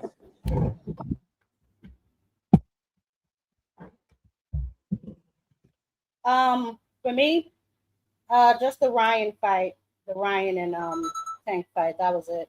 But I asked the same question. A lot of people think that, you know, people have to call Shakur out, or when you say Shakur should fight this fighter, the conversation immediately shifts to what has this fighter done to deserve a fight with Shakur. So I understand that question 100% because I've asked it my damn self 1,000 times. Like, and still to this day, who is he going to fight next? If he doesn't fight O'Shaquie Foster, if he doesn't fight Devin Haney, who is he going to fight? You got the Shakur. Sis, you got the Shakur fans out here. Some of them saying that Shakur, that Shockey ain't worth fighting him. That's what I'm saying. That's what I'm saying. It's always somebody got to be a Hall of Famer. But it's like, what any of these other did a fight with Shakur? But but okay. The question, guys, is okay. Can you let me know the criteria to fight Shakur? What check boxes do these fighters need to have checked off? That's fine if you feel that way. Just let me know the criteria. The issue be they can't tell you, so they just deflecting. That's fine if you feel like he don't deserve it. Why? What does he need to do to deserve it? Because I'll go into what has Shakur done. I mean, O'Shaquie is a champion. He just sold out 7,000. I mean, what other metrics do he need to meet? He beat your brother that you put into the fight. How about just standing on your word as a man? How about that? I mean, this Shakur we're talking about again. You can't hold him to that expectation. He's been doing it the whole time. You know how sometimes like you dealing with a nigga that be lying. You know a nigga be lying. You can't be mad that he lying. I can't be mad you lying. Y'all, you be Hey, doing yeah, this. Cam, you might want to have to play that montage of the Shakur facts, dog. You know what I'm saying? I guess we be forgetting at times what my man be saying, but my man Blaze say Shakur say the darndest thing. Shakur sometimes really do say the darndest things. He never, they like a lot of these guys. That's the problem. I always say these guys isn't thinking about what they say before they say it, man. Like Bill Haney, you in here talking about you done offered Shakur and Keyshawn to fight, and looking stupid as hell because there's no offer on the table for either fight out here, man. That boy Bill say, "Do you want to fight Keyshawn or you want to fight for the belt?" He literally asked Keyshawn that, like, do you want to fight or you want to fight for the belt? Like, what the fuck? Like, what the fuck kind of question was that? Like, what is wrong with these guys? These guys is crazy. You remember that Bill was a former practitioner of elsewhere fame. You know what I'm saying? He still got that slickness with his mouth. So he be thinking he can slick talk his way through the professional setting, the business setting, and sometimes it just don't marry well.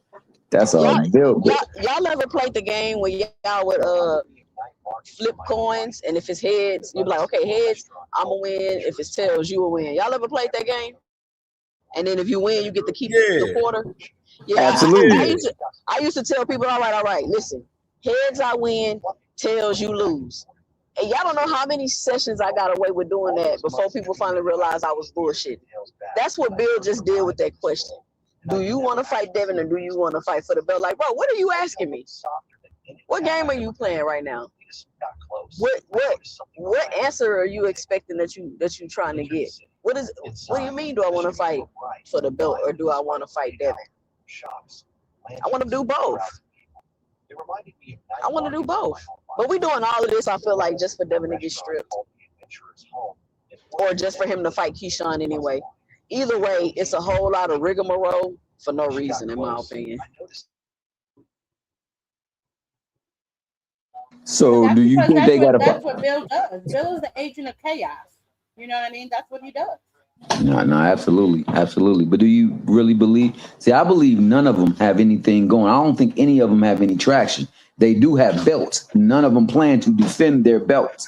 None of them plan to unify their belts. All of them, both of them two in particular, said that their plan going to every division that they scale up to was not only to unify, but to undispute their division. None of them has done that yet. They still have time. Well, Dev lost his opportunity at 40, but he got his time at 47. Shakur got his time at 40. He talking about fighting at 35, 47, but not at 40.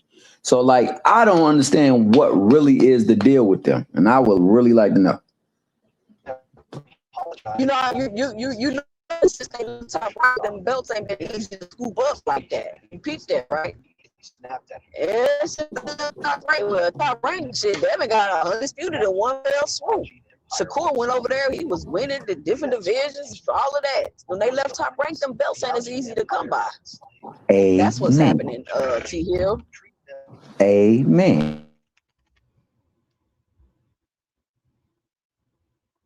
My boy Quadir, man. What's good with Quadir, man? Hey, Kadir, before you go, man, let me say this one thing. Let me say this one thing before you go on, Kadir, man. That's why you was able, Jay, that's why you was able to say, heads I win, tails you lose, because you sharp. You see that play. They ain't got nothing since they done left top rank. And top rank was giving them that one belt for sure. But yeah, go ahead, Kadir, my bad. No, you good. Can y'all hear me? Hey, now Yeah, Bill out here. Hey, Bill out here swindling people, and y'all falling for it. That's all I got. So he pimping since pimping since pimping since pimping. My boy D1 in the building. D1, what's goody, bro? What up with you, killer? Salute, bro. D Free, 2 cents, Jab Queen. Great show today from you two, Cam and Jab. Got me through my work fast as shit. Salute, T Hill, Kadir. Salute. It, bro. I've been trying to tell you guys they've been doing this shit forever. That's what they do, dude. They come out like Big Dog Willie just said he had to get to a fucking cup game, a World Cup game. It's the problem. We're out here arguing and fucking listening to people that aren't real boxing fans. They literally watch live streams. Their favorite fighters fucking come out here on the internet, pander to them, get them to believe they actually want to fucking fight. But behind closed doors, they don't actually want to fight. Because if they wanted to fight as bad as Frank Martin did, as bad as Lamont Roach did, as bad as Ryan Garcia did, as bad as any one of these guys that fucking got an offer from Tank Davis, these fights would have been happened. Why y'all think Tank is in the attitude he's in? Talk about fuck boxing. This shit is lame. During the Lamont Roach press conference, I'm done with this shit. Because he told us right before that, if he can't get these guys in the ring, he's out of here. And these fucking dudes have literally been coming out here acting like they want to fight and don't really want to fight. That's why we haven't gotten none of these fights. And that's why their feelings and goalposts can always be moved. With, like, you guys just caught Big Dog Willie kind of double talking like his favorite.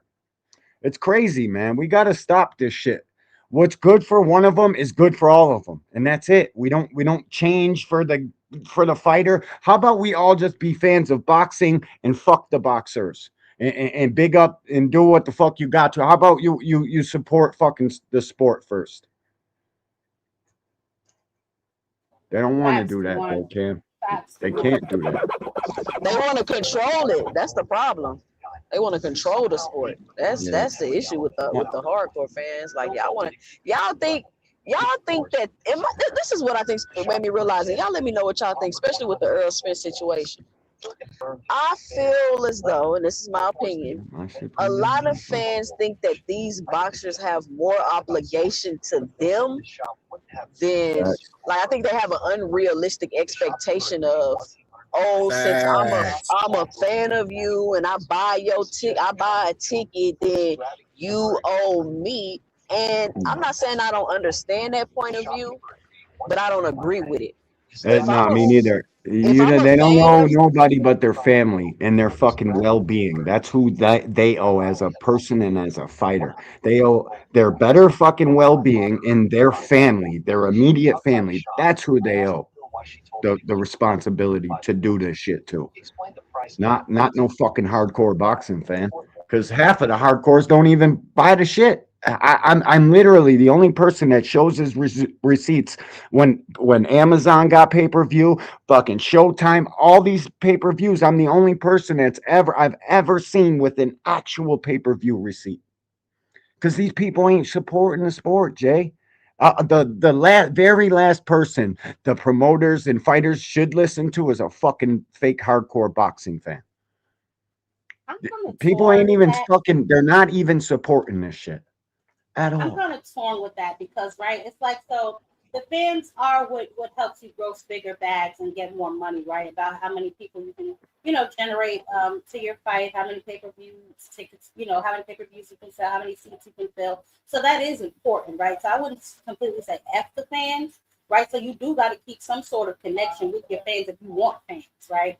But I agree. Like, sometimes you can't go in there just taking hard fight after hard fight because you want a life after boxing. You don't want to have CTE. You want to being able to enjoy the money that you make for your family, something like that. But I feel like sometimes shit. I can't really understand. You have a duty to your fans.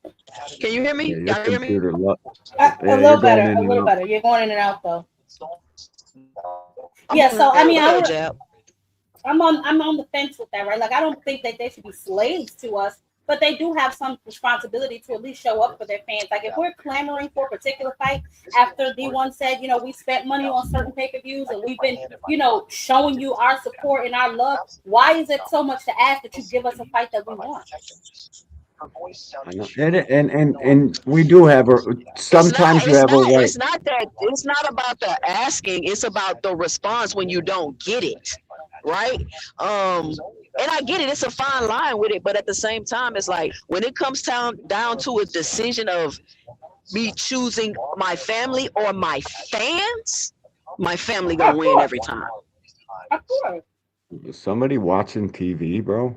Like, I can hear somebody's TV in the background or something. I'm in a car. Oh, Your boys are going to nationals. Good luck. Good luck. Yeah, Hey thank Jay, you, thank you, thank you. can you guys can you I want guys to see open up some your footage. camera when you're there or nah? It's live streamed. Oh, okay, bad. You gonna put the stream in there when you do it when you do go Yeah, I put the link. I'm gonna put the Yeah, link up. for sure. yeah, that's what I'm talking about. Yeah, but I just think it's definitely a fine line that they have to walk. But yeah, I mean, I would choose my family every time over. You know what I'm saying? Every time over. But there is a responsibility that you do have to have for people who pay money to see you, and that's with anything. That's entertainment, period. You know what I'm saying? You I can't. would never pay $80 for Devin and Shakur to fight. I wouldn't. I would rather not. Would if that but if that was a fight to be made, what would you think would be a fair price? Because that also That will better show be that. on my DAZN subscription, T Hill. That shit better be included in my $45 fucking dollars I give to these people that they're probably about to up that any day now. So about They better hope $45. DAZN better hope that Shakur and fucking Devin didn't go over there to Zuffa, and now they're reporting one of them might not be. They better hope not. Because who else is going to make pay-per-view fights for them so they can say that they're giving us a $45 a month fucking deal? No, that's a fact. That's a fact. Ryan? Fucking Ryan and Virgil Ortiz is reportedly in talks if you look at Twitter. Oh, Virgil coming back, huh? Yeah, but Yeah, what weight Virgil and class? Ryan. What weight class? What weight 54. class? I don't see. That's 54. my So, thing on that. so Ryan's going up to 54. That's what they say. Ryan fucking telling us he can make 40 for Shakur. Telling us I don't everything that believe is that, and fucking. his father I told him don't no. believe it. No, I don't believe none of it. I don't I don't believe believe he can make 40. I I definitely don't. don't believe it. I think he could make 40, but it's not in his best interest to, because he ain't never been focused like he is right now, guys. We can't glaze over that. The only time he was close to this focus was for a Tank fight, and that's it. And then he lost. Yeah, now for a Tank fight, maybe because he knows what comes along with it. But everything else, go ahead. My bad. The money, the big money, bro. That's all I said. I was ad-libbing. My bad, Tio. Go ahead, bud. No, I was just about to say, along with what you just said, like if the motivation for him to fight is the bag, and for most of them, it is the bag. I mean, and that's all the way back in the All of day. them. It's always been about the bag. He know that, you know what, there ain't many dance partners that I can go up on here and take this flow with that I'm gonna get the amount of money that I should be getting. At least that's how he gonna feel. So is he gonna put the forfeit? Yeah, he go up man. to 54. The Tank rematch is a wrap. There ain't no way they'll ever make that. Because make no mistake, they're going to make that fight. Tank and Ryan is probably a fight we're gonna get if Ryan doesn't go up anymore. If I was any one of these guys, it pisses me off. Ryan's out here with Floyd's fucking belt, and none of them, not one of these fucking little goofballs that try to model themselves after Floyd, fight like Floyd. Nobody fucking saying this kid's name. One of them got cheated by him. The other one says that he's fucking easy work, and nobody's saying shit. Nobody's saying Ryan Garcia's name at all. Rolly is scary. Rolly is the Let's one. get it. He needs to go after Rolly. Somebody needs to get that fucking belt from that kid. Easy work. And that's why I don't believe these fucking dudes, bro. Your actions tell me fucking everything your mouth doesn't. Yep. None of these fucking dudes are really about that shit. They're all fucking soft. Well, for They talk Devin, all that shit. He talk all that shit about Tank, but he the only one that fought Ryan. Real shit. Made it look easy too. Made that shit look easy. Devin made it look like a fucking nightmare. Because it was. And it's gonna always be that for him. Oh no, we're supposed to believe that fucking 6 billionths of a gram turned Ryan into a fucking super fighter overnight, Hey, man, day of and day after, when you need the shit for large quantities for very long periods of time. Man, my favorite new clip, man. I gotta play it, man. I love my favorite. Oh yeah, I've seen that. Nigga, I'm gonna keep fighting, but if they do that, they know, I know they some hoes.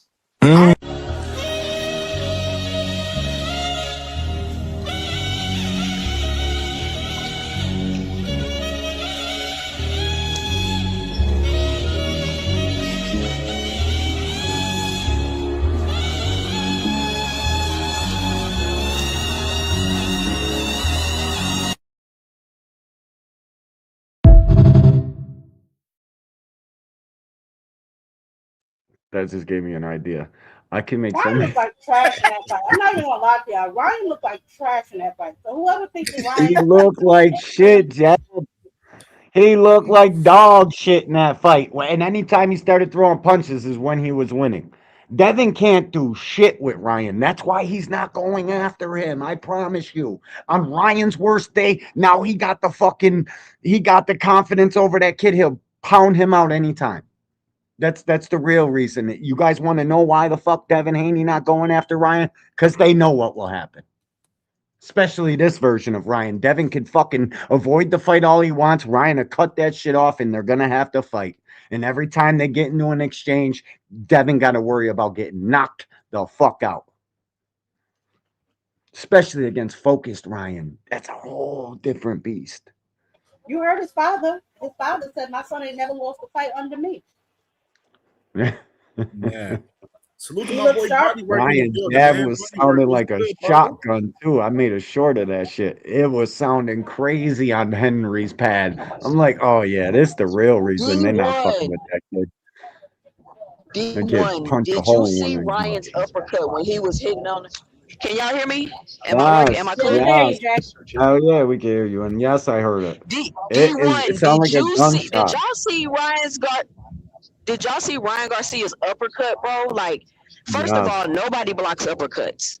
And Nope. Ryan's uppercut is so fast. That shit is So fast. unbelievable, y'all. That shit's And that, unbelievable. That uppercut is all the crazy. top guys like Shakur and them try to downplay Ryan Garcia because they know what fucking type of firepower that kid has. Those quick hands, he can hit you with the ability to hit you with shots you ain't gonna see coming because nobody can see the fucking things. His hands are so fast. He's creating a lot of fucking velocity on his punches. That's why these dudes ain't quick to go getting in no Ryan Garcia fight.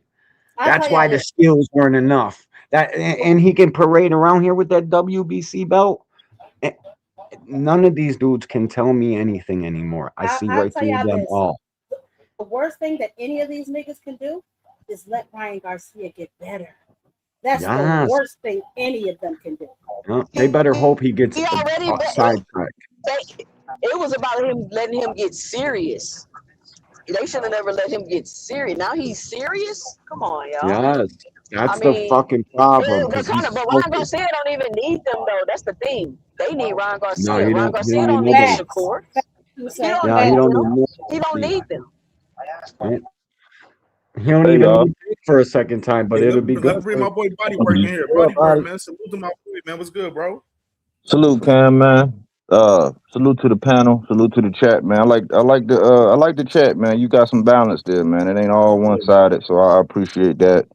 For And sure. people are diehard for who they like. I like that too, man. But I want to say this, y'all.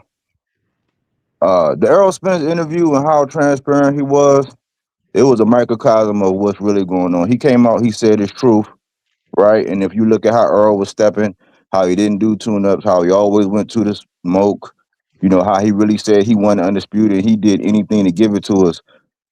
The thing is, these fans, they don't like the truth either.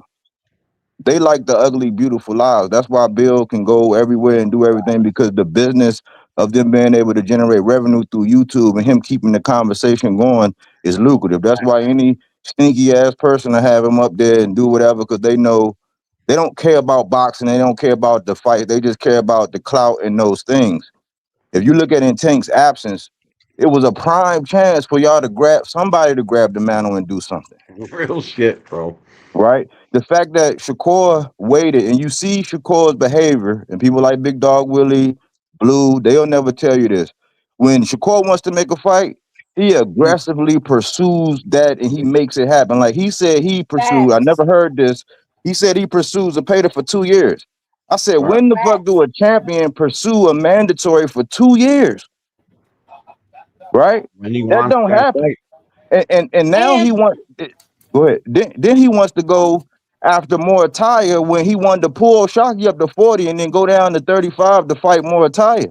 Like Yeah, it's but right in front of our he face. had papers on Ray, bro. 70-30 wasn't good enough. Shakur wanted 90-10. Wanted 90% of the pie against Raymond in a unification. Turned it What? down 70-30. Right. So So my thing is this, man. These guys, they could tell you I'm the best thing since sliced bread. Like Shakur keeps saying, I'm one of them ones. You can't be one of them ones with that kind of energy.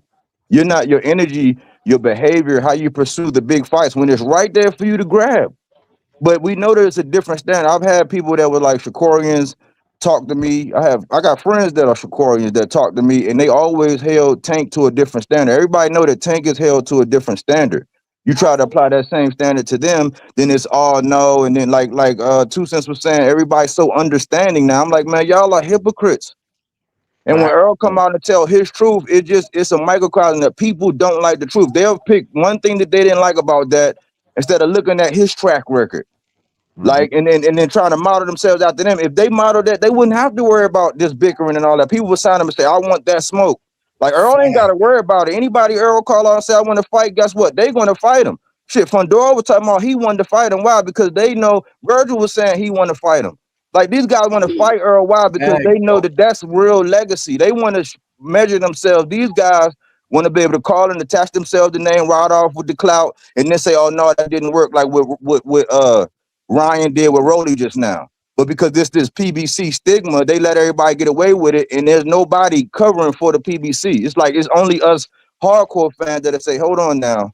Like he just ducked Rolly in plain sight. Shakur just ducked Oshaki in plain sight. And nobody is saying fucking nothing. sight, bro. Talk Out about here it. in the And you know what? open. What's your name? What's your name? Body? Yeah, let me Body tell you work. something. You Salute, bro. definitely You was cooking, bro. cooking up some shit for real, because that is 100% correct, and that's what I ask people all the time. Y'all say this person's not good enough to fight Shakur. This person's not good enough to fight Shakur. So who do we want to see him fight? And all of a sudden it's quiet. Nobody calling him out. Why do they have to call him out? This nigga's a 4-division champ. Why he ain't stepping on niggas? Why he ain't stepping? Now you're timed out. But And he this always has some sort of stipulation. He'll fight this one with a rehydration clause. You'll fight Conor Ben after calling Conor Ben out with a rehydration clause. Mind your neck, you little nigga. If you're 140 pounder or 130 pounder, why are you calling out 147 pounders, but you want all these stipulations after telling them to their face they're small? Why do you need that? If you're one of them ones, and I'm not convinced he's one of them ones. Unpopular opinion. Who has he fought to make him one of them ones? That winning I'm not either. is aging like sour damn milk, because Theo ain't been the same since he fought Loma. That power ain't carry up to 140. George Kambosos beat him half dead. George Kambosos ain't want to fight since then. How are we labeling this nigga as one of them ones? How? I don't know, Jab. It bothers me. I feel like we're in the fucking Twilight Zone with this kid. You know Nobody what? sees punches hit him. Fucking, he gets all the favorable treatment. He can't be called a duck. Like, how the fuck did we just see Ray Ford and Shock play out, and this kid's fucking doing whatever he wants? It's just fucking sad, man.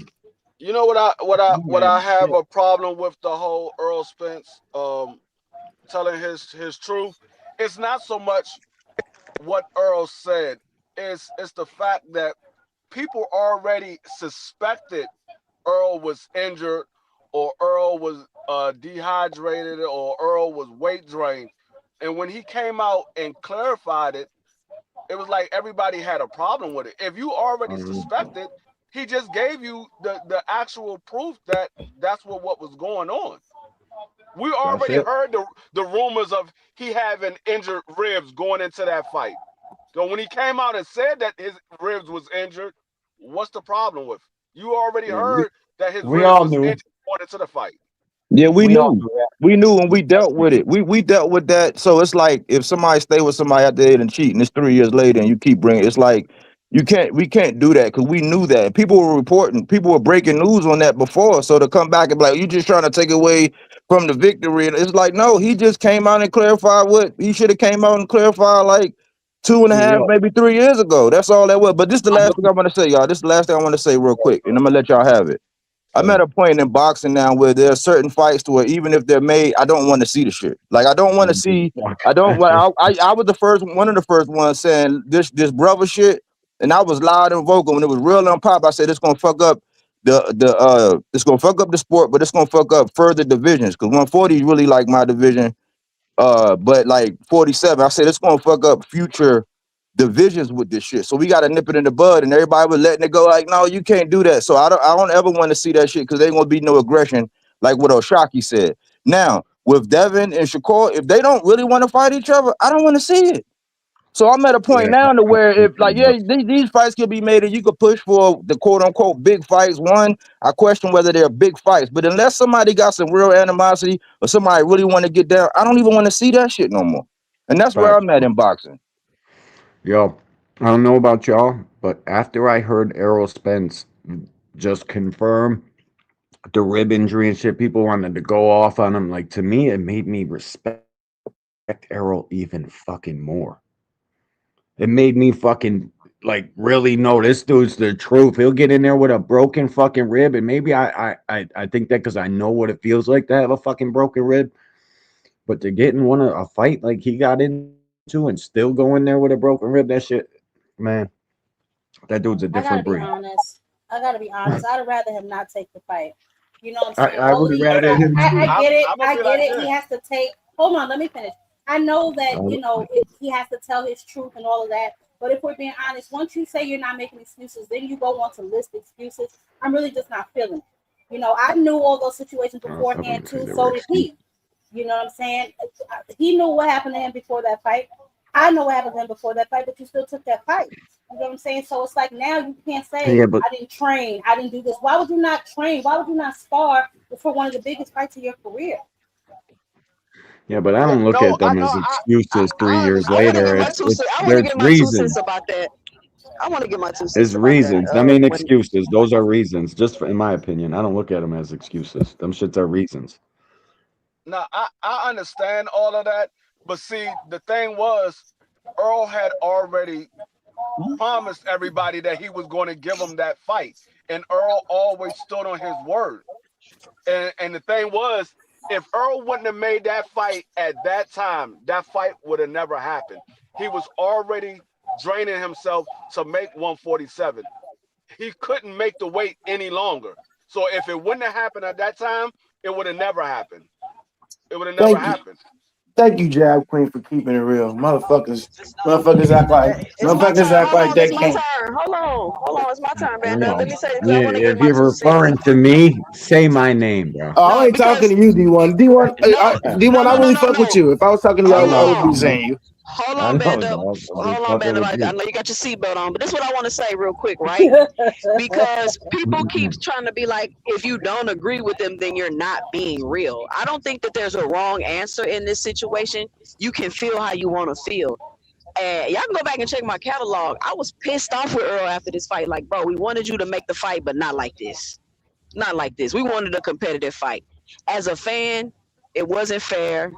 A lot of people felt cheated because you wasn't right? But one, I want to say that situation is not fucking unique to Earl Spence. It's not. It's plenty of fighters that got in the ring that had no fucking business being in the ring.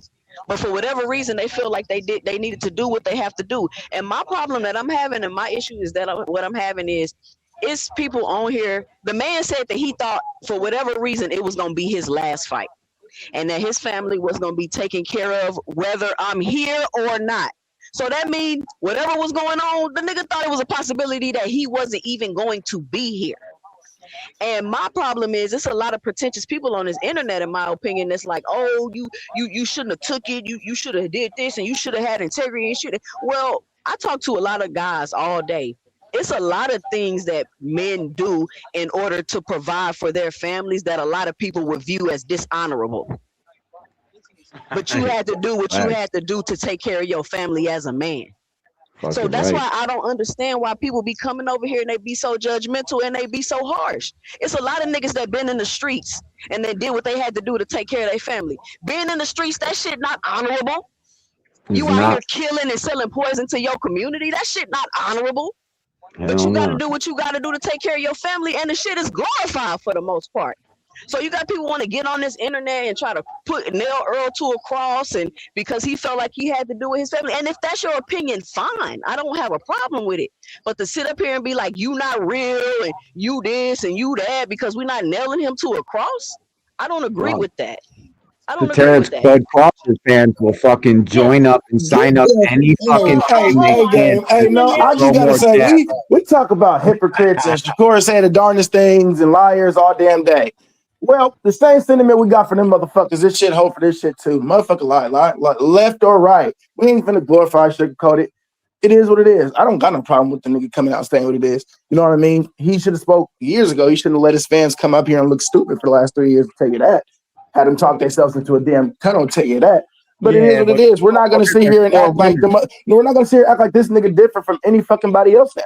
This nigga ain't this nigga. He just the same as every fucking body else. But Crawford fans will Arrow fans have held this time out. Arrow fans have held this man as the truth that he's different. That he said that he said very different from everybody else, Band Up. What are you talking about? Well, he just showed his color. He just showed. Hey, well, 2 cents. He just showed you. He just showed you one way how he's like everybody else. I just tell you that. With a broken rib, bro.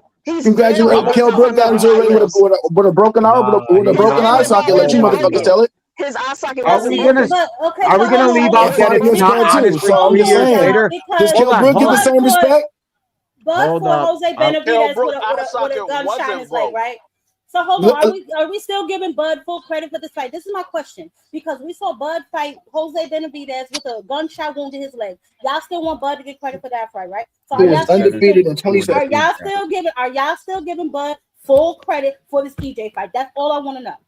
Yes, he fights his he gets full credit because, but you know what? But you know what? But you know what? They insisted with the bullshit because he was bullshitting with the negotiations. He's a Yeah, part of this too. yeah. Yes. Yes. But Earl gave Bud full credit. Earl gave Bud full credit. Throw rocks at Errol any chance you get. You motherfuckers pile on over here in comment sections and chats, fucking cheering the hosts on to be flipping out on Errol. You motherfucking Bud fans are the worst, bro. But Earl gave Bud full credit. That's why it's not an excuse, because I didn't Earl gave Bud full credit. Give Bud full credit and then turn around and say you got all these things wrong with you going into No, but I'm saying he said no. What he said was he said Bud was disciplined, so he did not see. He told his story as far as letting everybody know. Okay, I'm confirming what happened. Okay, I'm just putting that out there. He should have done it a long time ago, and we were pissed. Like 2 Cents said, real fans, we were pissed back then. But it's been 3 years. He just came out and confirmed it, but he never took away from Bud. He just said, "This is my situation. This was my situation." If I tell you that we had a fight, right, and you want me to give full credit for the fight, you say, yeah, I give Jab Queen full credit for the fight, but man, listen, dog, my leg was hurting in that fight, man, my back was hurting in that fight, man, my rib was cut up in that fight. So, nigga, you wasn't 100%. So how am I gonna get 100% of my credit?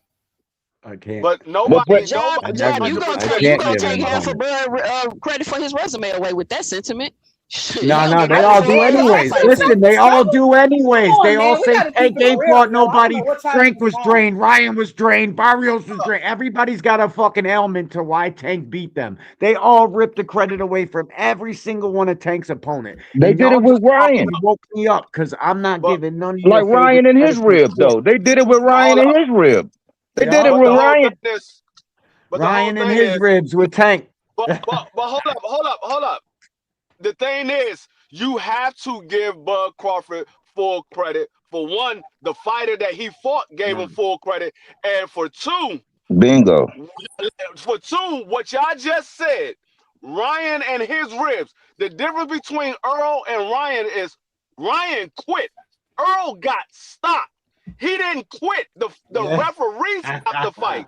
He was still fighting with injured ribs. So you have to give Bud Crawford full credit because Earl didn't go out there and quit. He didn't go out there and say, "Oh, I can't take no more." The referee stopped that fight. It wasn't Earl that stopped fighting. The referee stopped the fight. So you have to give that when man I full see credit. when I see Errol fucking Spence hurt from a jab, I don't know, bro. That's what I'm saying. That's what I'm saying. Y'all, I mean, listen, y'all. I give him a lot of credit for showing up on the night and getting through it and getting the victory. Now you had all these injuries. Hold on. D1, you said Errol from a jab, so Bud wasn't snack activated. Oh, I love it. Oh, where's manager Marty at? Fucking half the horsehair was missing out of his Where's glove. I got manager Marty at? Do it look suspicious now? Yeah, you know. How do you train getting hurt from a jab? If you get hurt from a jab, you just got hurt from a jab. You can't train for that. There's no training regimen that you go through to protect yourself from a jab outside of blocking the jab or avoiding the jab. If you got hurt from a jab, you was going to get hurt from a jab whether you was 100% or you wasn't 100%. Nah, You gonna get hurt from that bro. jab. Because he ain't take a punch in 6 fucking weeks, and now we know that 6.5. That was the first punch he's took in fucking 6.5 weeks. I give But Bud see, a lot of here's credit. my thing, I right? just can't give him full. No, I'm So gonna give EJ the credit for going in there. I'm not giving Bull full credit because from what EJ said, he wasn't 100%. I mean, As we can see from the eye injuries, as we can see from the car injuries, we can see all of that shit. How y'all gonna tell me a man with all of these injuries going into a fight, the other nigga get full credit? That doesn't even make sense. That's a fact. What up, B More? Because you said in man, front of you. I had to put that nigga Jake ass Willie Card because he was talking shit, man. He know damn well what the fuck he said, yo. That nigga get up here and try to gaslight y'all, yo. He try to gaslight people. That's what it was. Yeah. It is what it is, and it was what it was for sure. That But nigga I just had, know this, though. he put out super If chats. I was a Shakur Stevenson fan right now, I would not be fucking like happy with the dude. I'd be fucking calling him out. Like, how the fuck did you just put us through the Ray Ford shit, talk all this shit on the internet, and now you're not making the fight? Now we hear you're possibly fucking at Zuffa. I would be sick with Shakur if I was his fan. Just saying. Man, Shakur full of shit. He Hold told on. that man that if you give my little son an opportunity, I'll give you the opportunity. Hold his ass to that. Put his feet to the fucking fire on that. That's it. Seriously. Did Plain and simple. Big Dog Willie crucify Shakur for getting there with De Los Santos with a fucked up hand? Nah. Nope. Why? Because he edged out with the victory. That's the only reason. But that's if you really score that fight, that shit could have been a draw, or you might have could have gave it to De Los Santos. According to how You they definitely could have score. gave it to De Los So listen. Santos. It's debated fight. So listen. So Big Dog Willie didn't come out with the knives and the pitchforks like everybody coming out for Earl now, but Shakur got in there with a fucked up hand. Ain't nobody saying that. That's why I'm saying, man, we gotta let that shit go. Wait, I'm gonna tell you this. I'm gonna tell you this, right? I'm not gonna let it go for two reasons. The fact that Shakur Stevenson and EJ are in the same sentence, I'm gonna act like you didn't even say that because they're not even the same type of nigga. But I'm EJ went saying, through his whole entire thing and unified that shit. You know they what I'm not. saying? Shakur is a punk. Shakur's a punk. Damn right. But not in that sense though. Not in that sense though, Jab Queen. I'm saying in the sense that he got in there, he took that fight and got that bag, knowing that he had a bad hand. And then he come out afterwards and do the same thing. But his hand's been bad since he started boxing, so we can't go with that. And what through the hell that got to do with you turning your back in the ring and running to the opposite side of the ring? We're not going to do that. EJ is a But you know what? He always has been, he always will be. So we're not going to do that. Hey, but Jab. Nothing like EJ. Nothing like it. Hey, Jab. You know what that nigga Shakur said? He said, "Fuck the fans." No, his He needed the EJ walk on water picture. I promise you. His grandfather, his hands was hurt for the last 6 or 7 fights prior to that. That's what I'm saying. So I don't want to hear that. So his hand was always bad. It didn't matter whether his hand was bad or not. I just didn't like the fact that he tried to use that as an excuse when you always had bad hands. You had bad hands in the Oscar Valdez fight. You had bad hands in the Jamel Herring fight. You had bad hands in the Yoshino fight. You had bad hands when you fought what's the other dude? The other dude that he fought, Artem. You had bad hands in that fight. You always had bad hands. It wasn't no different. It wasn't. This stop you from having D free. Do you I don't know if y'all getting my point. I would never push Shakur in there. I just said that Earl was different and he built different in how he was stepping on shit. And like, okay, so I would never put them. I'm saying in the fact that Shakur knew damn well that his hand was fucked up, and then he say that's why he fought like that. Didn't nobody come out with knives and pitchforks for Shakur?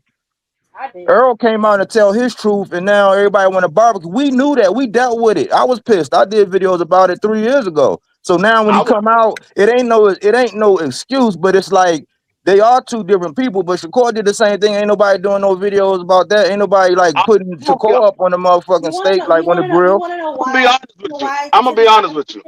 Nobody expects much of Shakur, and we can tell by the way his fighters, his fans let him get away with shit. No one really expects too much from this kid. I mean, pay attention. They're not really putting his feet to the fire to get there with Antoine Russell or getting there with O'Shaquie. You don't hear nobody talking about him making that damn bet with O'Shaquie and making him stand on it. So they don't expect much from him. This is why they didn't hold his feet to the fire, because they don't expect much from him. I'm gonna be honest with you. I didn't feel bad after the Earl and Bud fight. I just knew that that wasn't the same Earl that I'm used to seeing, and he just confirmed. He just confirmed everything that I believed. I was like, that's not the same Earl that I'm used to seeing. I was like, something was off, and he just confirmed it. So, but I'm not taking that away from Bud. Bud did what he was supposed to do. The dude got in the ring. He wasn't up to speed, and I always say that. Is whoever comes in on their A game and another guy comes in and he's not on his A game, 9 times out of 10, that guy that's not on his A game is going to lose. So it's any given fight. Just like in football, it's any given Sunday, it's any given fight. Bud Crawford can go in there and fight Earl Spence 9 other times, and it can happen the same exact way. He can fight Earl Spence 9 other times, and Earl Spence could win those 9 other times. All it is whoever was at their best that night. It goes based off of that night, and at that night, Bud Crawford was the better man. It just is what it is. At their best, D3. That's what you just said. I want to address Big Dog Willie real quick, though. Big Dog Willie, you the type of nigga that just throw shit against the wall to see what sticks. What the hell do Tank and his situations with women have to do with him in the ring, have to do with anything we're talking about now? I can't stand when people... Not a damn thing. Talking shit about Shakur to his feelings. See, a lot of people use that. A lot of people want to use that as an excuse, as in, oh, Earl might not be 100% for this Tim Tszyu fight. I'm like, I can't judge off of what he did that 3, because it's 3 years that passed. He can be a lot better or he can be a lot worse. But right now, I got to judge it off of what I see today, not what I saw 3 years ago. Right. And I think a lot of people is looking at what happened 3 years ago and think we're going to get the same thing today. But that's not uncommon, D3, because that's all we have to go on. You know what I'm saying? That's the last experience that we've had with EJ. So it's natural to have questions and concerns. Okay, so let me ask you this. 3 years ago, let's say 3 years ago, Tank Davis was one of the best guys, and he didn't have no draws, he didn't have no blemishes on his record. Now he has a draw on his record. Does that mean Tank Davis is not still one of the best guys? No. That doesn't mean it means we have to see how he comes back. He's been out of the ring. You got to go off is what he did with Lamar Roach. All you got to go off is what he did with Lamar Roach. Exactly. The last fight we saw him in. No, God. I'm telling you. I'm asking you because you said that's all you got to go off of. I'm saying based off of the last time you saw Tank Davis in the ring with Lamar Roach, it didn't look like Tank Davis had the power. It didn't look like Tank Davis can figure out Lamar Roach. That meant that Tank Davis is not who he was prior to that. I thought Tank won that fight. Well, no, me too. I don't think that, but I will say this: that necessarily it doesn't mean anything. We didn't know that anything was wrong with Tank going into that fight, although you could see something was bothering him. But again, that's the last fight that he had. He took a knee, whatever the case may be. Does that mean he's going to come back and take a knee? No. But he also hasn't been out 3 years. He also didn't get beat to a pulp in his last damn fight. It was competitive. Some people thought Roach won. Some people thought Tank won. So we can't really say that. Those two things don't even go together because one of them got beat and stopped. The other one didn't. But Tank got something going on right now, and he's about to have a fight. We don't know he's coming back yet. Did he announce that? They negotiating right now. They negotiating right now. Nah, he's probably going to get that belt up, to be honest with you guys. They negotiating right now. He's going to run out of time. He's going to have to get that belt up. I I don't think he's going to have to get a belt up. I think he's going to be able to fight. I don't think that they would be sitting there going through negotiations and all You that. think you're gonna extend the purse bid or go to purse bid in 2 days? Extend the purse bid or go in the purse. Yeah, because that's what they got. They got 3 days. I think 3 days left to figure But a deal. D1, if it goes to purse bid, that just means another promotional company is going to pick it up. That doesn't mean that the fight is off. It just means another. I'm just saying, bro. If they order the purse bid, if they don't get a deal done, Tank's dropping that belt, bro. No, he's not. He's not dropping that belt. I guarantee He's not dropping it. Why would he drop the belt? Because they went to a purse bid. We'll see in 2 days, bro. No, I'm asking you, why would you think Tank Davis dropped the belt because it went to purse bid? Because, bro, I just don't think they're going to be able to get a deal done. And it's either you're going to have to get a deal done. I know, but drop the belt. I understand what you're saying. I'm asking you, why do you think Tank Davis would drop the belt because his fight went to a purse bid? I never said that. You're saying I said that, but I didn't say that. I said they're not going to be able to get a deal done, and if they can't get a deal done, something's got to happen with the belt. It's got to go to the mandatory challenger. If Tank got to wait till fucking early winter to defend the belt, they're going to have to figure it out within 2 days, bro. No, listen. As long as they come up with a deal. If they don't come to agreement, it will go to purse bid. Tank Davis don't lose the belt because it goes to purse bid. I understand that, bro, but I don't think they're going to be able to get a deal done in time, and he's going to end up vacating that fucking belt. That's what I'm asking you. That's why I'm asking you. D1, you gotta listen. D1.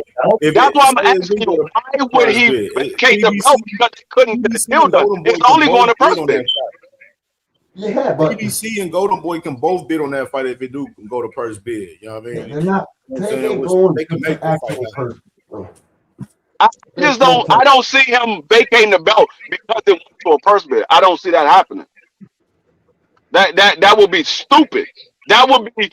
It's either he's going to have to vacate it or defend it and have it go to purse bid. You think PBC wants to let a fucking Tank fight go to purse bid? No, what I'm saying is, if it goes to a purse bid and you drop the belt, that almost look like you're ducking. It looked like you was being a difficult one. You couldn't come to agreement. Now that it went to a purse bid, you dropped the belt. It looks like you're ducking.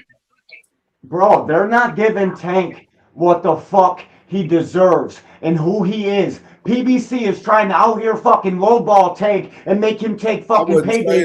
I wouldn't say that, D1. I wouldn't put that. So what's happening? Schofield being difficult. Schofield gonna shoot himself in the ass. The money is not an issue for us. That's nasty business, D1. That's nasty business. I would not be questioning. The person that said anything about the fight was Keith Schofield. Keith Schofield's the only one that said anything about money. Davis side ain't never said feelings over a fucking belt, bro. Tank don't care about that fucking belt. No, listen, D1. Listen, D1. You saying they trying to lowball Tank Davis? Tank Davis has never came out and said anything about any money situation. That was only Schofield's side that said that. So where are you getting this information from? So what do you think? Schofield doesn't know what's going on in a fight where he's got the fight? No. Schofield about to fuck himself up. That's what he about to do. All right, man. Y'all got it. Yeah, that's right. So if it go to purse bid, if it go to purse bid, he probably gonna get less money than what he was asking for. Yeah. Yes, he's gonna get less money if it goes to purse bid because let's say hold up, D1. Let's say PBC is giving Tank Davis 2.5 and they giving Schofield $700,000 or $1 million. If Schofield said they want money for the fight, and PBC said we're not giving you no more money for the fight, this is what you're going to get because this is what we giving Tank Davis. And it goes to purse bid. And let's say somebody wins the purse bid for you already. I know how it works. I hope to get a deal done, bro. But 2 days from now, You guys got confidence in that? Let me ask you a question. Hold on. They send that contract. Hold on, Mr. Lynch. D1, when have Tank ever gone to first bid though? He's about to in 2 days. No, but I mean, what history do we have to suggest that Al would even let that happen? We don't. I'm just saying we got 2 days. Okay, I don't know why so you what? guys are giving know a they shit can over make an fucking extension on WBA that crap. first bid too. I'm just asking, D1. I'm not coming at you. I'm just asking because I've I'm never just seen saying, Tank go to bro. first bid. Don't be surprised if this shit don't work out and we ain't getting Kid Austin versus Tank Davis. If it don't work out, it won't be on Tank. The game needs him. The game needs If it him. don't work out, it won't be because of Tank. And if the Schofields is bullshitting and stalling at the table, they gonna lose that mandatory. That's what's gonna happen. Flat out. I'm gonna just keep it 100. Whatever fucking Tank offer that man Schofield, they You need better to take take it. Exactly. That's what I'm what it saying. comes down to. Like It they ain't don't have no fucking. fucking. They ain't got zero negotiating power. They should take what the fuck they're offered. It's not going to go to first bid anyway because Oscar really don't want that fight. He said that out his own mouth. He don't think the Kid Austin is ready for that fight. Well, how many days we got left? 2 days, 3 days, something like that. I thought it was 1 day. 1 day. I thought it was 3. I don't care how many days we got left. I don't think Tank Davis is dropping the belt if it go to first bid. He like, I'm still getting a bigger pie anyway. Yeah, I'm still getting a bro, bigger pie. you lose a lot of traction when it goes to first bid, bro. You don't know who's buying the fucking fight. It's literal, bro. You're playing the lottery, and Tank Davis is too big of a fucking commodity. If they allow this to go to first bid, hold on, guys. If they allow this to go to first bid, that's on the PBC. No, but see, listen. But Hold listen. on, be free. Let me say this. I wouldn't even be surprised come Monday, and they don't got nothing done. They end up extending this shit another couple of weeks. You know what I mean? So that's why I said I'm not pressed like that over this shit. They gonna figure that shit the fuck out. I'm not that pressed. I mean, to be honest, it doesn't hurt Tank Davis either way. If it goes to first bid, what it shows is Schofield and them are being difficult. They want more money than what they deserve. They want more money than what they deserve because we all know that Tank Davis is the A side. We know he is the breadwinner. So it's going to look like Schofield and them want more money than they deserve. If it goes to a purse bid, regardless of who picks up the purse bid, we know what it's going to be. Because they don't got no daggone, they don't got no promotional deal with the WBA. Because if they ain't got one with the WBO, they ain't got one with the WBA. We know it ain't going to. It's going to be Top Rank. It's going to be Matchroom. It's going to be Golden Boy. It's going to be PBC. That's going to be even if Golden Boy wins the purse bid, Tank Davis is still the A side. He's the champion. Bro, he's the champion. PBC cannot allow a Tank fucking Davis fight to get to purse bid. They better not. I don't understand what's the problem. What? You got the fucking Tank Davis is the largest star in the game, and you allow one of his fucking fights to go to purse bid. It looks really bad for the PBC. The fight is not going to purse bid. It looks bad on Schofield. Schofield's the one that asking for more money. Why it's going to purse bid? Schofield is the one asking for more money. He's the one asking for more money. He needs to get the fuck out of the way and get his mandatory revoked. Because he's got no room to negotiate. It's not nothing on PBC because the mandatory is asking for more money. And they're like, we're not giving you that much money. That's all they have to do. And then the WBA would extend the purse bid. They would just give them some more time. I bet you that's most likely what's going to happen. D1. Do you not find it ironic that we ain't had to go through none of this shit when it came up to him and Shakur? Like, go through what? Huh? What? Go through no fucking.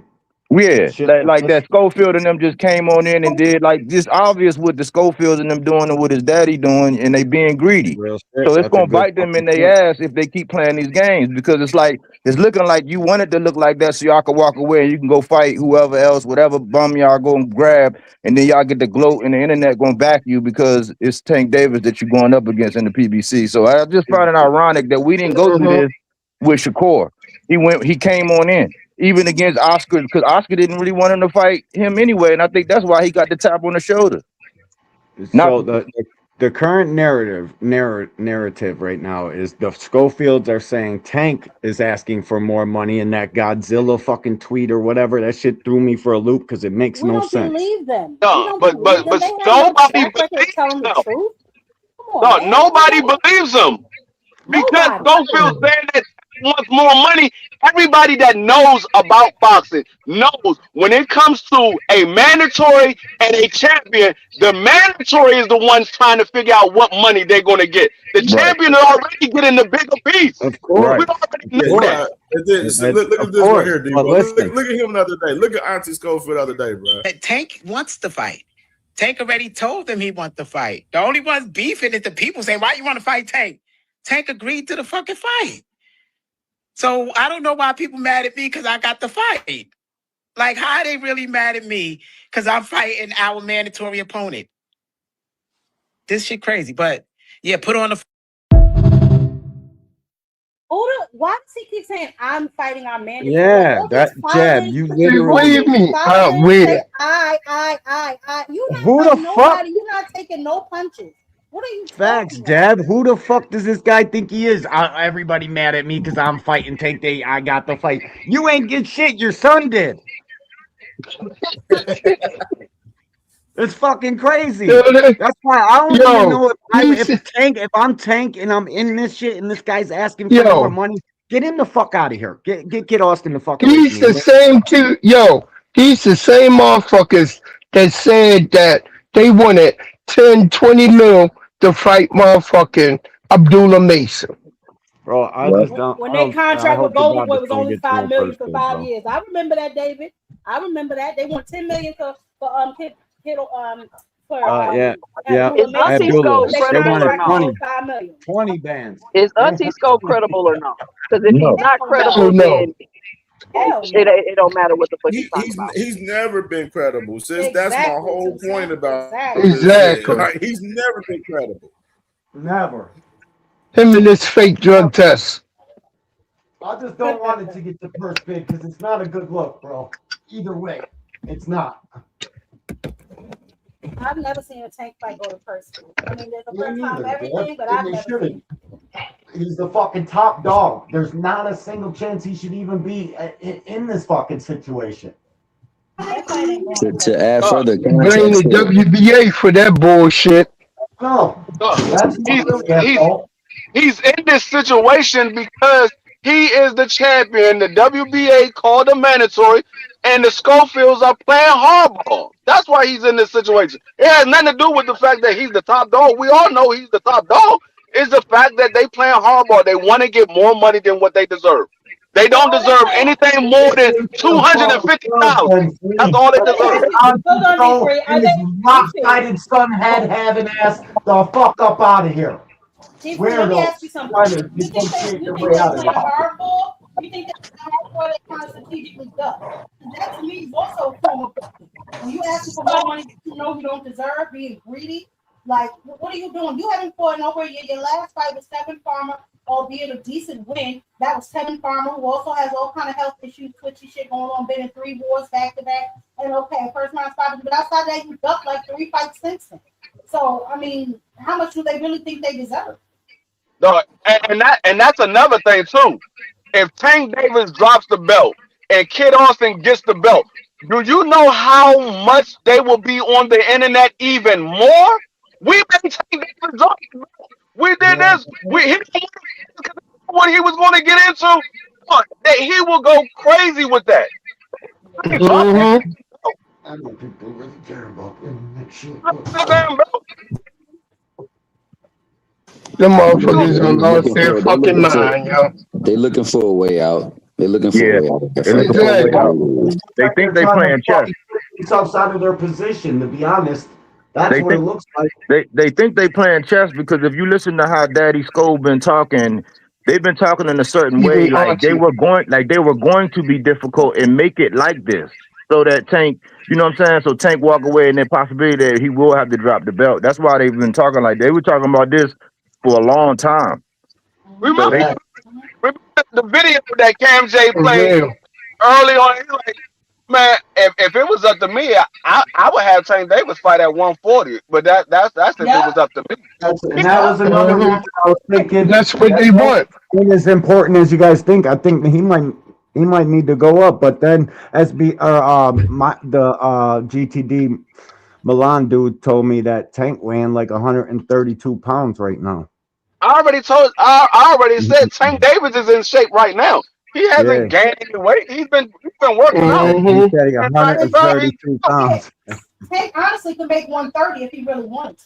Yeah, that's what he should have done, and make these dudes have to even go down to an even lower weight class to fucking fight him, because he's a low dude, and he's gonna draw and garnish the attention no matter where the fuck he fights, because he does the same thing every time he's in the ring, and that's exciting. All the talking on the internet could never fucking match what that kid does in the ring, and that's why he is who he is. Yeah, Tank in that F you thought this was shape, because I think he coming back to straighten some things that was crooked, especially regarding his name. He knows who he is, man. Man, so I just seen something interesting from Turkey Al-Sheikh. I wanted to show y'all right here, man. So, and this is interesting from him. And I see people like kind of like sad for Turkey Al-Sheikh with him saying this for some reason on Twitter right now. But Ring Magazine, I guess they put out this tweet right here where he says, I'll do my best to do a meeting soon between my brothers, Dana White, Nick Khan, Frank Warren, Eddie Hearn, and my partners and friends, The Zone, to make peace and revolution for boxing. I hope I succeed in boxing fans see the white smoke rise from the chimney. I want to do it before losing my memory. I'm afraid in 2028 or 2029, I'll forget my name. So I guess Get the fuck out of here, nigga. That's an evil man getting his evil karma. That's an evil man. Look at my face. What are we talking about? I'm gonna tell you what he's Look at talking my about. face. Your memory, nigga. I know exactly what he's talking about. His daggone government gave him the 2028 or 2029 to get this shit off and running. If it's not, you shutting down shop. That's what he's telling y'all. Bingo. Yeah, listen, he is sick. And He they got trying to get that crazy fight with disease. And he told us all that when he first got here. I tried to keep people fucking informed on it, but it's all and they good. trying to get that fight to be out of England and sent to Vegas. That's what it is. What does he have? Dana What does White, he have? listen, guys. He knows Dana White exactly has when a he gonna lose fucking his memory. reputation What does to he have that he uphold. knows exactly when he gonna lose it? Lying nigga Dana itis. White is not going to play nice with none of them. He don't give a fuck about holding hands and having fighters fight on Riyadh season cards. Dana White has done his business one fucking way for the entire time anybody's ever known who the fuck Dana White is. He can't just go now and start breaking down barriers and doing all this shit with all these other promoters, because he's operated one fucking way. And that's as a fucking totalitarian, as a fucking dictator. He calls the shots or he's not involved. It's simple as that.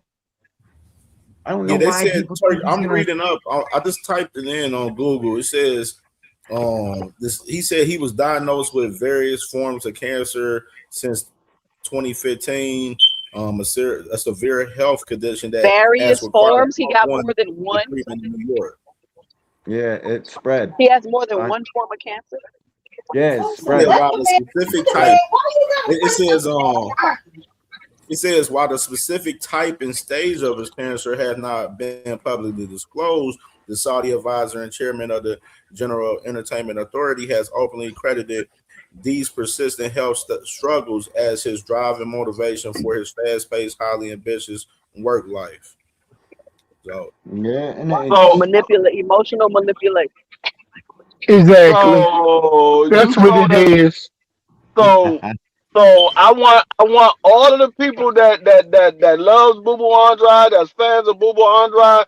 I want them all to react like the Earl Spence fans was reacting when Earl Spence came out and told his truth. Mm-hmm. What Boo Boo say? Exactly. What Boo Boo say? He said he had a rare form of disease. That's what he said. He's been sick since 2020, since 2015. Yeah, Who, Andrade? I knew he was sick when he got Yeah, here. that's what he said. Hey, yo, Bodywork, you still up here? Yeah, I'm here, bro. Hey, Bodywork, I wanna piggyback off of something you said a while back, man. I think that you was talking about how when Spence gave that interview, he was actually giving the actual thing that happened and was breaking it. Well, he didn't give everything, but he let it be known that things wasn't right with him going into that fight and things of that nature. You want to know how that was real because you could look at the body language and Andre Ward when the interview first started. The nigga was standoffish. He was like, "Yeah, nigga, this some BS." But when it started to carry on, that nigga Andre Hey, Ward started let feeling me that let, nigga. hey, let me point out something. Let me point out something that I peeped. Somebody else peeped it too, but I'm like, see, media ain't gonna push this.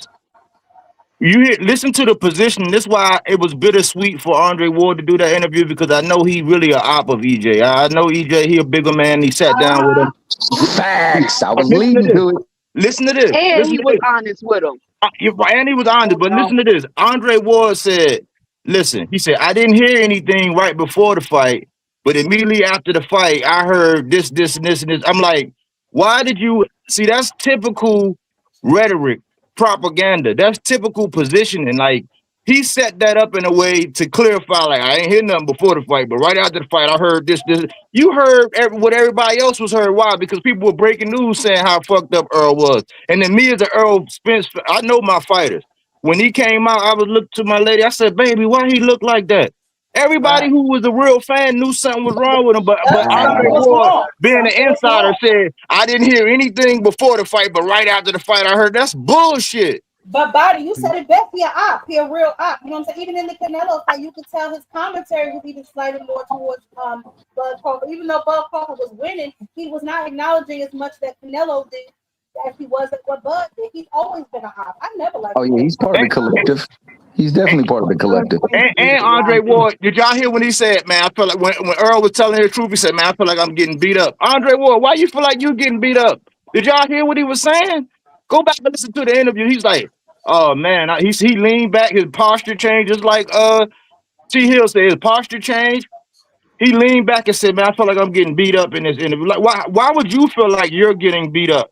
Because he's telling you the truth. Why? Because you're thinking like everybody else, like here you go, Earl taking it away from, but Earl gave the credit. He just telling his story, so people would rather him be in silence and not say what was going on instead of him giving his fans confirmation of what from the horse's mouth of what's going on. It's like I say a lot of people on the internet are bi. Y'all want it both ways. You can't have it both ways.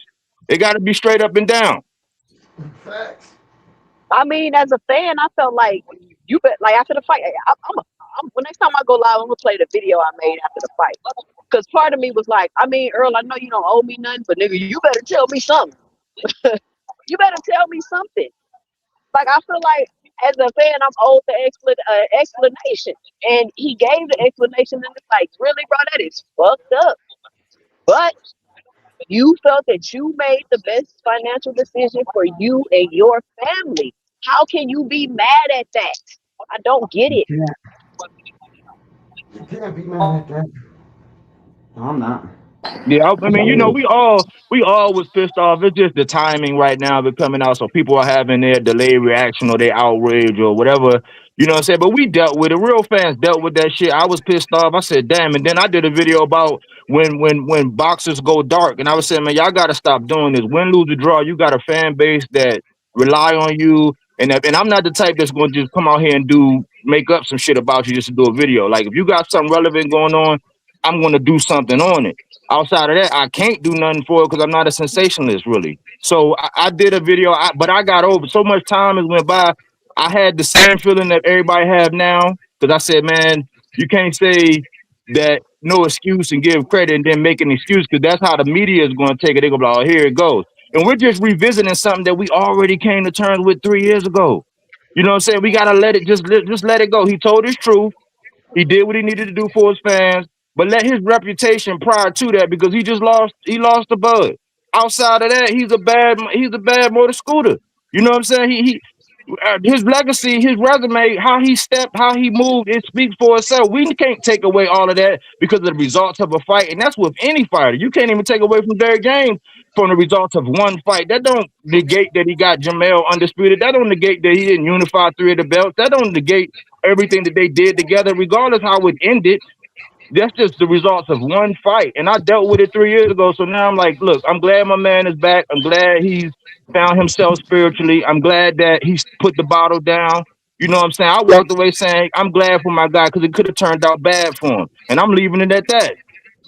That's a That's a fact. fact. That's Let's be honest. was better Let's be said than honest. that. Earl is I only wanna getting this go reaction back because to he's a PBC I wanna fighter. go back to this If this was turkey shit. I ain't any gonna other lie. fighter, y'all crazy. I want to go back to this turkey shit. I ain't gonna lie. Let's go back to this. 'Cause this man, I think D Free, he kind of puts him on the button. Oh, Until DC was on the money with that. He definitely on the money with that. you know what I mean? 2028, 2029. And I seen somebody say something on Twitter, said, I seen somebody recently said something about this time about, he said Turkey Al Sheikh is one of the ones that caused most of the problems in the first place via Zuffa. And everyone was fine until he came up with this Zuffa shit. Facts. What's your thoughts about that? I have to agree. He's been an agent of chaos since 2022. I think that this is really his way of saying, listen, I got about a year or 2 left and I'm up out of here. Which we all knew that he wasn't going to last. You know what I'm saying? He tried to help Dana White, I guess, get his little group off the ground to see how much he can do with that. And if that ain't shaking, he out. Look what he did to Live Golf. He bounced. Same shit he did in other places with other sports. Then he do that with soccer and all this other shit. So this is not nothing new. Yep. I'm not surprised. And Zuffa, if you go back to his origin, it was always supposed to be a feeder system for the ring. Like, I don't know how people don't see that. That's why they always promote. And that's why the campaign to devalue the sanctioning bodies and the belts. That's why they slowly started doling that shit out and letting people gobble that up. And this philosophy, like, yeah, belts don't matter and this and this and this, because, and they start pushing this ring shit. Where the ring traditionally was the real number 1, number 2, not because you designate this being a number 2, but the real number 1 versus number 2. Now you could just designate like, oh yeah, they get ready to fight for the ring belt because I say that they're fighting for it. But Zuffa was originally made to be a feeder system for the ring belt. So Yep.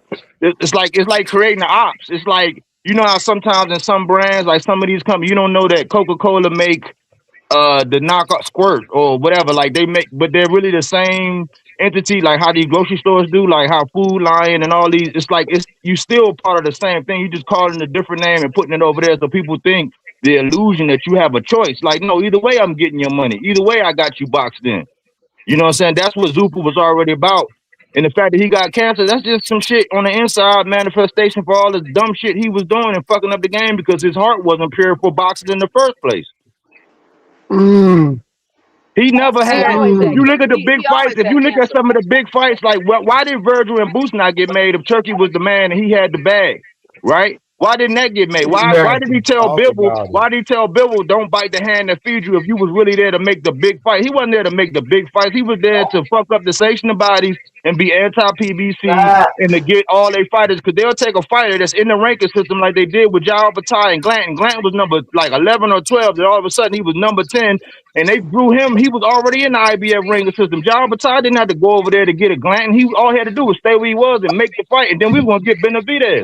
But they convinced his ass to go over there. They convinced his ass to go over there, right? And then say, oh, David ducking. How the fuck is David ducking when you left the spot where you was in? Spotty work. You couldn't have said it any better, but what you should have did was reverse the order, nigga. It was really to decommission the PVC and the system that they have in place to fudge up the apple cart, so to speak, so they can't make the money that they have been making. Right. Because the fighters have been making bread over there. And these Mickey Frickies ain't giving them that bread. So yeah, you right about, you absolutely spot on with that is. Appreciate it.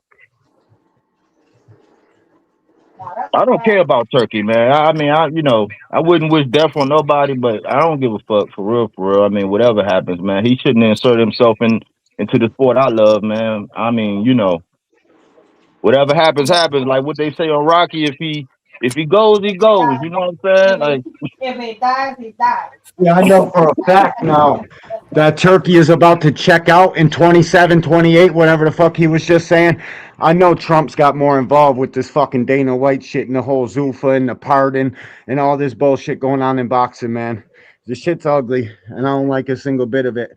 I gotta finish my workout. Y'all have a great day. Be good, be safe. Hey, well, All right, D1. right? Yeah, we're watching the fight. No show. I'm just gonna have a live stream. We're gonna watch the fights panel. Y'all know how we do it. You know what it is. Motherfucking fight, boy. Fuck that. I can't talk when the fights is on anyways, bro. I can't. I'm watching all the fights, so shit throws me off. So we'll just I'll give away some cash and shit. You know what I mean? So tap in, bro. Appreciate you, Cam. Be good, be safe, guys. Ladies. Yo. Peace. Yeah, like Rich, who said anything about belts? We're not talking about belts. I'm looking at it in the perspective too, like, you know what I'm saying? Like I told y'all before, Zuffa, all the man did was just add more dirt to what the fuck we had on the sport. You know what I'm saying? And the shit we've been seeing, from this past week, from Sunday, bro, it's some real live corrupted ass shit, like some corrupted shit. And I think it's went over a lot of a lot of this shit that's been going on for real in these last few days. Too Rich, I see you over there shadow hating over there. You been came out of the woodworks, huh? When I told that nigga you heard something you ain't like. You ain't heard something you like. I told the nigga to hit the link, Cam. The nigga more than welcome to come speak his mind. Slip your mind. No, you ain't trying to do that. You did it. Delusional ass. You delusional just like the rest of the motherfuckers. Delusional. I wonder what he think about Shakur right now. Come on up, and Devin Haney, nigga, because you know that they move like the boxers supposed to move. He's a Shano's Clan member. He's definitely a Shano's Clan member. And between, I know he's torn. That nigga's anti-PC truck member. Them niggas here that's fucked up now. They see that the emperor has no clothes on. Hey, I like that picture, baby boy, man. You working, dog. Shout out to CamJ, dog. You the network at work. He torn between the two right now. I know that. Latoya Lucky. That nigga Latoya Lucky out there. Devin, I don't know who I'm fucking with in this shit, man. This shit crazy, man. Nigga, you torn in between the two? Torn between two lovers, feeling like a fool. Do we pick Devin Haney or is Shakur real cool? You know you my nigga, dog. I just be messing with the player. Oh man, yo. Bill was flip flopping and diddy bopping. Hey, Drag Queen. He was flip flopping and diddy bopping. He didn't know which way to go. No motherfucking fan, nigga. You a Shano's Clan, nigga. He ain't no motherfucking fan of a sport, nigga. Diddy get bad enough, these niggas gonna start pussy popping. Whoa.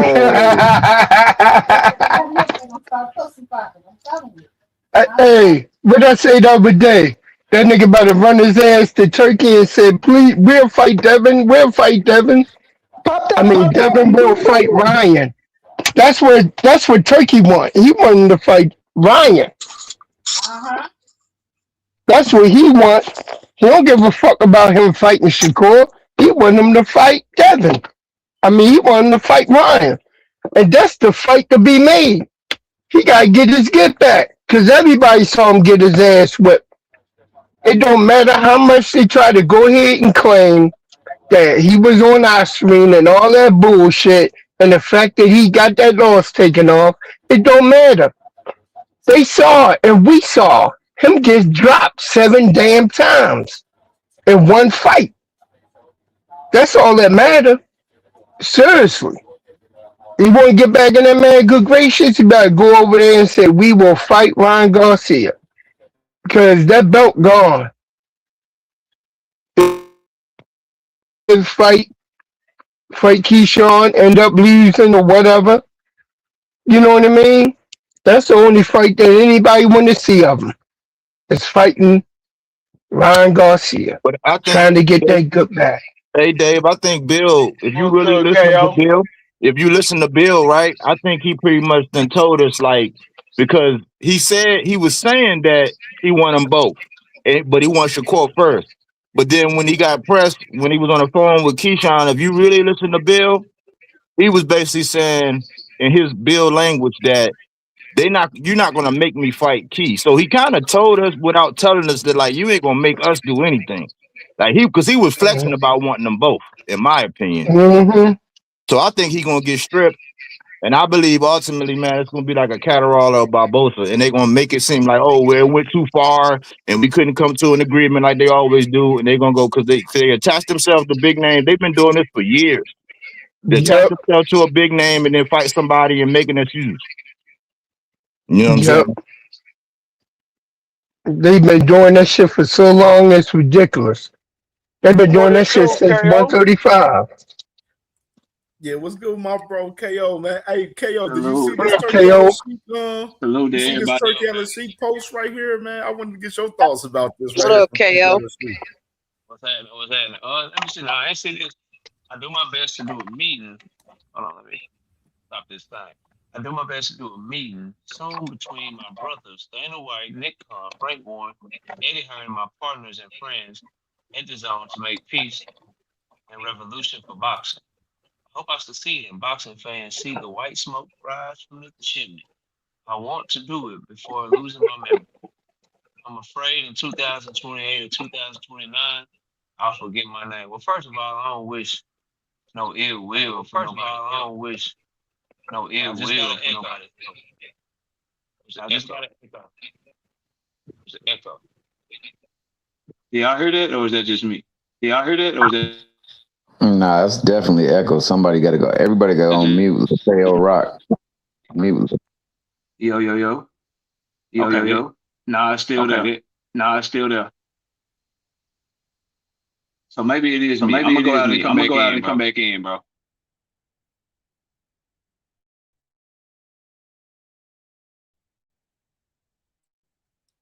Yeah. KO was on that Beyonce.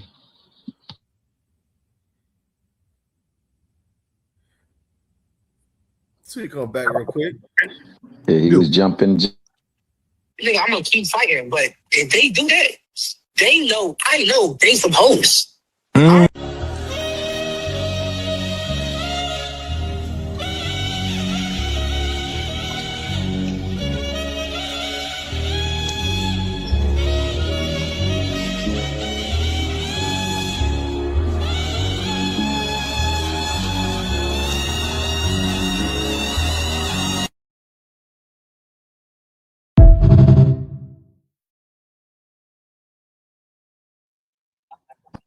No, little commercial break. You know what I'm saying? A little.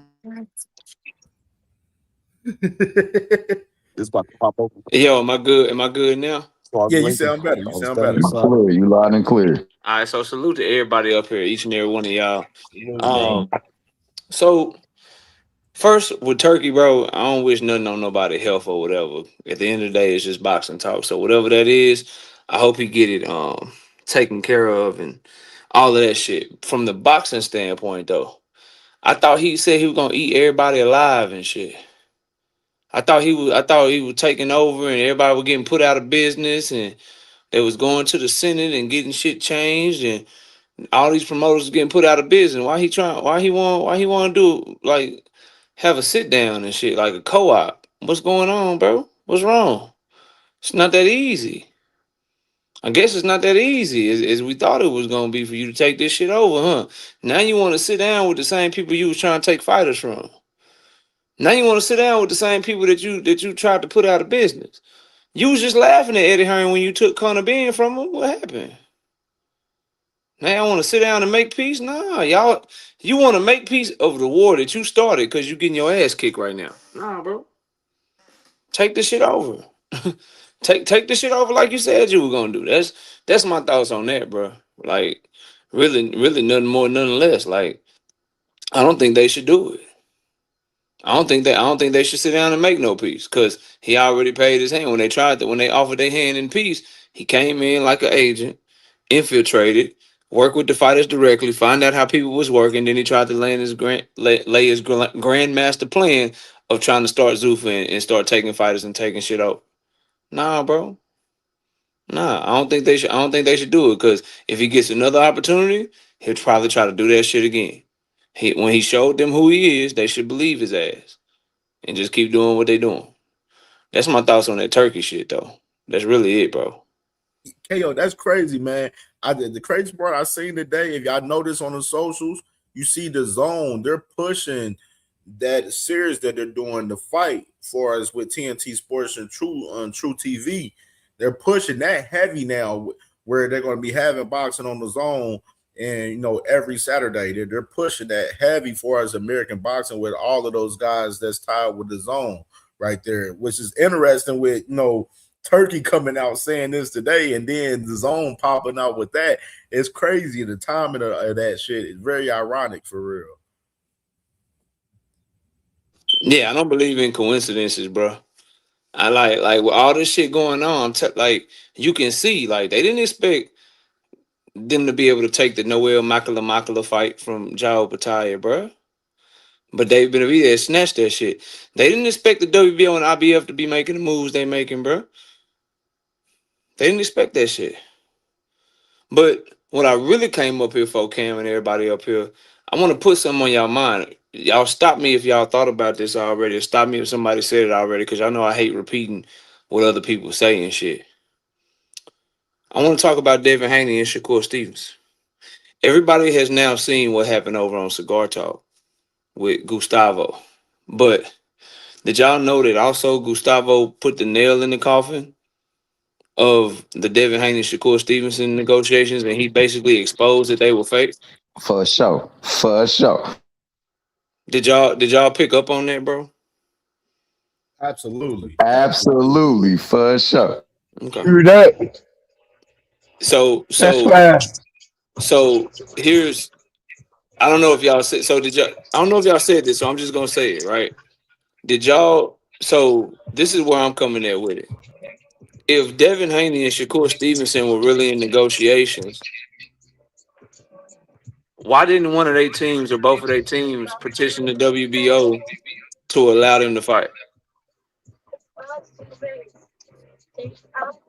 Because they weren't ever in You didn't hear negotiations. what Bill said, KO? He said it was a miscommunication from the start. Nah. Yeah.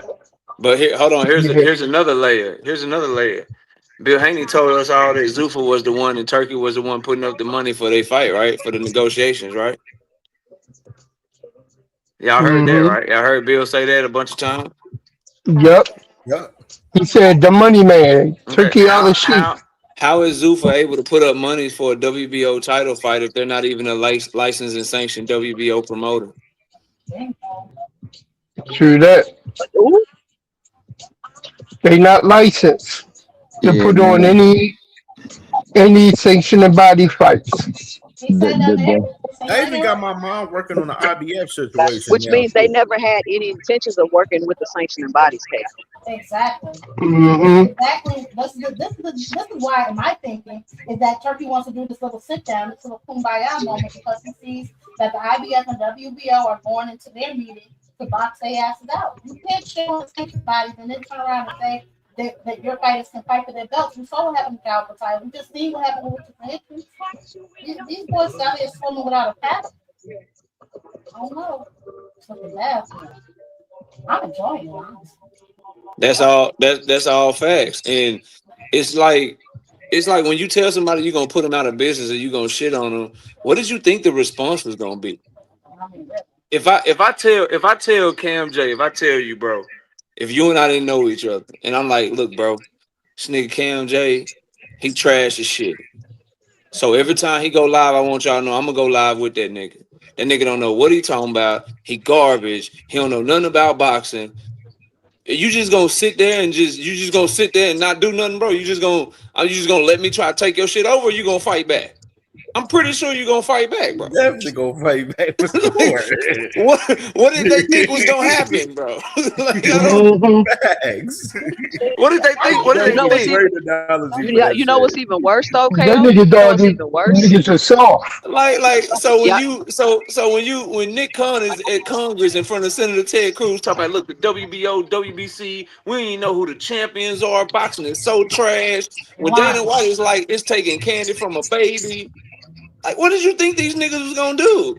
Like, what you thought they was just gonna sit around? Like, come on, It's gonna fam. be interesting. It's gonna be interesting anyway because Frank Warren is still in lawsuit suing them. You know, Dana White has all of these lawsuits going against them. I don't understand how they even have time to make this work. Only person I can see them actually maybe even getting on board is the Zone because they own what is it, like 60% of the Zone or something like that. Maybe Matchroom got to do a little something, shake a little something, but Queensberry, PBC, I don't know if they gonna sit down with them Golden Boy. Like, what are they gonna do?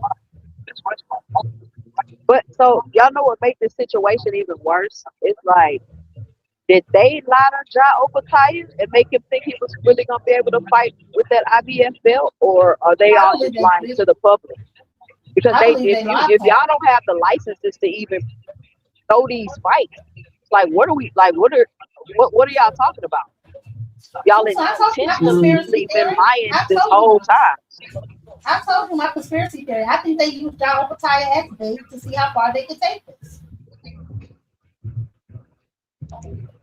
They didn't lie to him, man. They didn't lie to him. They said, look, you can go over there and fight as long as when you fight, it's going to be like a trinket. You know what I'm saying? Not a belt. If you go over there and it's a belt, we not going to sanction that shit. And when they figured out, when they came out and announced that it was for a Zuffa belt, the IBF was like, oh, well, you already know the deal. And they snatched their strap.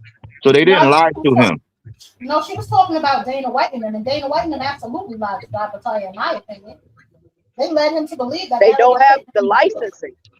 Yeah, they can't do nothing with it. Like it was on the IBF for him to keep that strap. So for him with that strap, and they was basing everything on the ring. Because remember earlier when I said Zuffa was really originated to be a feeder system so they can pump up that ring. That's why they started trying to devalue the sanctioning body. So they gave him enough money and they said, look, you're gonna be the spotlight, you're gonna be our guy. And then they tried to flim flam thinking that it was gonna be big enough for the IBF to be like, all right, well, go ahead. And IBF was like, no. They're like, no, it don't work like that. And John Batal already knew because he got stripped for that strap before. So they were playing chicken and they lost. Man, here's the thing too, bro, and it's crazy when you put that up there, and I hadn't seen it, CamJ, so I'm still wrapping my mind around it, bro.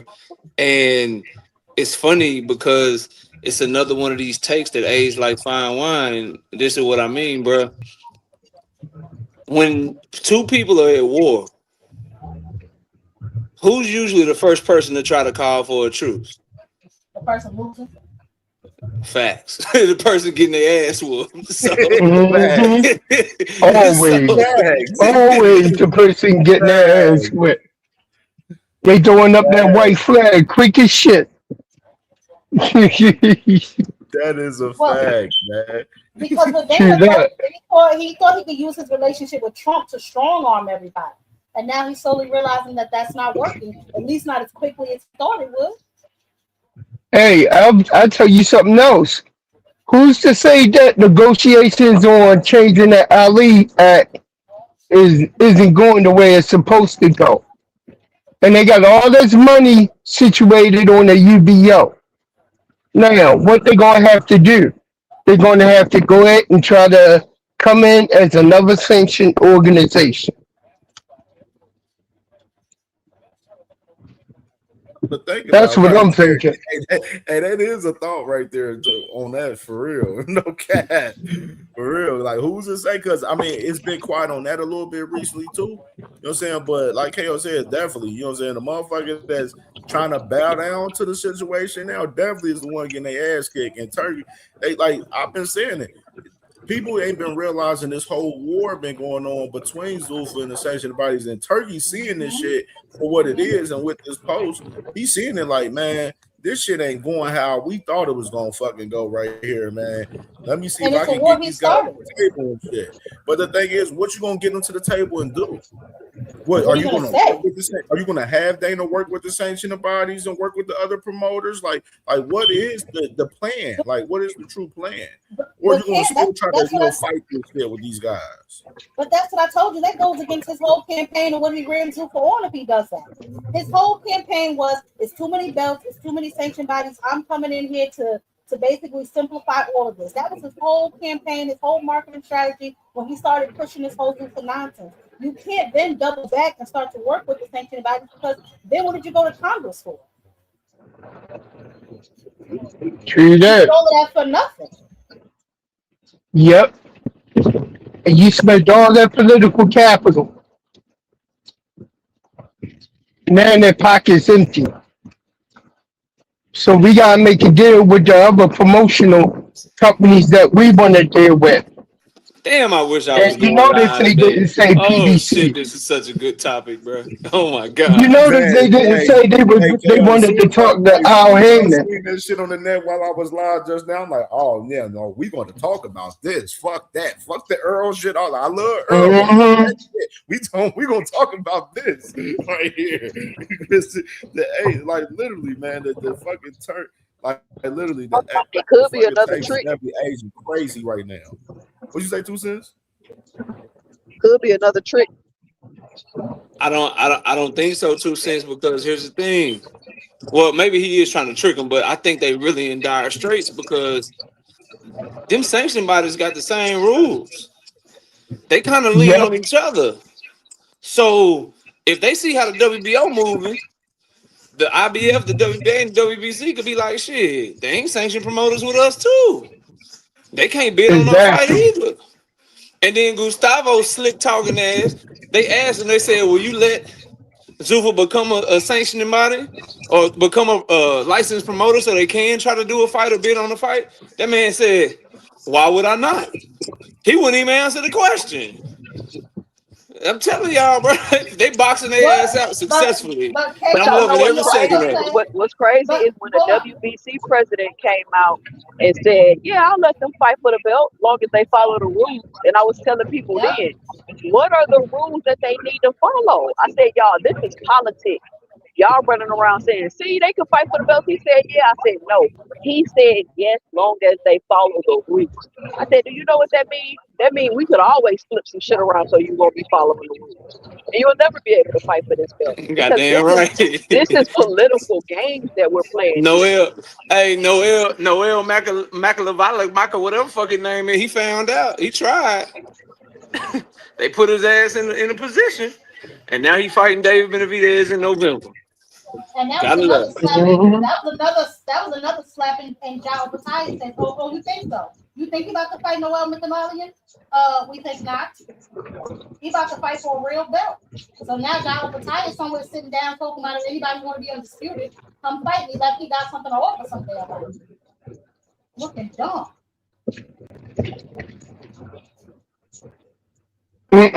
Go with a tangle web they weave when they try. I'm trying to tell you. Oh, and look at Bill Haney's. Here goes Bill Haney's latest response on Twitter. the last hour. Please show us. Please show us. Bill Haney, he posts a scale with 200.4 pounds right there. They're talking about post your weight challenge. Talk about Shakur. And then he says, I respect the WBO, I respect rules. I also believe that boxing belongs to the people. The people have made it clear they want to see Devin and Shakur share the ring. Man, get the fuck out of here. See if that fight can be made. If not, Keyshawn Davis next. Bill knows what he has to do to make that fight. He's playing these games. Like, you either gonna fight Keyshawn to keep your belt or drop it and fight Shakur. It's that simple, Bill. You out here trying to see that word spaghetti again. Maybe go with that word spaghetti. This nigga's pathetic, man. Even pretending like you have any options at this point, bro. You don't have no options, fam. You already exposed out here. Nigga, lucky I'm not on Twitter, man. I wish I was on Twitter. I tell that motherfucker, how Zufa put up money for your fight? They can't even be licensed in the motherfucking WBO right now. Niggas need to ask this nigga some questions, bro. Lying ass nigga, man. Lying like a motherfucker too. He stay trying to create another narrative. But that shit ain't working. If y'all pressing for Shakur so bad, then drop the belt and press for the That's fight it. for Shakur. Drop the belt. Drop the belt. Exactly. So bad. Like, Give it up. That's all he gotta do is give it up.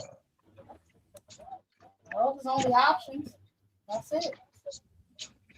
Like, it is that simple. Like, drop the belt and move the fuck on and try to get Shakur in the fucking ring. If y'all gonna put that full court press 100% like that. I got a question for y'all though. If they go to first bid, how much y'all think BHP gonna bid?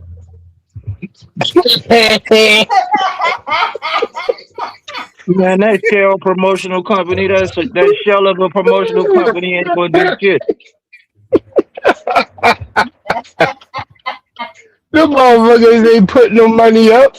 They know they not gonna be bidding on that fight. Eddie Hermport, they called on that a long time ago. He said, since you're BHP Promotions, put on your own fight.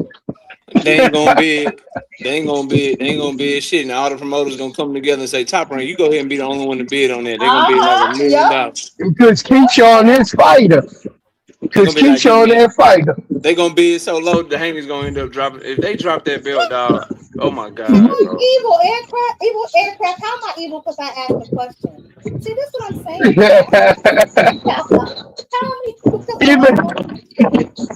even aircraft carrier can see that Bill Haney ass is naked. The Emperor has no clothes. He has no choice, nigga. The only other choice you got, drop the belt and say, and hold turkey hand and rub it real gently and say, can we fight Ryan? That's the only thing he got right now. Seriously. They don't fight Keyshawn. And then for some reason, they do not want to fight Keyshawn. They could swallow their pride, and well, they're gonna have to drop that belt either way. But that shell up a promotional company ain't gonna do shit. They like Tommy from Martin in that job. You ain't got no job, Tommy. You ain't got no goddamn promotional company. So they can swallow their pride and go back to Rolly, but they don't want that ass whooping. That might be an ass whooping. They could do that. They ain't gonna do that though. Hey, Dondre, come put whatever you said, bro. Come put it in a private chat, bro, on StreamYard, so I can bring it up, so I can see it. I don't know where. I don't know what your shit is on Instagram. I mean on Twitter, bro. I just put it in there for you. He emailed it to me first. I just put it in there for you. Bet. Let me see. All right, chill. All the time I with boots. Oh yeah. I seen this. Yeah, this is what I was talking about earlier too. Nah, but somebody got some background music. Y'all mute that up for the screen to come down. Who playing music? Yeah, whoever playing music, bro. But play Cam. Let's play Let's play Where's Waldo, because there's something in there that's really interesting, bro. Oh yeah. I know what you're talking about. Let's see if it let me show it and play it. Then we got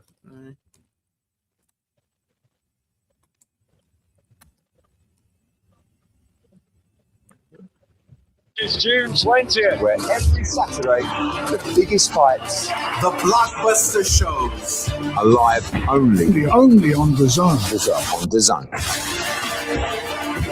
So join us ringside, because Saturday nights, all right for fighting.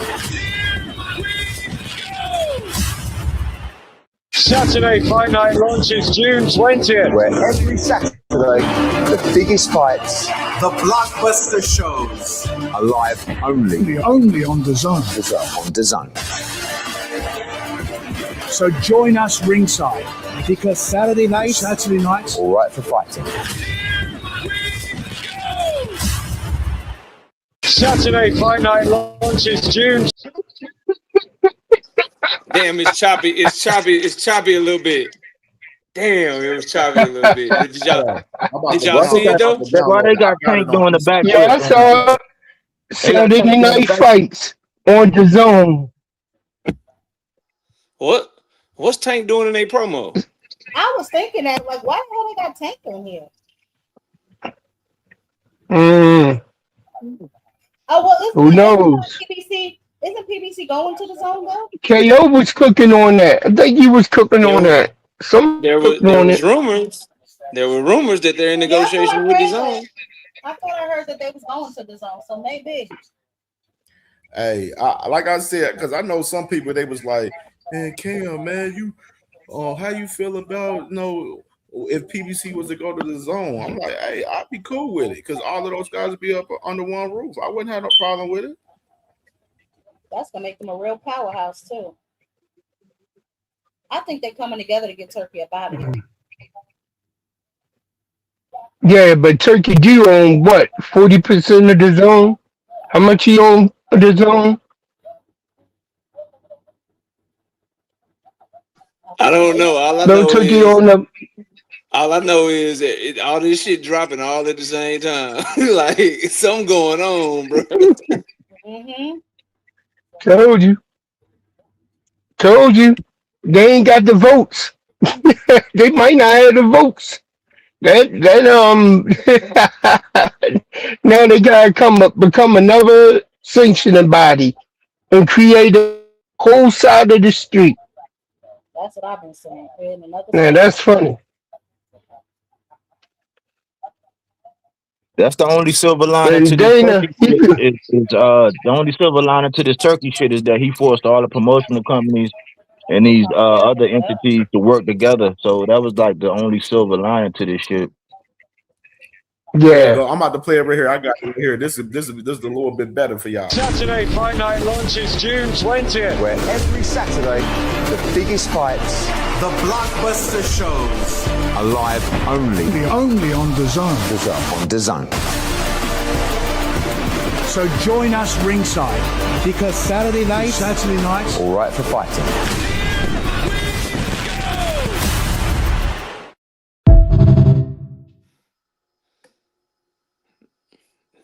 Flip off of the rope. And we know they ain't got nobody over on the Zone right now that can do a flip.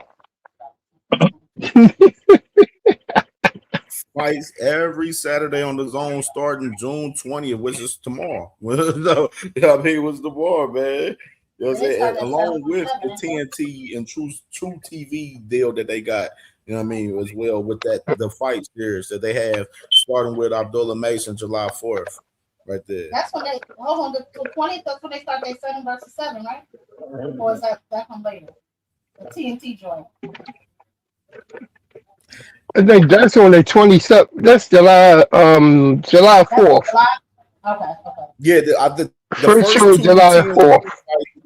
For the fight series is the Abdullah Mason and Joe Cardina and Lamont Roach and Williams Zepeda for August 1st. Okay. So those are the two first far as they're doing far as the fight series on TNT Sports. Goddamn gear. Yeah, I seen people online talking about it. They like, man, why they got Tank in the video and everything, doing the backflip and everything right down online. I think they might be in negotiations. Who knows? Tell the truth. And I could see if that was from the Ryan fight. Maybe they would have rights to it since it was a DAZN and PBC Showtime event. But that backflip was from the Barrios fight. Mario Barrios fight, PBC, so they would have to have permission, or maybe the PBC to DAZN rumors might be true. You never know. Mm. But I can't wait to find out because They did say that I don't PBC think was. that's for no. I don't think that's for no reason.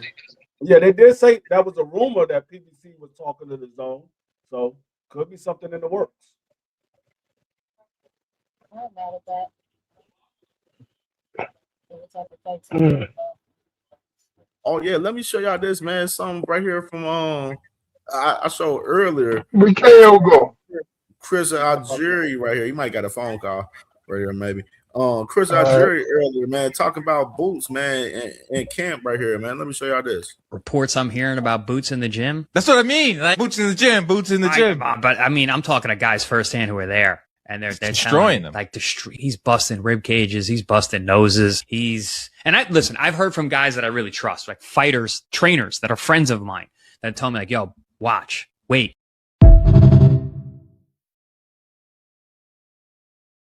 Hey, I'm gonna add a I'm little sorry, context to TD. that. I'm gonna add a little bit I'm of sorry, context to that. TD. That boy gonna get it. TD just did an interview with a fighter from out of the Bronx, and he's been sparring with Boots for this Xander Zayas fight. And what he said was, Boots have been beating people up in the sparring. He has been beating people up.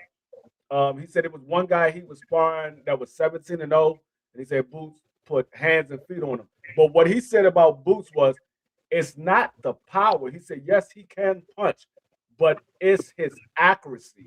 He said with his accuracy, his reflex, and then you add the power, he said it's going to be hard to defend against that. He said that's the reason why Boots is so dangerous, because he got in the ring with him and he was like, it's not so much the power, it's about where he places his punches at. You don't know if he's going to go to the head, to the body. You don't know if he's going to throw a combination.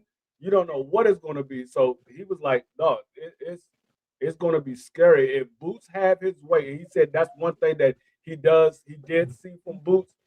Boots likes to command the ring. He makes you fight his style of fighting. He's a ring general in that ring, and his ring IQ is excellent. And that's what he said. He's been sparring with Boots for this whole Xander Zayas fight. So that's what he said. And it's on TD's page. He just did the interview today at 12 o'clock. It's on his page. Yeah, I'm definitely gonna watch that shit after the show for sure. I remember TD definitely say he was definitely doing the interview. That's crazy right there, man. That's crazy. Body work, you had something, bro? Huh? No, I ain't had none. Remember what Coach Calvin said yesterday in that interview? In one of the interviews, he said he was up in Philly because, they take fighters up there to get sparring there. And they said Boots look phenomenal. So I take that man word for it. There's a lot of people that have seen Boots since this whole fight has been signed and ready to go. And they seen him within the last couple of weeks, and they was like, Boots is a lot bigger than what everybody's going to expect.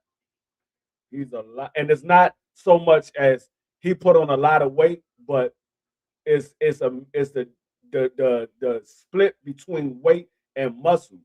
He was like, Boots put on some weight and he put on some muscle, and they was like, he's going to be a lot bigger than what everybody expected. He said, I seen him up close and personal. He's going to be a lot bigger than what everybody expected. When everybody kept saying Xander Zayas is much bigger than him, he was like, I don't think so. He said, if anything, they right around the same weight.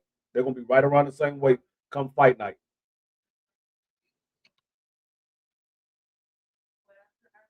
Man, from what I see, it's going to be the birth of a body snatcher. Boots is going to show how much of a body snatcher he is.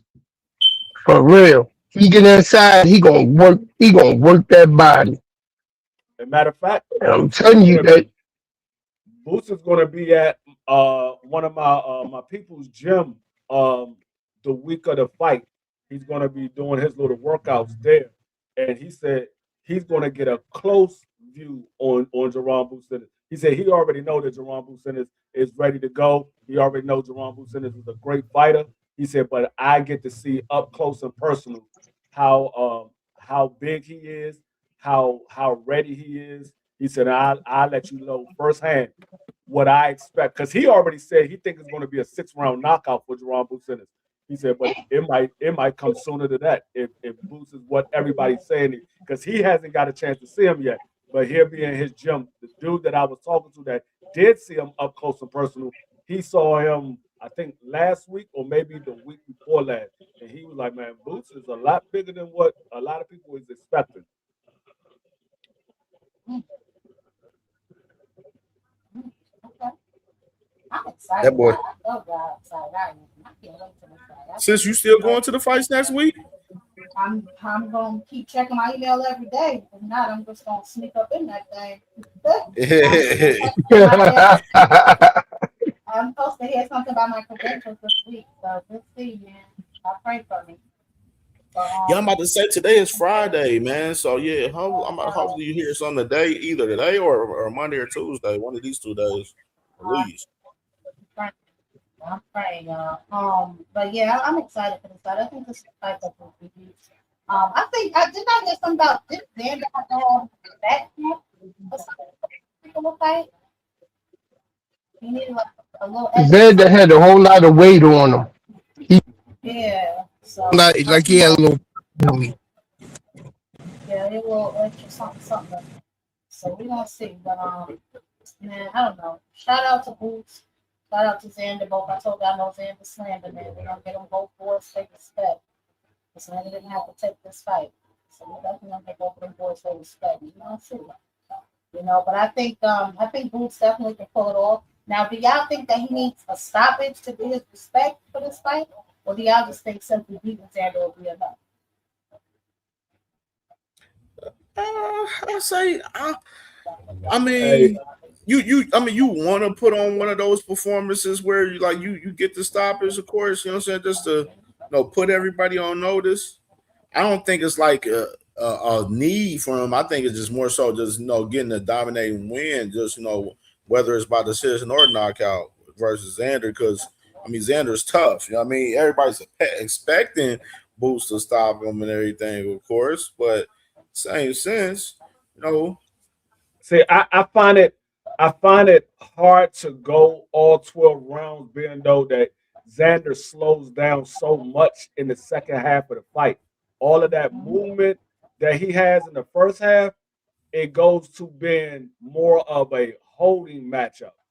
And Boots is not somebody that you want to get in close range with, because he's going to go to that body. And that's why I said I don't see it going 12. I will be surprised if it goes past 8. I will be surprised if it goes past 8, because I think Xander. I don't think Xander is going to get knocked out cold. I think it's more so his trainer is going to stop the fight because he's going to be getting beat on. I have to agree. I think it may be a little stoppage later on, somewhere later in the fight, because Xander does slow down towards the back half of the fight, and with Boots' accuracy, as the boss does, that's going to be a problem. Because Xander, it's not Boots. That accuracy. I know they already excited about this fight, sis, already, because they already done put out on the fight week already. They already put out the fight week schedule for Boots already today already. So they definitely excited about Boots already, obviously, because usually they put the fight week schedule on Monday, and they put the shit out today on Friday for Boots and Xander. So you see, they definitely pushing this thing. And I seen this dumb narrative today too. I seen people today too, like some motherfuckers like I seen some people on Facebook say this shit. Motherfuckers are saying that they don't see Boots and like see Matchroom and Top Rank in the zone promoting this fight. And I'm like, where the fuck y'all been at? Where they been at? Yeah, I was saying, where they been at? Everywhere, in my opinion, like all over the internet. Commercials and stuff like commercials and stuff. There ain't on YouTube and stuff. You will see on YouTube and stuff like you. I've been seeing this fight very, very well promoted. Definitely, I've been seeing it before too. So I'm not sure what niggas is talking about. Where they watching it? Where they looking at? I mean, shit. I know shit. The main. That's actually. I mean, to be honest, the main fight that we probably been conversating over the last 2 months been this fight. Like this been one of the main fights that's been highly anticipating that we've been conversating about. No, that's fair. I know some people might be nervous. Some people might be a little nervous, you know what I'm saying, depending on what they're going for, but I'm excited. I think this is finally what it needs. You know what I'm saying? It's stamp. And then he'll be a unified, you know what I'm saying? I wonder if Devin will challenge him like he's ready to challenge Xander. I wonder if Xander better be ready. I think Xander been looking good in camp. He been looking. Now Xander been looking good. Xander been looking good, so he's taking himself seriously as he should. You believe in himself, man. How long with that? Hey, hold on. Here go the fight schedule right here. I just pulled it up. All right, so this is the fight schedule for next week. Right here, man. Obviously, you got Monday. They got the first official face-off for both guys. Then Tuesday, they're going to do the undercard media workout. And on Wednesday, they'll do the media day coverage on Wednesday. And Thursday is the final presser. And then obviously Friday will be the public weigh-in and everything. And then Saturday is fight night, which they got the fight starting at 5:30 right there. So it starts at 5:30 for us the prelims. What that undercard looking like though, Cam? Undercard, it's decent. It's decent. I think July 4th. I think Abdullah's card is better, in my opinion. But the undercard is slick though. I got you to compare nothing. I mean, I'm just saying it. I'm just saying though, sis. I'm just saying, twin, it's better. July 4th got the fire. Yeah, you got now my favorite fight on this card. Obviously, I've been talking about it. Jahad Tucker and Yuri Cedeno. That's my favorite fight on this card. I believe that's gonna be fight of the night on this card next week. And you got Ben Whitaker fighting Ricardo Rivera right there. And Emiliano Vargas fighting Bryce Mills right there. Am I the only one who don't think that Ben Whitaker that way? Yeah, I like Jahad, man. That's my guy. Hey, I'm just saying July 4th. I mean, then you look at July 4th, then you got Scooter Davis, you got Tiger Johnson fighting the top 15 opponent, and Chris Guerrero right there. You got Shushu with Renee Palacios, another top 10 opponent that he's fighting right there, defending his first strap. I mean, the Mason brothers on the card, you know what I'm saying? July 4th is fire. It's lit July 4th. The whole July schedule crazy. The whole month of July. Yeah. Yeah. Ain't that when Lamont fighting too? Lamont card on in July, ain't it? It's on August 1st. August 1st. The EJ card is in July.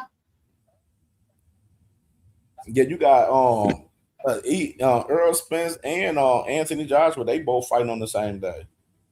Yeah. AJ fighting that kickboxer, ain't it?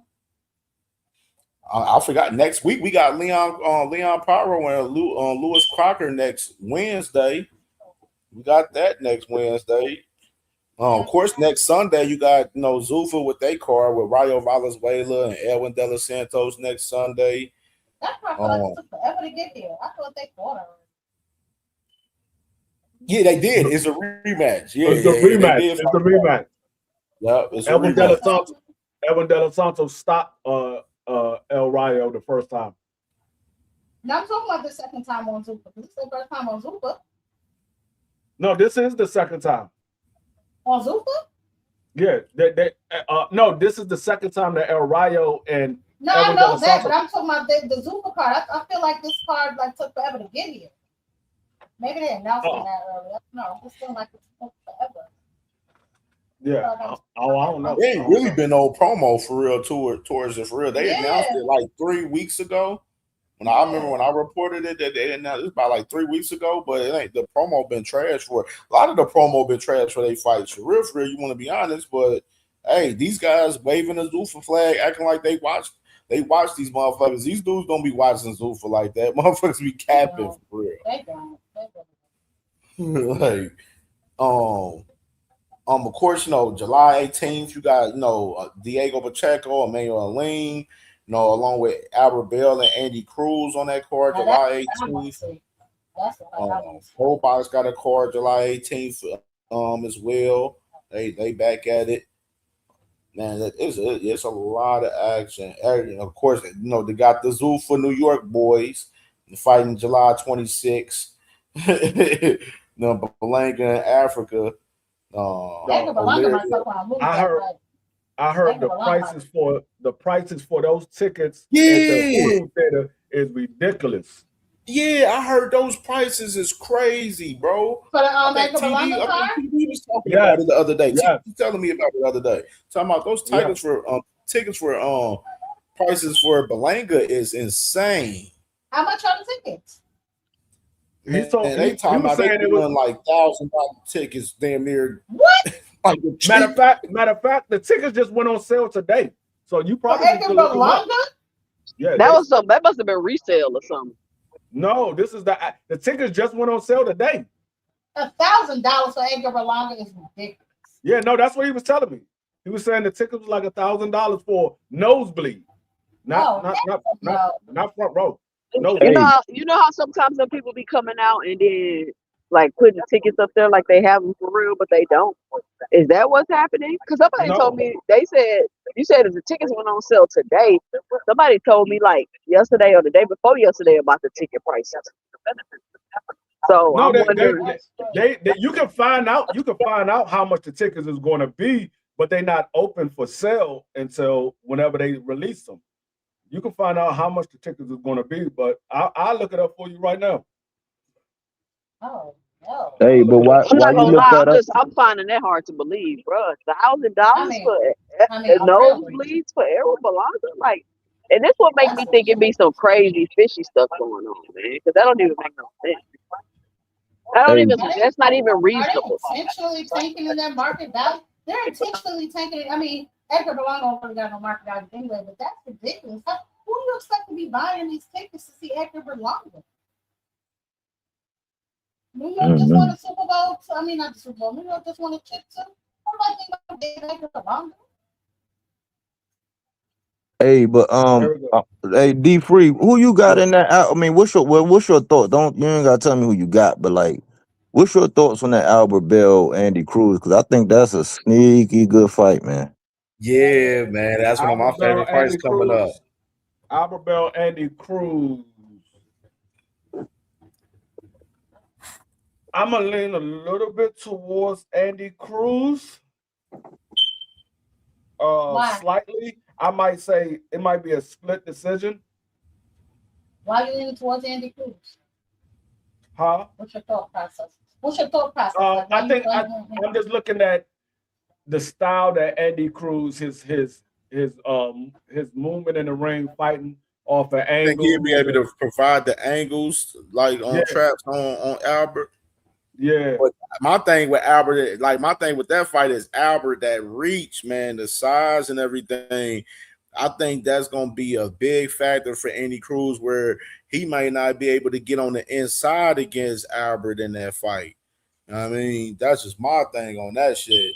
I do understand the angle, because I was thinking the same thing for us, the angles that Andy can create in that fight against Albert. But man, Albert, man, I just think with that reach, and he just keep his distance and be able to know how to control that pace and everything. It's gonna be a chess fucking match fight. It's gonna be, I think that fight, that's one of the best fights that we're gonna see for real coming up soon for real in this next month between them two guys. Them guys, it's gonna be a fire ass fight for real. Yeah, I know. Years ago, I said Albert Bell got, as far as form, I seen him years ago, man. He got like some of the best form I've seen, man. Like as far as like how he throws, his technique and how he throw.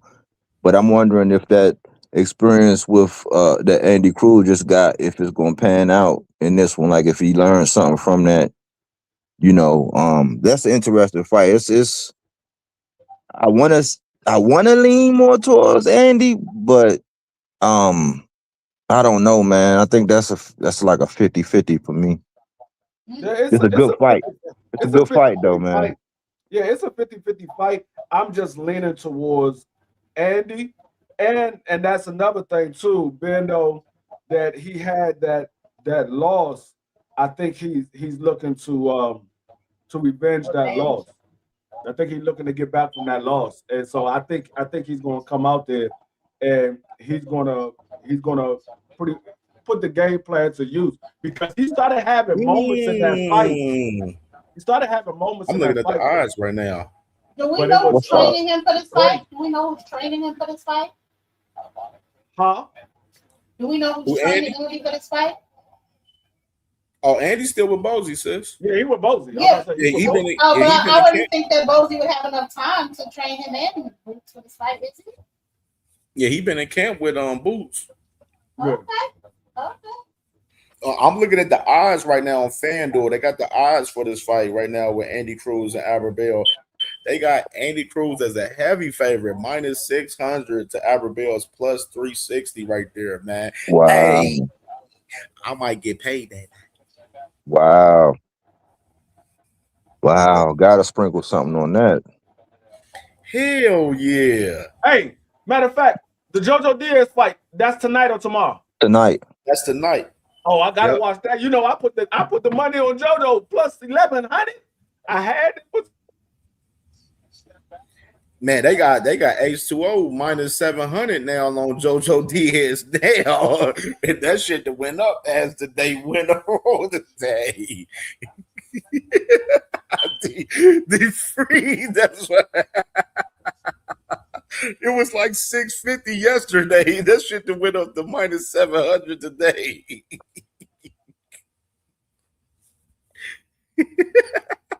I just don't know what JoJo we gonna get, man. I don't know what JoJo we're gonna get. But I know if he catch H2O, he could change the fight. I don't know where JoJo at, man. He got a history, How much I want man. to bet after this fight? If JoJo Diaz don't win, how much I want to bet the Scorpio is going to talk cash? How much I want to bet after he backed out of the fight? How much I want to bet? They can't help themselves. Yeah, I picked H2O in this fight versus JoJo Diaz. I picked him by decision. I picked him by split decision in this fight. You know what I'm saying? It may be a close fight because I ain't too crazy about H2O either, but he's the favorite in Vegas for this fight tonight. This Misfits card is pretty decent. I ain't gonna lie, this shit decent tonight for real, man. Jahan Ingram versus Devin Cushion, which we Coach Calvin was talking about how he was training and coaching Jahan Ingram recently and everything, which is that fight with him and Devin Cushion. That's going to be a banger. That's going to be a banger tonight. Like, I picked Jahan Ingram by decision. Hold on, let me see the time. Real quick. I believe it is tonight. It starts at 8 o'clock, 8 p.m. Eastern time. Yep, they got. The fight with Amir Anderson versus Jonas Sylvain. That's gonna be a good one. I picked Amir Anderson in that fight by knockout, like in the fifth round. Tito Mercado, he's fighting on the card tonight, sis. He's making his. He's not with Matchroom anymore. He ended up signing with this LA local company from this local company from LA, like DMG Promotions or some shit like that. And they got him featuring on this Misfits card tonight, where he's fighting this guy Juan Burgos, that's a veteran tonight, where I picked him to stop him in the third round. I wouldn't be surprised if Tito fuck around and stop him in the second round for real tonight. But I did pick Tito Mercado to get the stoppage over Juan Burgos tonight in a 10-round fight. That's my dark horse. Tito, my dark horse at 40, man. And Burgos never been stopped. You know what I'm saying? He never been stopped. So I want to Tito do that, and his brother fighting on that card too. Tito His little Mercado. brother. Yeah, Mercado got a little Yeah, brother. Daniel Mercado. Yeah, he's fighting this guy Oh, okay. Alejandro De La Rosa tonight on the undercard. I guess so. I guess they doing a prelim. So I guess the prelims is probably like 5:30 is probably in the next hour. I'm assuming. Damn, Frontline said Tito Mercado overrated. Damn, Man, Frontline so? tripping. Frontline tripping. That man is not overrated. For real, Frontline? No, that man, I'm gonna put it like this. He might be overrated, and that's because you rating them too damn high. But that might be what it is. You might be rating them too damn high. Man. But All I know is he be stopping a lot of guys that these other guys been going the distance with. He been stopping them, bro.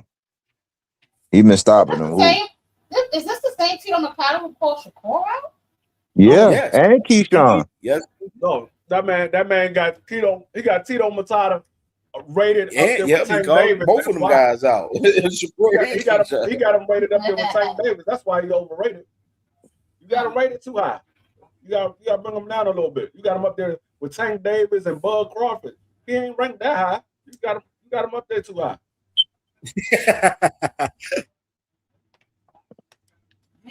Nah, I think Tito, he's a solid dude.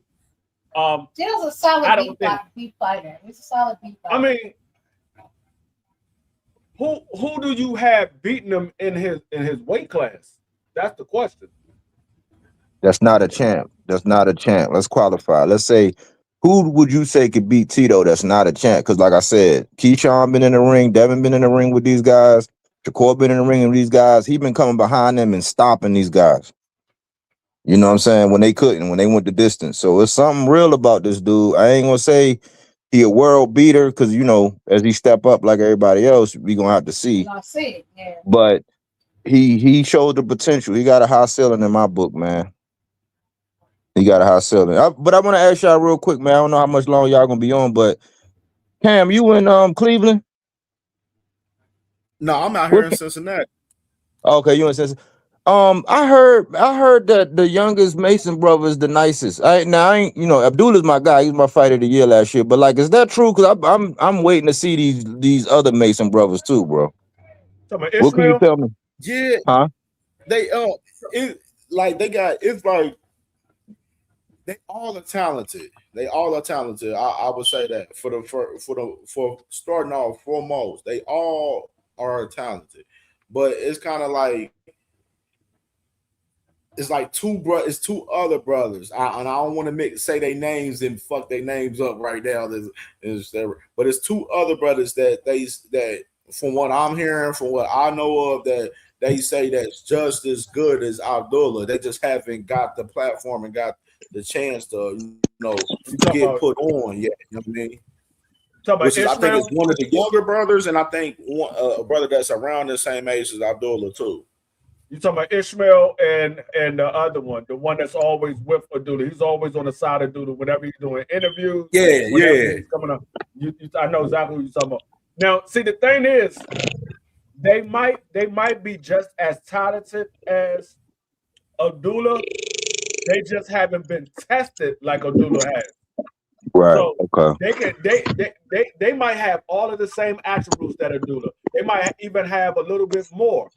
But if they're not tested and they haven't passed that test yet, I can't say that they're better. They have the potential to be better, but to say that they're better, I couldn't say that because they haven't been tested. Like Abdullah, his last couple of fights, he was tested. Yeah.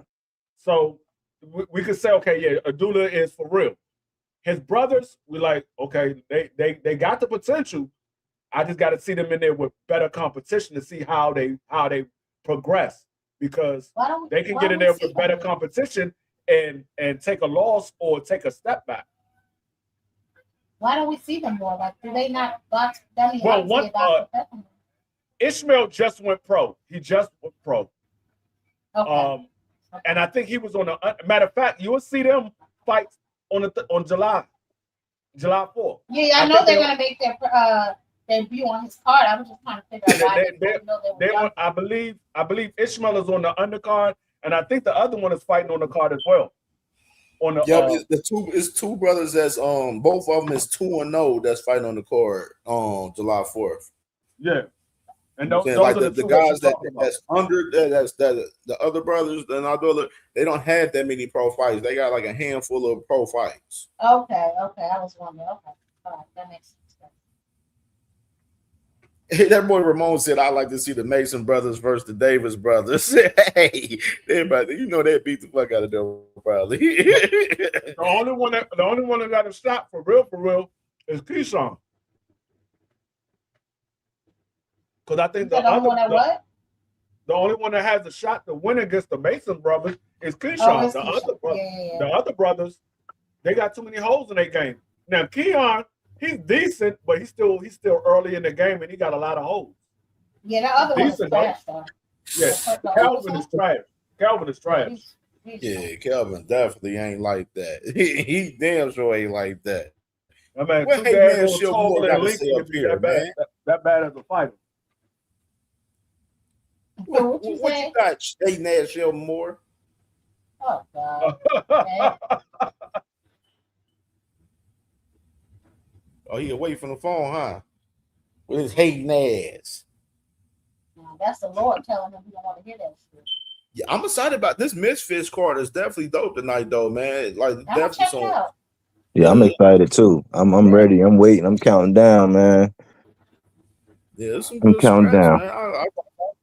Like, cause I know we be watching about. I know me, D1, like D1 be having he'll be having the fights, on StreamYard where we'll be sitting back, on StreamYard watching the fights back, in backstage watching the fights together. You know what I'm saying? Just talking about the fights and shit. Shit be lit for real. Like, matter of fact, I know he's gonna do it again tonight. I know he's gonna do it. Oh hell yeah. He gonna be live tonight. D1 to be live about like 7:30.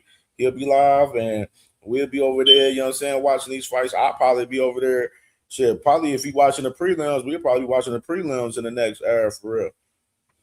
See, I don't got his link. I don't know if I found him, but I mean, shit, you got his link. Put his link out. All y'all put y'all links out there anyway. Boxing podcast. Huh? Yeah, Angry White Man Boxing Podcast. Okay.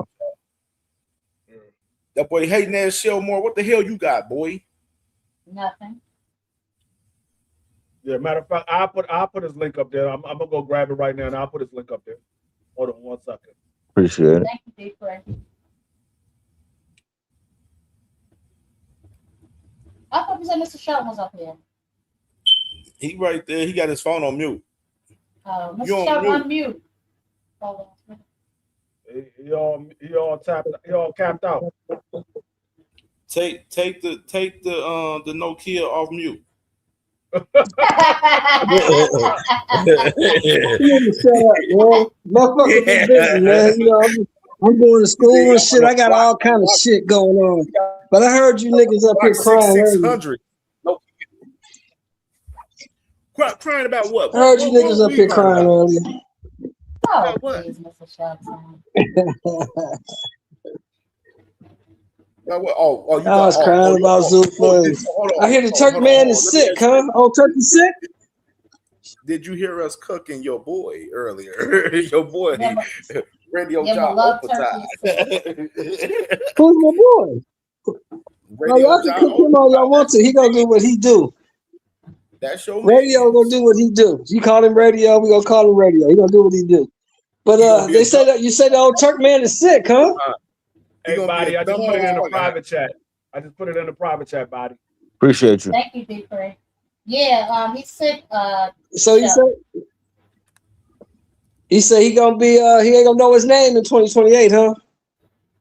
Clearly, he has some sort of that's fucked up. Neurological issues or something going on. So. Yeah. Hey, that goes to show you having money sometimes and everything. Money don't mean everything. Money don't shit. I look at it like, hey, you feel me? The man said 2028. Be nice. I'm being nice. I'm just saying. Yeah, my thing is he's trying to make amends with all of these guys because he know the mess that he's created with Zuffa, with TKO and Dana White with this whole Zuffa thing, with the sanctioning bodies and the other promoters. And look at him, it look like he's trying to fucking make amends of this shit because he getting his ass kicked in this war right now. No problem, D1. It sounds like what it sounds like to me is he took advice from the wrong promoter. That's what it sounds like. Who do you think he took advice from, D3? Or he picked the wrong promoter to run Zuffa. Yeah, he picked the wrong one. Yeah, that's what I'm saying. That's what I'm saying. He took the advice from the wrong promoter, and now he's trying to go back and correct everything. That's why I said that last portion that he put down, I want to do it before I lose my memory and lose. And I'm afraid in 2028 or 2029 I'll forget my name. I think the government is telling them, hey, you got until 2028, 2029 to get this Zuffa shit popping. If it ain't popping by then, you shutting it down. And everybody's going to forget Turkey. Everybody's going to forget Turkey. I don't think it's none of that. That's a fire fucking take, D3, because I'm right with you. I don't think it's none of that. I think when you get sick, you start to see shit different. That's what I think it is. Oh, please, cue the violin. And you know you ain't gonna be here for a minute. He knows the dude been telling you he got a terminal disease, so you know he ain't gonna be here too much longer. So he's trying to do as much as he can while he can. Remember the context that what he told us when he told us that he wasn't, he was sick, recently, like months ago, whatever, and he was talking about everything that he wanted to do and stuff in the sport and stuff, talking about I'm only gonna be here for a couple of years or a year or so, some shit like that. Like, just remember the context when he said that at that moment, like, you know what I'm saying. And then just look at a lot of the stuff, the investments. Me and Jag Queen, we got literally content of us talking about, the seller, TKO, like their business, a lot of the investments that they had as far as EA Sports and everything like that. That was like almost $70 billion deal that they got right now. Still, as we're talking right now, that money is on hold for that deal. That's why you haven't seen them make no strong investments from seller, in recent time and for real, because they got a lot of money invested. I got you. In that deal with the EA. I got a question. Do you think if Turkey goes away, that Stella and TKO will still be dealing with Zuffa? I doubt it. I think they're gonna fuck around and pull back a little bit, because if they ain't making money, then they gonna, like you said, 2028, 2029, they basically shit. If this shit ain't together where we ain't making no money from this shit, we pulling back like we did with Live Golf. Well, how do sugar babies act? See, you gotta remember, he's the boxing fan. Leave. What? How do sugar babies act when sugar daddies leave? I don't know nothing about no babies or daddies or none of that shit. They gonna get another one. Shit. I don't know nothing about that. I don't know what you're talking about. A lot of these boys gonna be fucked. I'll tell you that. What I know, what I think is, what I'm saying is, he's the boxing fan. He's the boxing guy. Nick Khan and them other dudes is businessmen. So it's kind of more like what D3 and Cam is saying. Once the boxing guy is gone, then businessmen gonna start looking at business. Like, hey man, this shit ain't making us no money. We gotta stop fucking with it. They already in the hole though. They didn't start this year in the black. They started in the red. You know what I'm saying? I don't think they give a fuck about the hole. I think they trying to get out of it, Jab. I don't think they really give a fuck about the hole. I think they knew that going into the game. I think they just trying to get out of the hole. And if they don't, they probably just gonna cut ties.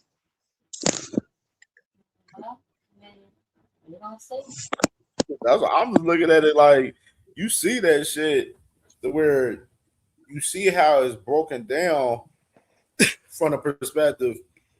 They got Live Golf. They did away with that. They was in the soccer business. They did away with the soccer Got business. away with that. Like, you just read the room for us. A lot of this shit, like, and me and Jack Quinn, we've been talking about this shit a lot. So I could tell you right now, this shit, like, I'm fucking laughing at this shit, loving it at this point right now, because the takes just continue to age. Like, it's aging very fucking well right now. Like, it really is. Like, shit is I hilarious. tell you what, we damn sure about to find out. That's the beautiful thing about this shit. We get to sit back and watch, and we damn sure go fucking find out. Turkey Yellow Sheik and be all the turkey lovers and stuff like that. Man, boy, y'all favorite Turkey, fighters those the fuckers with turkey lovers, nigga. What is that?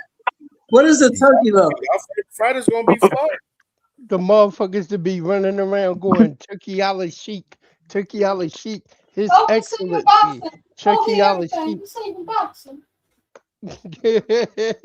The ones that kiss the nipple ring, that's who the turkey lovers are. If you kiss These the niggas nipple gotta ring, stop. I nah, he don't said kiss the understand niggas ring. that's like starstruck and googly eyed behind another grown ass man. That shit don't even make no sense. See, Motherfuckers you throwing know that what? nigga Stand in line hand. to hold his Even hand. more would That's disgust me. I'm gonna tell you what disgusts me. The fact that we got a lot of these grown ass adults out here hating on PBC, hating on Al Heyman, that black man, when he looked like he the realest in the game out of all these motherfuckers at the end of the day. They may not be active as much as we want them to be, but Al Heyman remains look like he's the realest out of all of these motherfuckers because he ain't kissed the ring and dick eat fucking turkey out of sheik like the rest of these motherfuckers. And a lot of these motherfuckers, they been looking like clowns and they still looking like clowns because they still fucking with bruh. But now with you seeing some of the separation, you seeing the zone, they're kind of separating themselves from Turkey in a sense. Yeah, Seller may have a little percentage of the zone, a little small percentage, 40%. but the zone is 40% ain't small.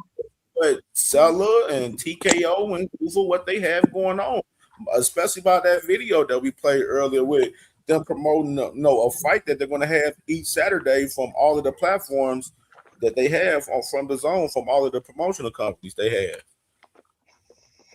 My thing with Turkey was in life, right? We give everybody respect, right? We like common knowledge that everybody get respect, right? Off the beginning, right? But as far as trust and believing and all that, people be having to earn it. So in real life, somebody gotta earn your trust and all that. You respect them, but but everybody was just open arms and willing to sacrifice what we already had going on, and people who already gave us everything that they gave us to sell out for Turkey, and he didn't.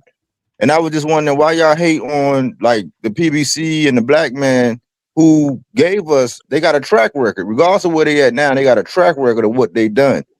And y'all disrespected them. A lot of people was disrespecting what we already seen and what they already proven just to sell out for Turkey. And I'm like, well, he ain't had to earn nothing. Everybody was just running over there with open arms and thinking that he was the savior of boxing. So that was my problem with Turkey all the time. Add to that too, body work. One thing I want to say, and I seen people talk about this. I seen my boy Pound for Pound on Twitter. He mentioned this the other day.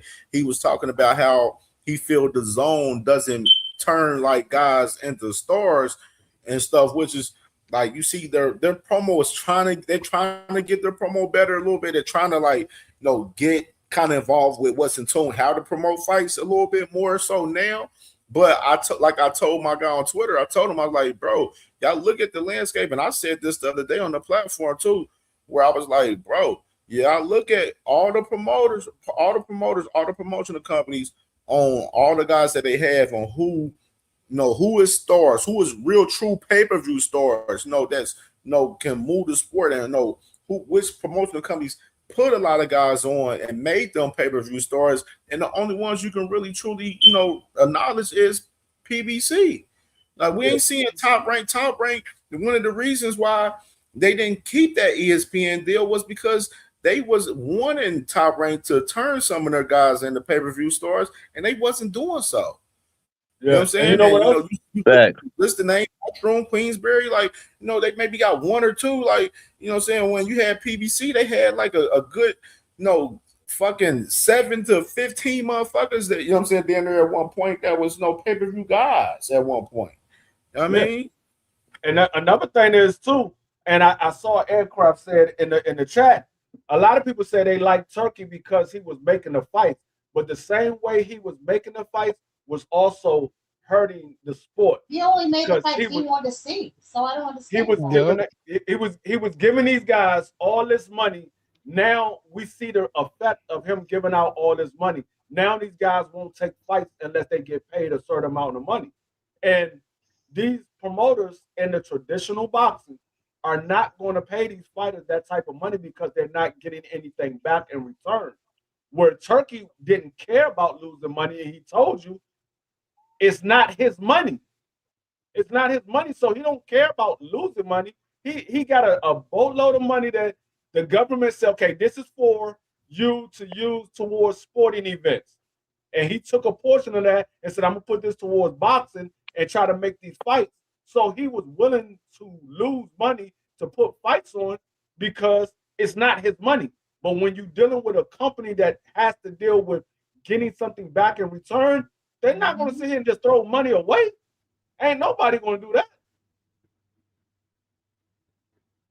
But as you can see, though, it was almost like a facade, though, G3, because as you can see now, he's very selective on the fights that he's willing to pay for. So apparently, it wasn't, maybe it didn't start out about money, but when you're hemorrhaging money and there's no ROI in sight, they're going to start reeling you back in, like, ho. You know what I'm saying? We knew that it would be in the beginning some sort of loss, but it was like we're taking L after L after L. Yeah, and that's the reason why he started cutting back on the money. Remember when he first got Shakur? Shakur said he didn't take the Williams to pay the fight because he was promised a certain amount, and Turkey went back on that daggone promise. Yeah. Turkey was like, hold up. No, I'm not giving you that much money.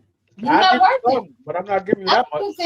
Honestly, I don't even think he really wanted Shakur. He only did the Shakur thing off the strength of Bug, in my opinion. Yeah, I mean, he deal with Shakur the same way he dealt with Devin. Yeah. He saw a good fight that he could make with them, and so he dealt with him. But you don't see them in the future plans. Now they in the future plans of maybe Zuffa, but not Riyadh season. He told you who he had set up fights for. He had Ryan on the list. He had Tyson Fury. He had Usyk. He had Bivol. He had a couple of other guys. But those were the guys that he had set up for the future, for future fights. Shakur and Devin was not on that list. Nope. So I'm like, y'all saying that Devin is a Turkey guy. Well, why Turkey don't say he got fights set lined up for Devin, or he's trying to make a fight for Devin? Everybody keeps saying, "Oh, Turkey going to do this for Devin." When? When is he going to do it? The only fight he's interested for Devin is Ryan. That's the only fight he didn't get the unification where Turkey could have stepped in and said, "Okay, PBC ain't going to pay you no money. All right, we'll pay you. We'll pay you." Yeah. He could have stepped in right then. He didn't do that then.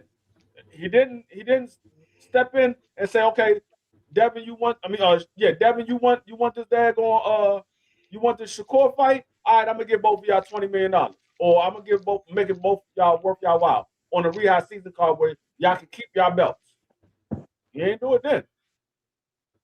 So I don't know where he's gonna step in to make Devin the fight that Devin wants, because right now Devin has to fight.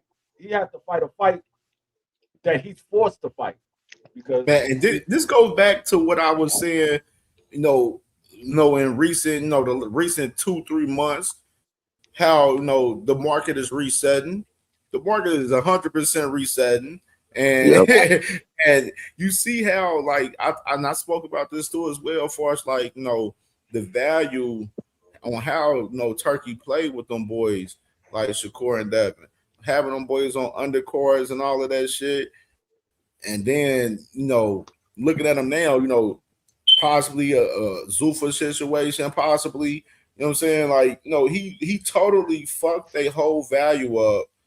And literally, these guys over here, running around looking for handouts as much as possible and shit. And like I said, Turkey is going in the next couple of years or the next year or so.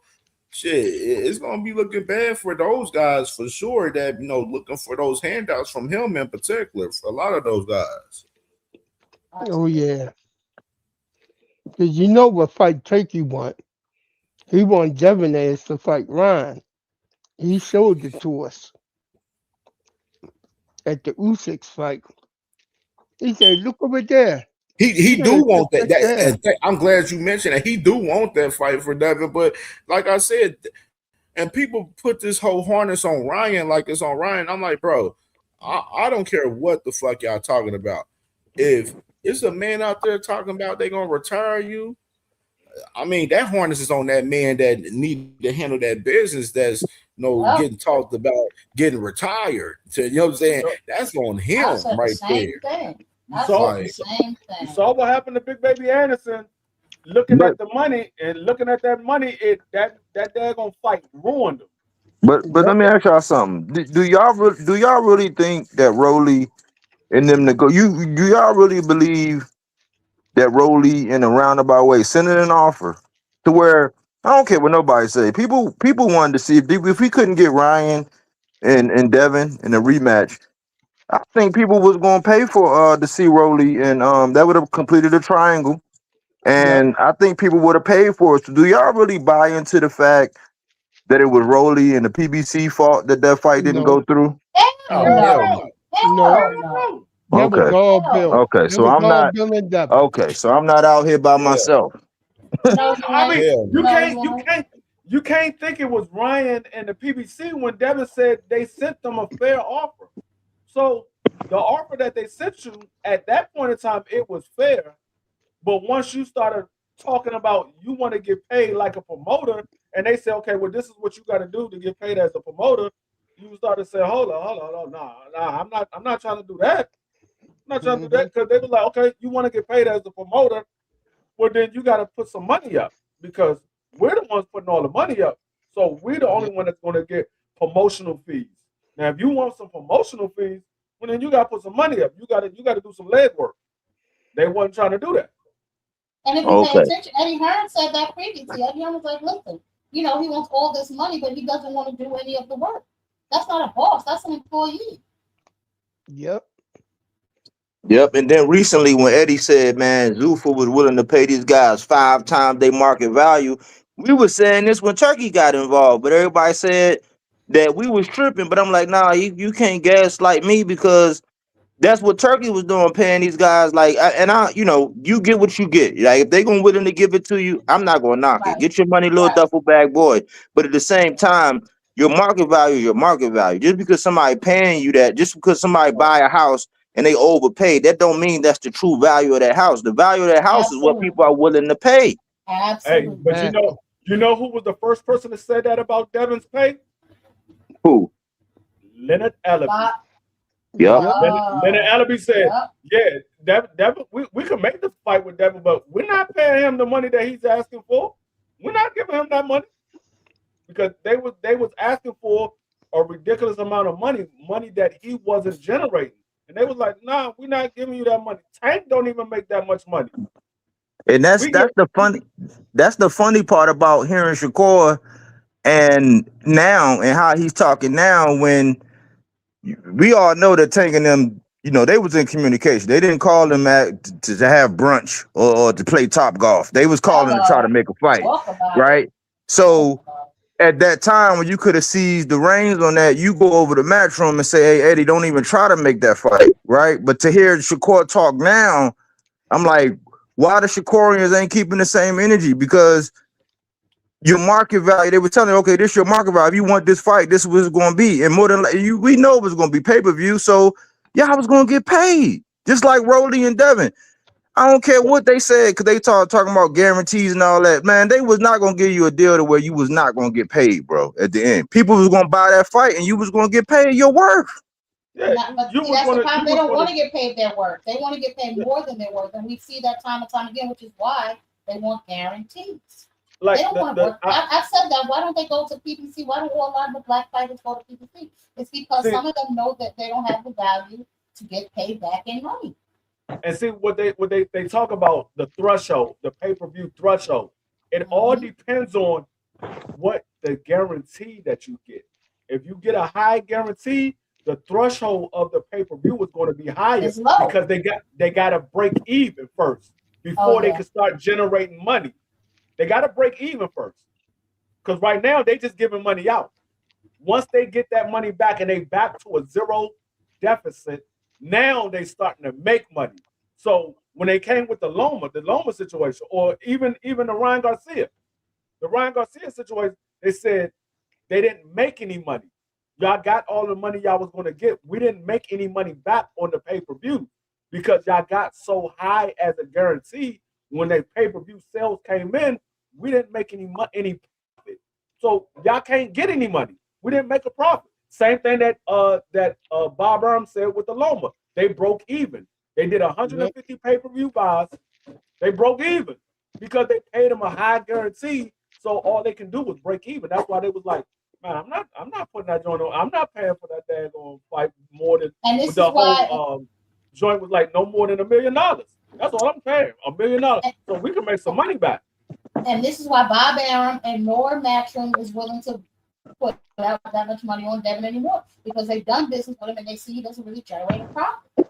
And that's the reason why the way that PBC does the pay-per-view buys, it makes sense for them because they don't give you a high guarantee, so you can make money on the back end. They don't give you a high guarantee. So if I give you a $1.5 million guarantee and you sell 250,000 pay-per-view buys, you're gonna walk away with somewhere between $5 and $8 million. But if I give you a $5 million guarantee and you only sell 250,000 pay-per-views, you're not walking away with anything. You got that $5 million. That's it. You ain't getting nothing else. That's why I always say, well, find me a PBC fighter who took that deal and they complaining about money. I have not heard one op of Tank, not one op of David, not one op of Earl.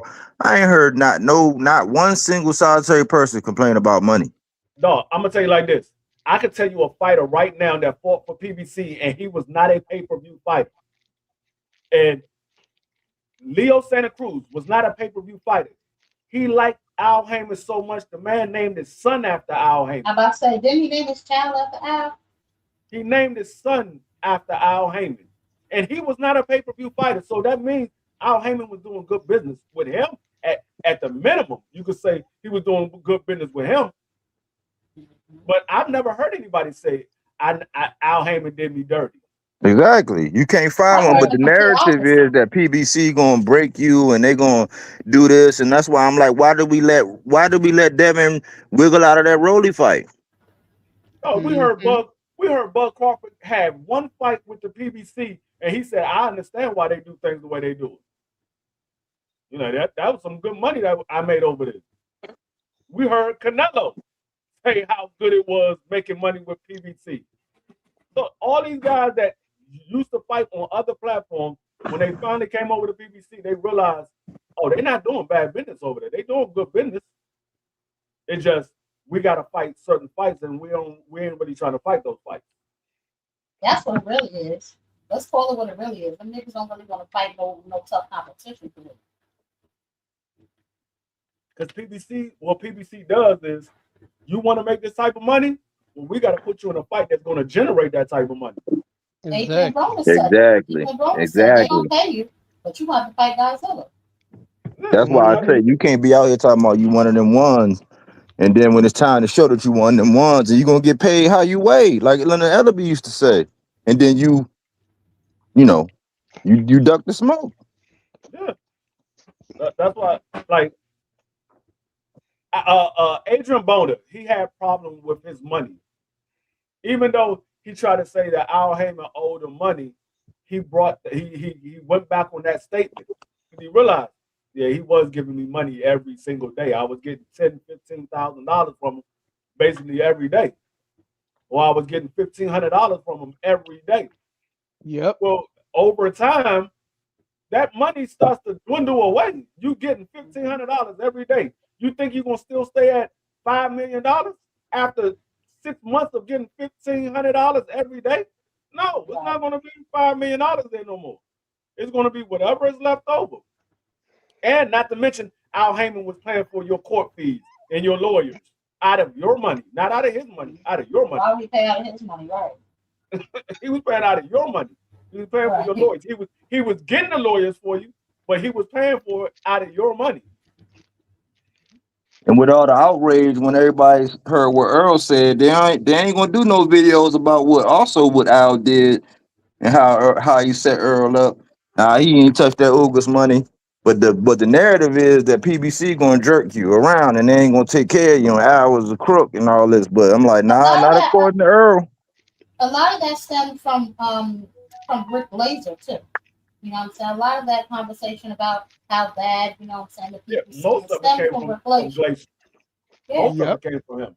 People heard that and they was already a hater of PVC, so they started running with it. So it started coming from a bunch of different platforms because they all heard the same message, but it was just coming from different platforms now. Or one person heard it and somebody else went to that platform and heard him talk about it, and then they started running with it. And then the next one started running with it. Then the next thing you know, you got a bunch of people sitting there saying PBC is out here doing doing bad business with their fighters. But it all came from one person because he got fired. And he got fired for allegedly taking money that didn't belong to him, double dipping. The audacity. You out here double dipping and you got the nerve to tell me somebody doing bad business. No, I'm not saying it was $1,500. I was just using that as an example. I know I don't remember exactly how much he said he was getting. I was just using that as an example. I ain't saying that's how much he was getting from him. But he didn't say that Al Heyman didn't give him his money. He said he felt like Al Heyman was holding back some of his money. He still owed him some money. But he, like I said, he forgot he was using money every day. He had court fees he had to pay for. He had lawyers he had to pay for. Yeah, Al Heyman was probably the only reason that Adrian Broner was able to hold on to as much money. He also had settlements he had to pay for. Because I think it was like 1 or 2 cases that he settled out of court. Mm-hmm. Yeah. So I don't know. But yeah, no. Al Heyman. No, I mean anybody that's ever dealt with Al Heyman, you can't find a single soul that say Al Heyman did bad business. David Benavidez say it all the time. Al Heyman's good to me. Al Heyman's good to me. Al Heyman, I'm never leaving Al Heyman. David Benavidez say it all the time. Whether it's a fighter, a musician, or anybody, I've never heard anybody ever say Al Heyman did bad business. And I worked for Al Heyman when I was 15 years old. I didn't know who he was at the time, but I used to work at the Budweiser Superfest. They used to have it out here in D.C. all the time. And I used to work at the Budweiser Superfest. I seen Al Heyman one time. I got introduced to him one time. And they were like, this is the boss man right here. Didn't know who he was. I was only 15 years old. I didn't know who he was. But I met him. He was a cool individual. Shook my hand and said, like your work, and kept on moving. That's what's up. Yeah, that boy AB, man. AB, I'm up here watching AB and them now, man. Today they up here streaming today with Sauce Walker today, man. They go and them boys be going in. AB had his sons taking over the stream while him and Dean was sleep last night. I was watching that this morning. I'm like, them boys. I let that boy AB done flew his son, a couple of his sons out there, man, to hang with him out there. I think that's pretty cool, man. That's pretty dope, man. For sure, man. Didn't Carissa try to get on that stream? Did she try to get on that stream? Who, Carissa? Yeah, she called them or something. Oh, man, I wouldn't be surprised. You know how her cloud chasing ass. She trying to get in the camera with AB and them because AB literally, I can say right now, like throughout the day, they got probably 20,000 to 30,000 people watching their stream like every day throughout the day. Yeah, she called them but she was disrespectful. She was like, "Can I get on y'all little stream?" Or some shit she said crazy to Dean the Great. Let me get on y'all little stream. If she said little stream, that ain't good. Yeah, that's what she said. That's exactly what she said. Yeah, it's slow. Yeah, AB and them, Dean Dims ain't going for no shit like that, especially if you gonna downplay the shit like that for sure. Yeah. He for sure not going for that shit. Like, but yeah, AB, man. AB. Like I said, I told you, I don't believe my guy coming back in the game as far as fighting. Now, I did hear him last night because they was at Trippy Red. Trippy Red had a birthday party last night in Miami. And right now, AB and Dean is like doing 24-hour stream for like another like 2 weeks in Miami right now. So he was talking to the one white dude, Jack Doherty, whatever. and they was talking about him fighting on AB fighting on Brand Risk, and I guess AB said initially he told Aiden Ross he wanted $1 million, but he said, since he been streaming and shit, his brand has got bigger and shit. He would want obviously more money now if he was to fight on Brand Risk, right now, which was kind of funny that I seen last night with AB last night. That was crazy. I'm glad that AB. I was a little leery about his relationship with Dean McGregor in the beginning because I didn't think that was good for him. Because Dean brings a little wild to himself, you know what I'm saying? But he's putting some money in AB pocket, which I'm grateful for, you know what I'm saying? Because I didn't like seeing some of those videos floating around online about AB and running out on tags and all of that other stuff. I wasn't really feeling that. Yeah. You know what I'm saying? So I'm glad that they put him in somewhat of a position to, you know what I'm saying, start making money and back Yeah, they make money every day streaming, sis. Every day. Like right now, about an hour. Like I think they got something set with Kick where they're making money by the hour. That's why they're streaming 24 hours throughout every day right now. Because they're making money by the hour. Crazy right now on Kick. And Dean is splitting 50% of what he's make with AB. You know what I mean? So they're splitting half of what they're what's coming out. I mean, that's the right thing to do. He is helping them blow up. They help each other. They both needed each other though. You know what I'm saying? Because Dean was in the dark space streaming wise. Because I mean, before he just linked got up his ass with by Emiliano Vargas. he was out there getting beat up by a whole bunch of MMA dudes and stuff at parties and all of that shit. Got his ass whooped by didn't he get his ass whooped by Emiliano Vargas? Oh no, he lost to Armando Vargas in his last fight. Yeah, in his last fight, he lost to Armando Vargas. And pulled the Devin Haney and got it overturned or something, didn't he? I don't know. No. I think it's still on the record. Still lost. Still, it's still on the record. No. He got one of them. He got overturned. I'm not sure. I had to do some more research on that. I'm not sure, but you may be right. I don't know. I know he lost that fight because I remember, watching it that night and everything, and I remember, come back the next day like, yeah, Mato Vargas beat Dean the Great that night, like when that fight happened at that. He got that overturned. I don't know. I'm just sitting there like Dean the Great. I mean, he's a cool little boxer, but I don't think he ain't. He's like a misfit, ain't he? He's not a professional boxer. Yeah, he's a misfit guy. Yeah, he's a misfit guy. He got a fight coming up. He's supposed to have a fight coming up like in September. So that's another thing. Looking at him like, boy, you doing all this partying with AB, your ass gonna have to slow the fuck down to lock in whenever if you got this fight coming up in September. You know what I mean? You have to lock in now. It needs to be now. Shit, it's June now. This shit's gonna be fucking July, and shit. You got less than 3 months. Yeah, he got to stop drinking. He got to, you know what I'm saying, get his body back right. He's bugging. Hey, J-Man said, how you know that, bro? And one hit a quitter, he from Ohio. You been here. Man, shit, man, it's so many stories, bro. It's so many stories, bro. I can say, you know what I mean? I hated hearing those stories about AB, so I'm glad he's doing better, man. Oh yeah. That Uber situation that was around the first time when he first linked up with Dean. Went on that Uber situation. I know exactly what you're talking about. Yo, I remember that because they had a clip of that shit. That shit was going viral as fuck. Viral. Them boys go viral every day though. They literally go viral every day because they got so many clips. And then like on Kick, this is another thing too with this streaming shit. This streaming shit is like wow because I've been trying to tap into it a little bit, kind of see what's going on. Like maybe if I want to fuck around and stream on Kick or something, maybe fucking around. But I'm looking at they got people that clip. They got people that clip that make money for just clipping content for like all the famous, like all the hottest streamers out there on Kick right now. Like it's literally dudes making like thousands of dollars just clipping videos every day of they famous streamers, of the famous streamers on Kick right now. Like this dude the other day,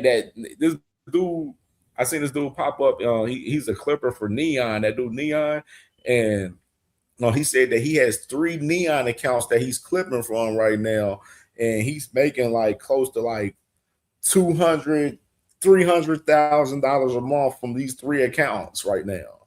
Wow. Just clipping videos from Neon, just streaming all day. Shit, I need to be a clipper. I bet that, hey, sis, that's what I'm like. Shit, I'm about to fuck around and start clipping some shit, clipping AB in these motherfuckers. Shit, I'm about to get in the clipping game. Shit, be sitting there clipping air all day, every day. Shit, give me them bands for that shit. There's so many ways to make money on this internet, though. There's so many ways to make money on this internet, though, man. Yeah. And that's what I'm trying to find. That's the ways I'm trying to figure out more. I mean, of course, we on YouTube and stuff, and me and yourself, we done figured out that as far as the monetization, how to get monetized, as far as getting your 500, your 1,000 subs and stuff. Like me and you understand that shit. Everybody else don't understand that. Now the other socials is a whole different ballgame. Yeah, I'm about to say I'm still struggling with Facebook, and I'm still That's where it get tricky. Where it is a lot of people that's making a lot of money from these other socials. It's just, in my personal opinion, because I can tell you for myself, because I'm monetized on Facebook, but Facebook, they limited my monetization on there from this bullshit content. They go in there, flag old videos or some shit, on some bullshit, whatever, try to keep you from getting that money for real 100%. So I'm allowed to get paid for my post, but I'm not allowed to get paid for my videos on there that much for real. So which is it keeps limited. I'm getting a little buzz on TikTok, you know what I'm saying? I'm starting to play around with that a little bit, but IG and Facebook and Twitter is like a whole nother universe. I can't stand it. I don't even care to be monetized on Twitter. I just use that to go over there and get the clips that I need. But IG, Man, I still gotta work on I IG. be on there. Since I'm on Twitter, I'm in and out of there. I'm there. Me too, like a robbery. I go look for I don't even content, post on there. chop it up with a couple of people I know, then I'm out of there. I don't really it used to be 4 or 5 years ago, I would have been arguing and debating with everybody named Mama on Twitter, but I don't have the time to sit there and do that, especially when I'm running content. I'm like, I'm not about to sit there and type with these dudes, debating with these dudes. If I'm live every day, come up here and debate me live any day, anytime y'all want to come up here. But a lot of these dudes want to stay up there in the comments and want to type every day. So I'll be playing them boys suckers all the time. Yeah, I don't even engage with them. I did have some with TikTok. I think I'm monetized on TikTok a little bit, but I don't know. It's just been, I think recently it's been hard for me. I think I got to put it on myself, because usually I'm always clipping like content from my shows and stuff like that. So I've been kind of lazy on that a little bit, but I just got to get back active on that shit for real, because I got so much content. When you're doing shows every day, it's hard to kind of go back and clip and all of this other stuff. Kind of relish the moment of that show. You know what I'm saying? When you're doing shows every day, I don't get to relish the moment of these shows when I'm live every day. For real. Unless the day that I'm not doing shit, then I'm not doing a show, then I get to sit back. But then that day I'm just chilling throughout the whole entire day, majority of the time, for real. You know what I'm saying? So I ain't even thinking about clipping shit up or working on no shit or on no content on the days that I do take off on the content, for real. But when I'm literally doing lives every day, I don't get to relish the moments of these shows. And a lot of these shows, I mean, majority, probably every show that we had this week been the past 3, I could say the last month. Every show we had probably last month been fire. No cap. So we ain't gonna lie. And I think the family can agree to that. It's been fire. We've been consistent as hell. So it is hard to do that shit on a daily basis, to come up with fire content on a daily basis and shit, and give to people and talk with them every day. For some people, you know what I'm saying?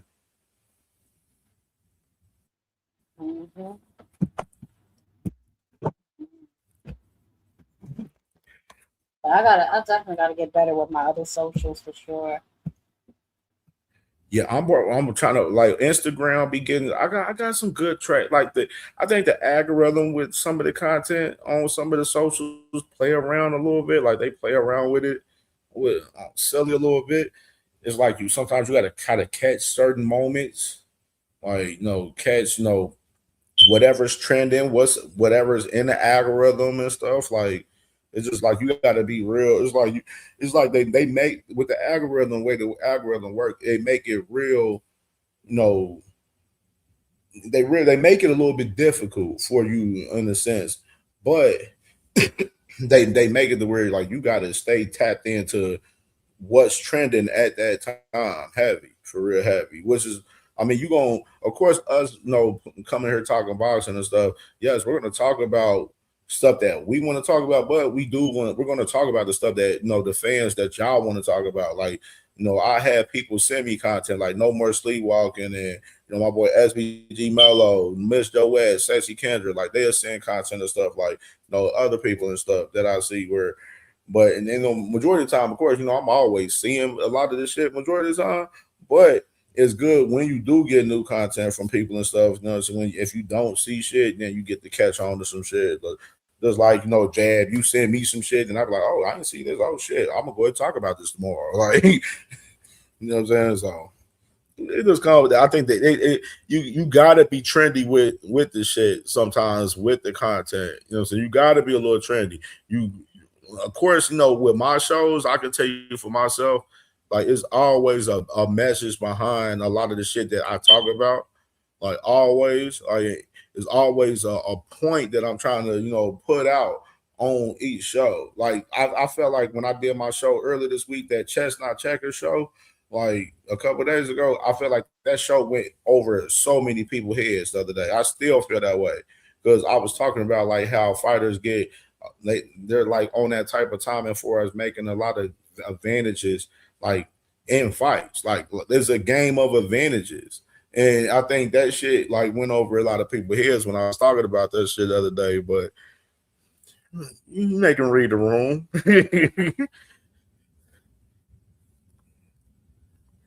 You read the room though. So shit, we can go ahead and close this. Okay.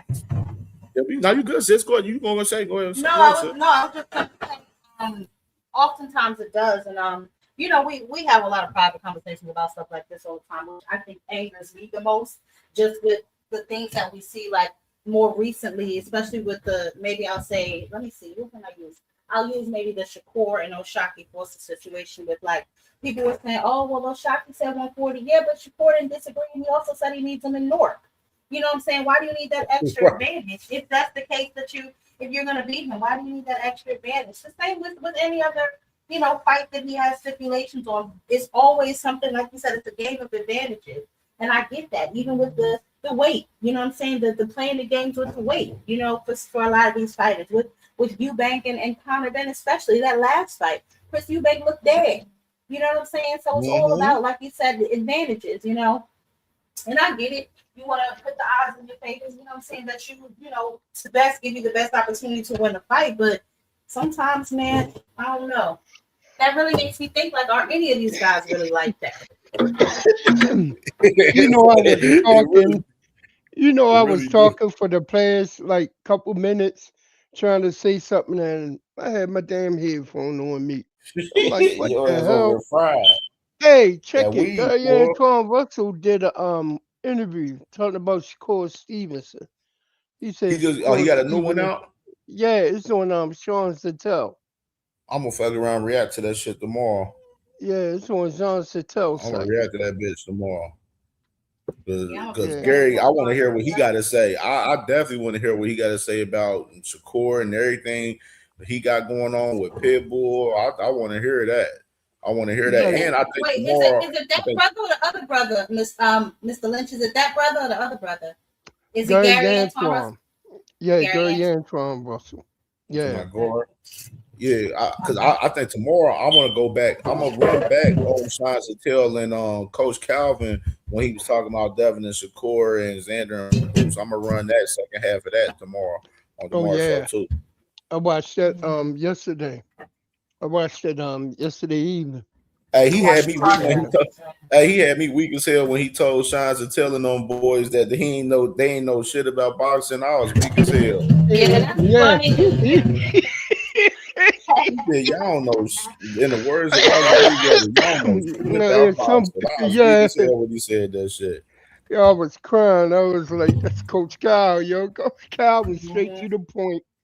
He ain't Man, I like be forgetting I got this little graphic, man, at times, man. I be forgetting I be having shit like this. I'll be fit. I mean, I'll be at, bro. I'll be like, it'd be crazy too, like, cause man, when you do these shows every day too, you try to have some more entertainment for the fans too, like, so you try to come up with something creative. And it was crazy, like I did this shit like a while back, but that clip of that clip I showed with with it had Keyshawn calling Bill Haney and Devin a hoe, and then they came in with the saxophones and shit. It was so funny because I see KO, he ended the show playing the saxophones, and then it gave me the idea. I'm like, man, I want to put that clip together of Keyshawn calling Devin Haney and them some hoes, and then play the saxophone music behind him and Ryan on that fight, and had that as a clip. I was like, man, that shit. I know everybody gonna be getting weak as fuck when they see that shit. That's funny as hell, yeah.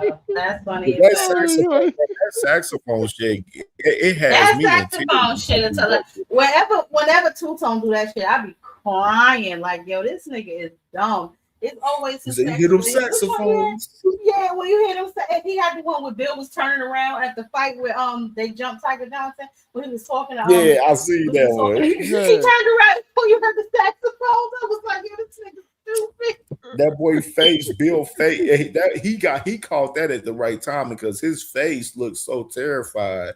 And at that point, it was crazy. Like I remember watching that on Two Tone shit. Salute to my boy Two Tone, man. His funny trolling ass, man. He be trolling all the time. He be trolling, man. Y'all can't. I'll tell you, Two Tone. I'll fuck with Two Tone. Y'all can't take him serious though, man. He's a bona fide troll out here, bro. Like, don't take him serious on a lot of shit he be saying, bro. That's all I'm gonna say. You can't take bro serious. he be tripping me out going in on Clarissa, yo. I be crying, yo. I be crying when he be going at Clarissa. He be like, hold up, Mrs. Guat. He call her the Guat. Man, yeah, be fucking crying, man. Said you have to apply with them. Yeah, I believe so. I believe you do got it too. And which is I know J-Man, he know who I'm talking about. My boy Big Vern out here from Cincinnati. He used to rap on AB's label that he had. Big Vern, he's clipping right now for AB. He's clipping for him. And you know what I'm saying? And he's close with AB. He fuck with AB heavy. Like, you know what I mean? So I know J-Man know who I'm talking about. Him and Mr. Optimistic. I know what I'm talking about. Big Vern. Sosa, my nigga from Licking Heights, from the zone, man. Zone 15 shit. Yeah, Big Vern Clipper, bro. He a Clipper now. Go look if you look at his Instagram and shit, you will see him clipping and shit, like dropping hella content from AB and Dean. And Big Vern got like a new little podcast he got going on the rap shit too, called Rap Sheet Podcast too. J-Man, he doing some good shit. He was just at the battles and shit like a couple of weeks ago and shit. Like Big Vern doing some shit over there. I fuck with him. Me and Big Vern there's a lot of shit, man. I ain't brought a lot of my guys from my city like on like doing content and stuff. You know what I'm saying? So like there's a lot of shit that I'm about to be doing like crazy on the channel, bro. Like this, like going into like the end, like the midsummer into the fall. I'm gonna be active as fuck, like with hella shit. Not even just boxing. It's gonna be football heavy. There's gonna be a lot of shit going on. Me and Wifey got to get our show back going. Me and Wifey been slipping on our show. We slacking. It's been a hot ass minute since me and Wifey did our show. So like it's been hella shit. Now, I'm excited about Scooter, man. I'm gonna have my dog. I know Big Dre said he talked to Scooter earlier, man. Big Dre did an interview with Scooter, man. I'm gonna have Scooter in the building Monday, man. I'm excited about this one, man. Oh yeah, for real. Scooter definitely talking about that. That's my dog, bro. That's my dog. That's my dog, bro. Like cool as hell, bro. I'm excited for Monday, bro. This shit gonna be lit. Like that boy Scooter. he ready for July 4th. Ready to make a statement and that shit for real. Like he ready. He ready. I'm gonna see if I'm gonna try to get out. I'm gonna see if I can get Albert on too before this fight, July 18th, man. So Albert Bell, right? Yeah, I'm gonna see if I can get Albert on soon too before this fight, man. Because I definitely want to talk to him about this fight. You know what I mean? Help him promote this fight coming up with Andy Cruz for sure. Yeah. I want to see that. I want to see that. You know what I mean? I think um Andy Cruz, he got to do a lot. He got to get that gas tank together. He can't be dying out like that in a fight, especially a big fight like he did with Mortal going into the last half of the fight.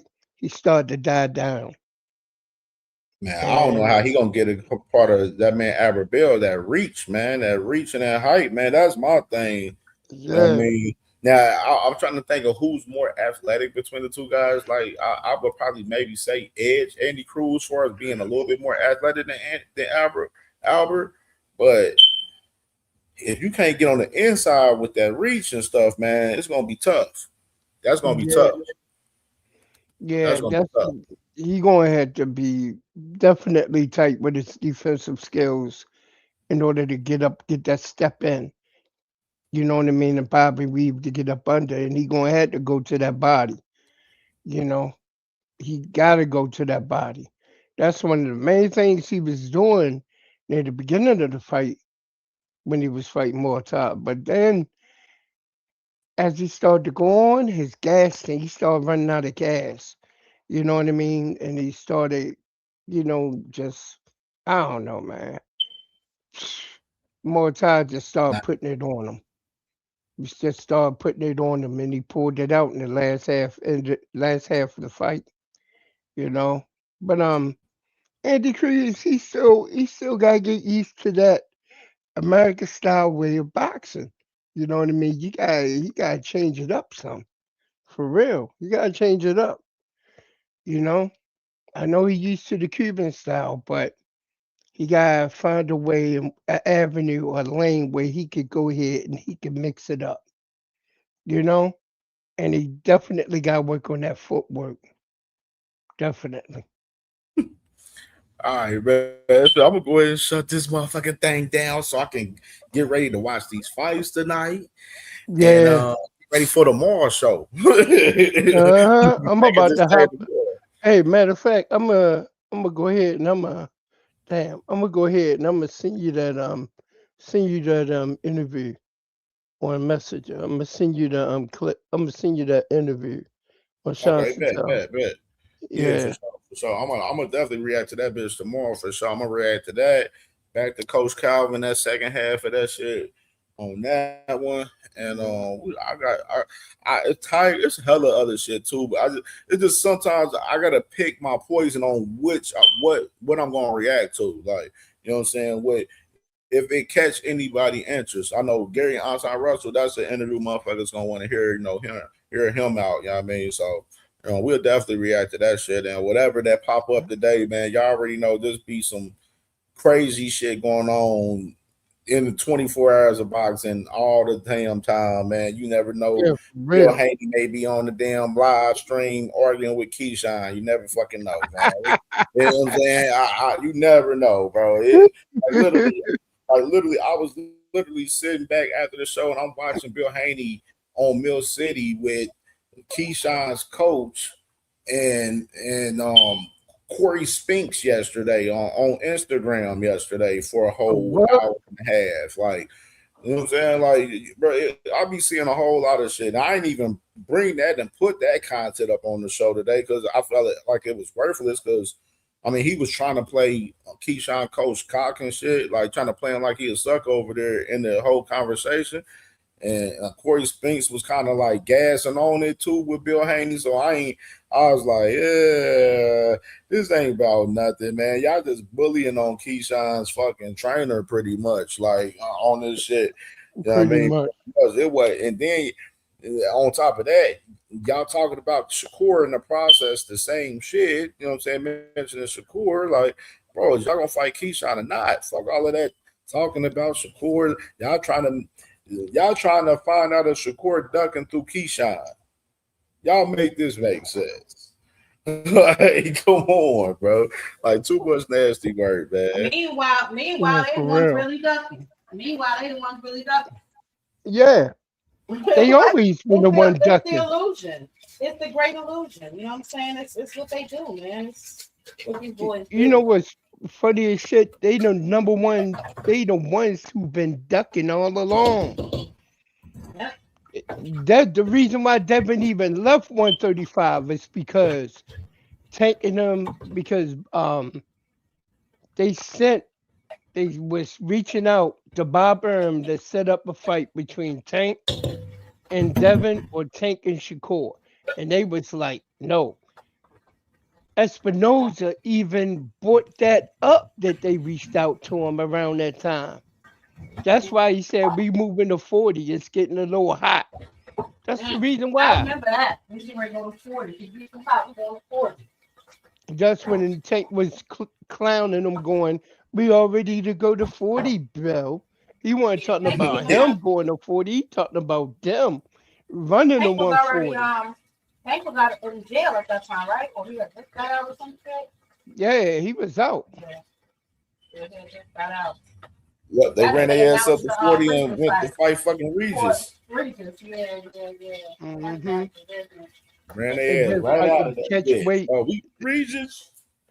And they they was was scouting Regis the whole week in New Orleans. That fight when he fought that dude Gorilla. And they scouting the fuck out of his ass.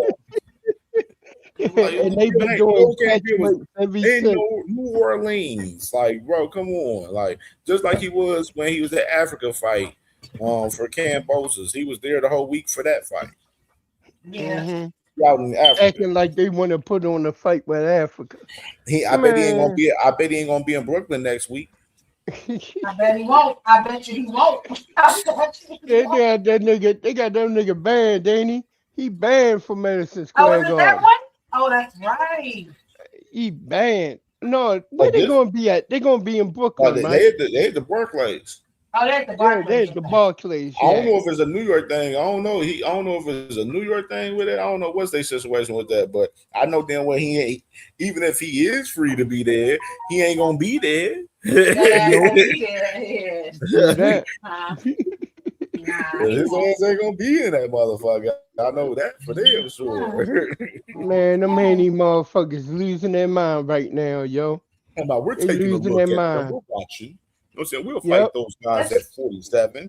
How you gonna tell 54 champions to fight at 47? Like, come on. Damn, listen, it's a miscommunication, man. It's a miscommunication. And they try to say, "Oh, man, he misspoke, Cam." They tried to tell me last week he misspoke, Cam. You know what that nigga did? He was misspoken. And then he repeated it 2-3 times. Man, that nigga said that shit comfortable as fuck, man. Too smooth for that shit to be misspoken, man. Like Devin, the motherfucker that running shit, where the motherfuckers gotta do what he say. This nigga tripping.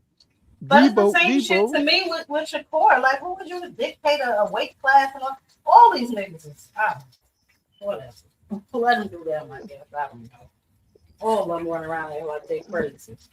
Ain't none of them done nothing really. For real, man. Talking and no action out this bitch per usual, man. Yeah. All right, man. Let me get the fuck up out of here, man. All right, dude. All right, Jam Queen. All right, David. Peace and blessings. Peace and blessings. So, my sis, twin. This was amazing today. I'm glad you was here with me today, sis. I'm glad for sure. You already know, and I love a twin on here with me cooking up crazy, cooking these. You call, I'm coming. You know, you call, I'm coming.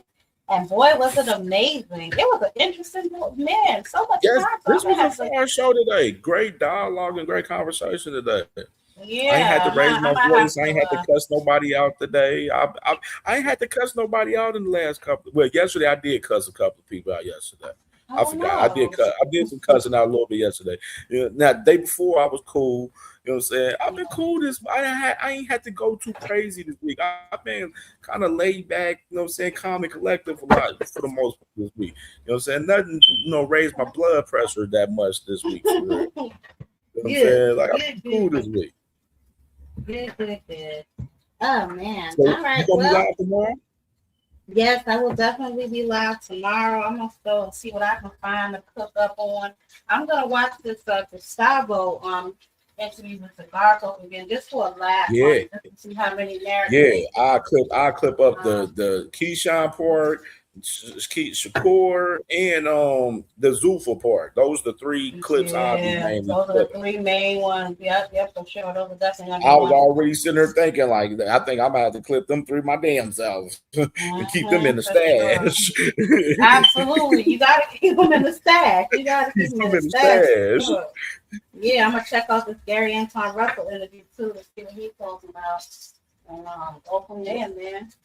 Yeah, interesting shit. You know we gotta talk about the fight last week. And you know we gotta talk about you got a lot to talk about. You wasn't live. Your show it was Tuesday. I went Tuesday just for my interview. So So you got a lot to talk about. You got a lot to talk about tomorrow. That's a lot going on in this school. Especially with the ladies and stuff, a lot of motion with the ladies going on right now. You know what I'm saying? The women's is definitely popping. K. Scott, did you hear me talk? I think you missed that one day they threw out a name for Carissa, talk about that girl K. Scott. I don't know who K. Scott is. The last thing I heard, she's from Australia. She's from Australia. From Australia too. Okay. They threw her name out, K. Scott, the other day, and I was like, interesting, because she fights at 160. She's campaigning at 160. So, I mean, you already know where that'd be at. Pull her ass up to 75. No, she can take her ass back down to 160. She's not doing nothing at 175. And why go up there if all we're going to do is pull bitches up there from lower classes? Dumb. She gonna pull her up to defend those straps, sis. She was supposed to be making her announcement Wednesday, but she never did. So I don't know. And she was at one of her fights, and she was like, "I can't tell y'all what weight class to one fighting or none of that, but it's an announcement coming soon." So we gonna see. But yeah, we got Sharetta. She's fighting back in August. You know what I'm saying? Yeah, interesting. I'm excited for the ladies, man. I'm still salty about O'Shea last week, man. I'm salty about that. But she got the decision, didn't she? No, she got the draw. It was a draw. What? Who won? No, it was a draw, sis. I'm salty about that still, because I felt like, a lot of people felt like she won that fight, even including myself. And that was the rematch. That was the rematch, right? Yeah, she said she ain't rematching her. She said, I'm not fighting her again. I'm moving on. So I don't blame her. Yeah. You beat her the first time. You gave the girl a rematch, and then it ended up being a draw. And a lot of people felt like you won the fight. Like, some people feel like you would give her another fight, but we ain't got no time for that. Moving on. Yeah, we ain't got time for We're moving on. We'll see what's next. So what time you gonna be live tomorrow? I probably be live around the same time, 5:30. 5:30. Okay, all right, bet. So sis gonna be live tomorrow about 5:30.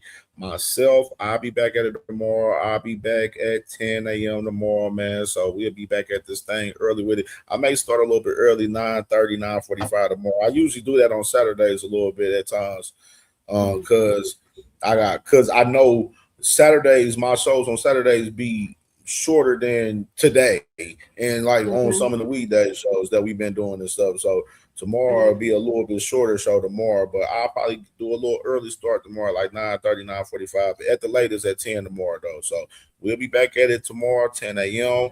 Sis, Jag Queen Boxing, she'll be live at 5:30 a.m. tomorrow, man.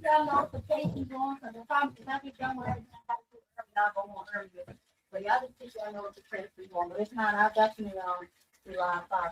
Like 5-ish, 6 p.m.-ish for sis. Between that time line. Like the 5 and 6 is p.m.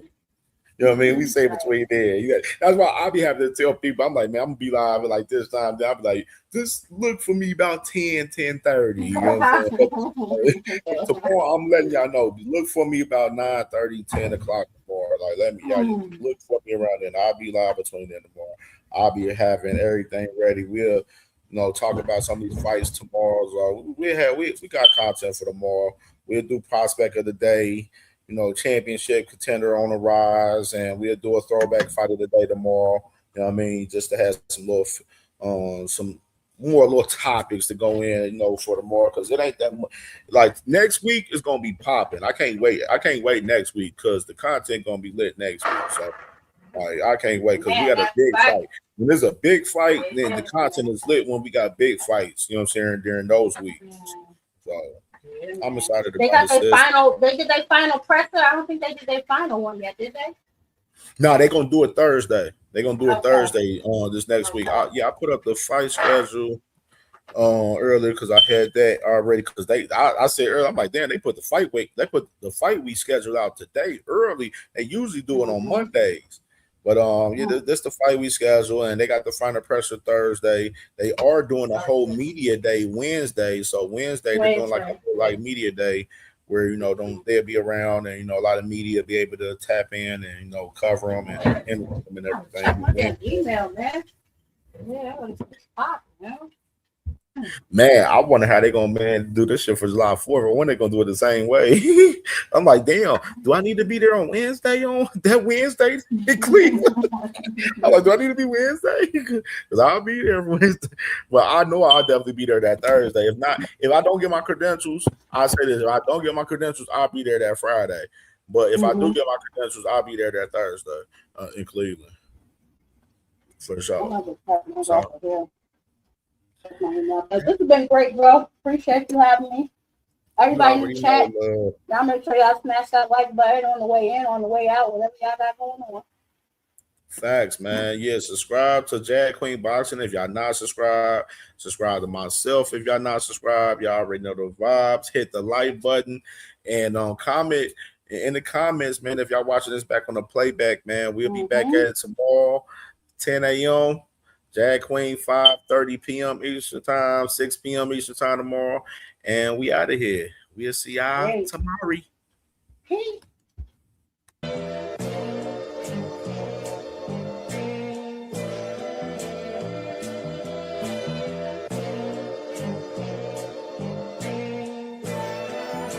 All my life I had to be patient.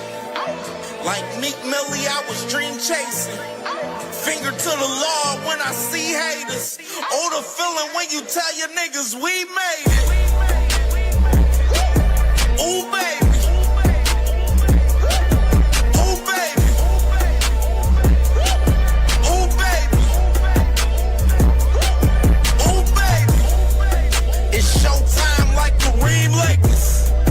I make a masterpiece, seem basic. No Meek Millie, but I'm dream chasing. Took the shortcut like Anita Baker. I want the bright lights that you see in Vegas. I need a big house with like 3 basements. Drop an M on the whip, think I'm speed racing. Don't know if it's the Transformer or the Green Ranger. My nigga Mac got the beat banging. Young nigga selling crack as a teenager. Had fiends playing baseball out here free basing. Had me showing off the rings like a Freemason. My mama gone, but I keep pacing. Trying to keep it all together like I need braces. Family calling when they need favors. When I was broke, they was acting like complete strangers. All my life I had to be patient. Like Meek Millie, I was dream chasing. Finger to the law when I see haters. Oh, the feeling when you tell your niggas we made it. Ooh, baby. Ooh, baby. Ooh, baby. Ooh, baby. Rest in peace, the Nippy was the street savior. Got my credit right now, I need acres. Gotta turn your dirty money into clean paper. Trying to own a franchise without a key player. I go through holes like I weave laces. Tree blazers,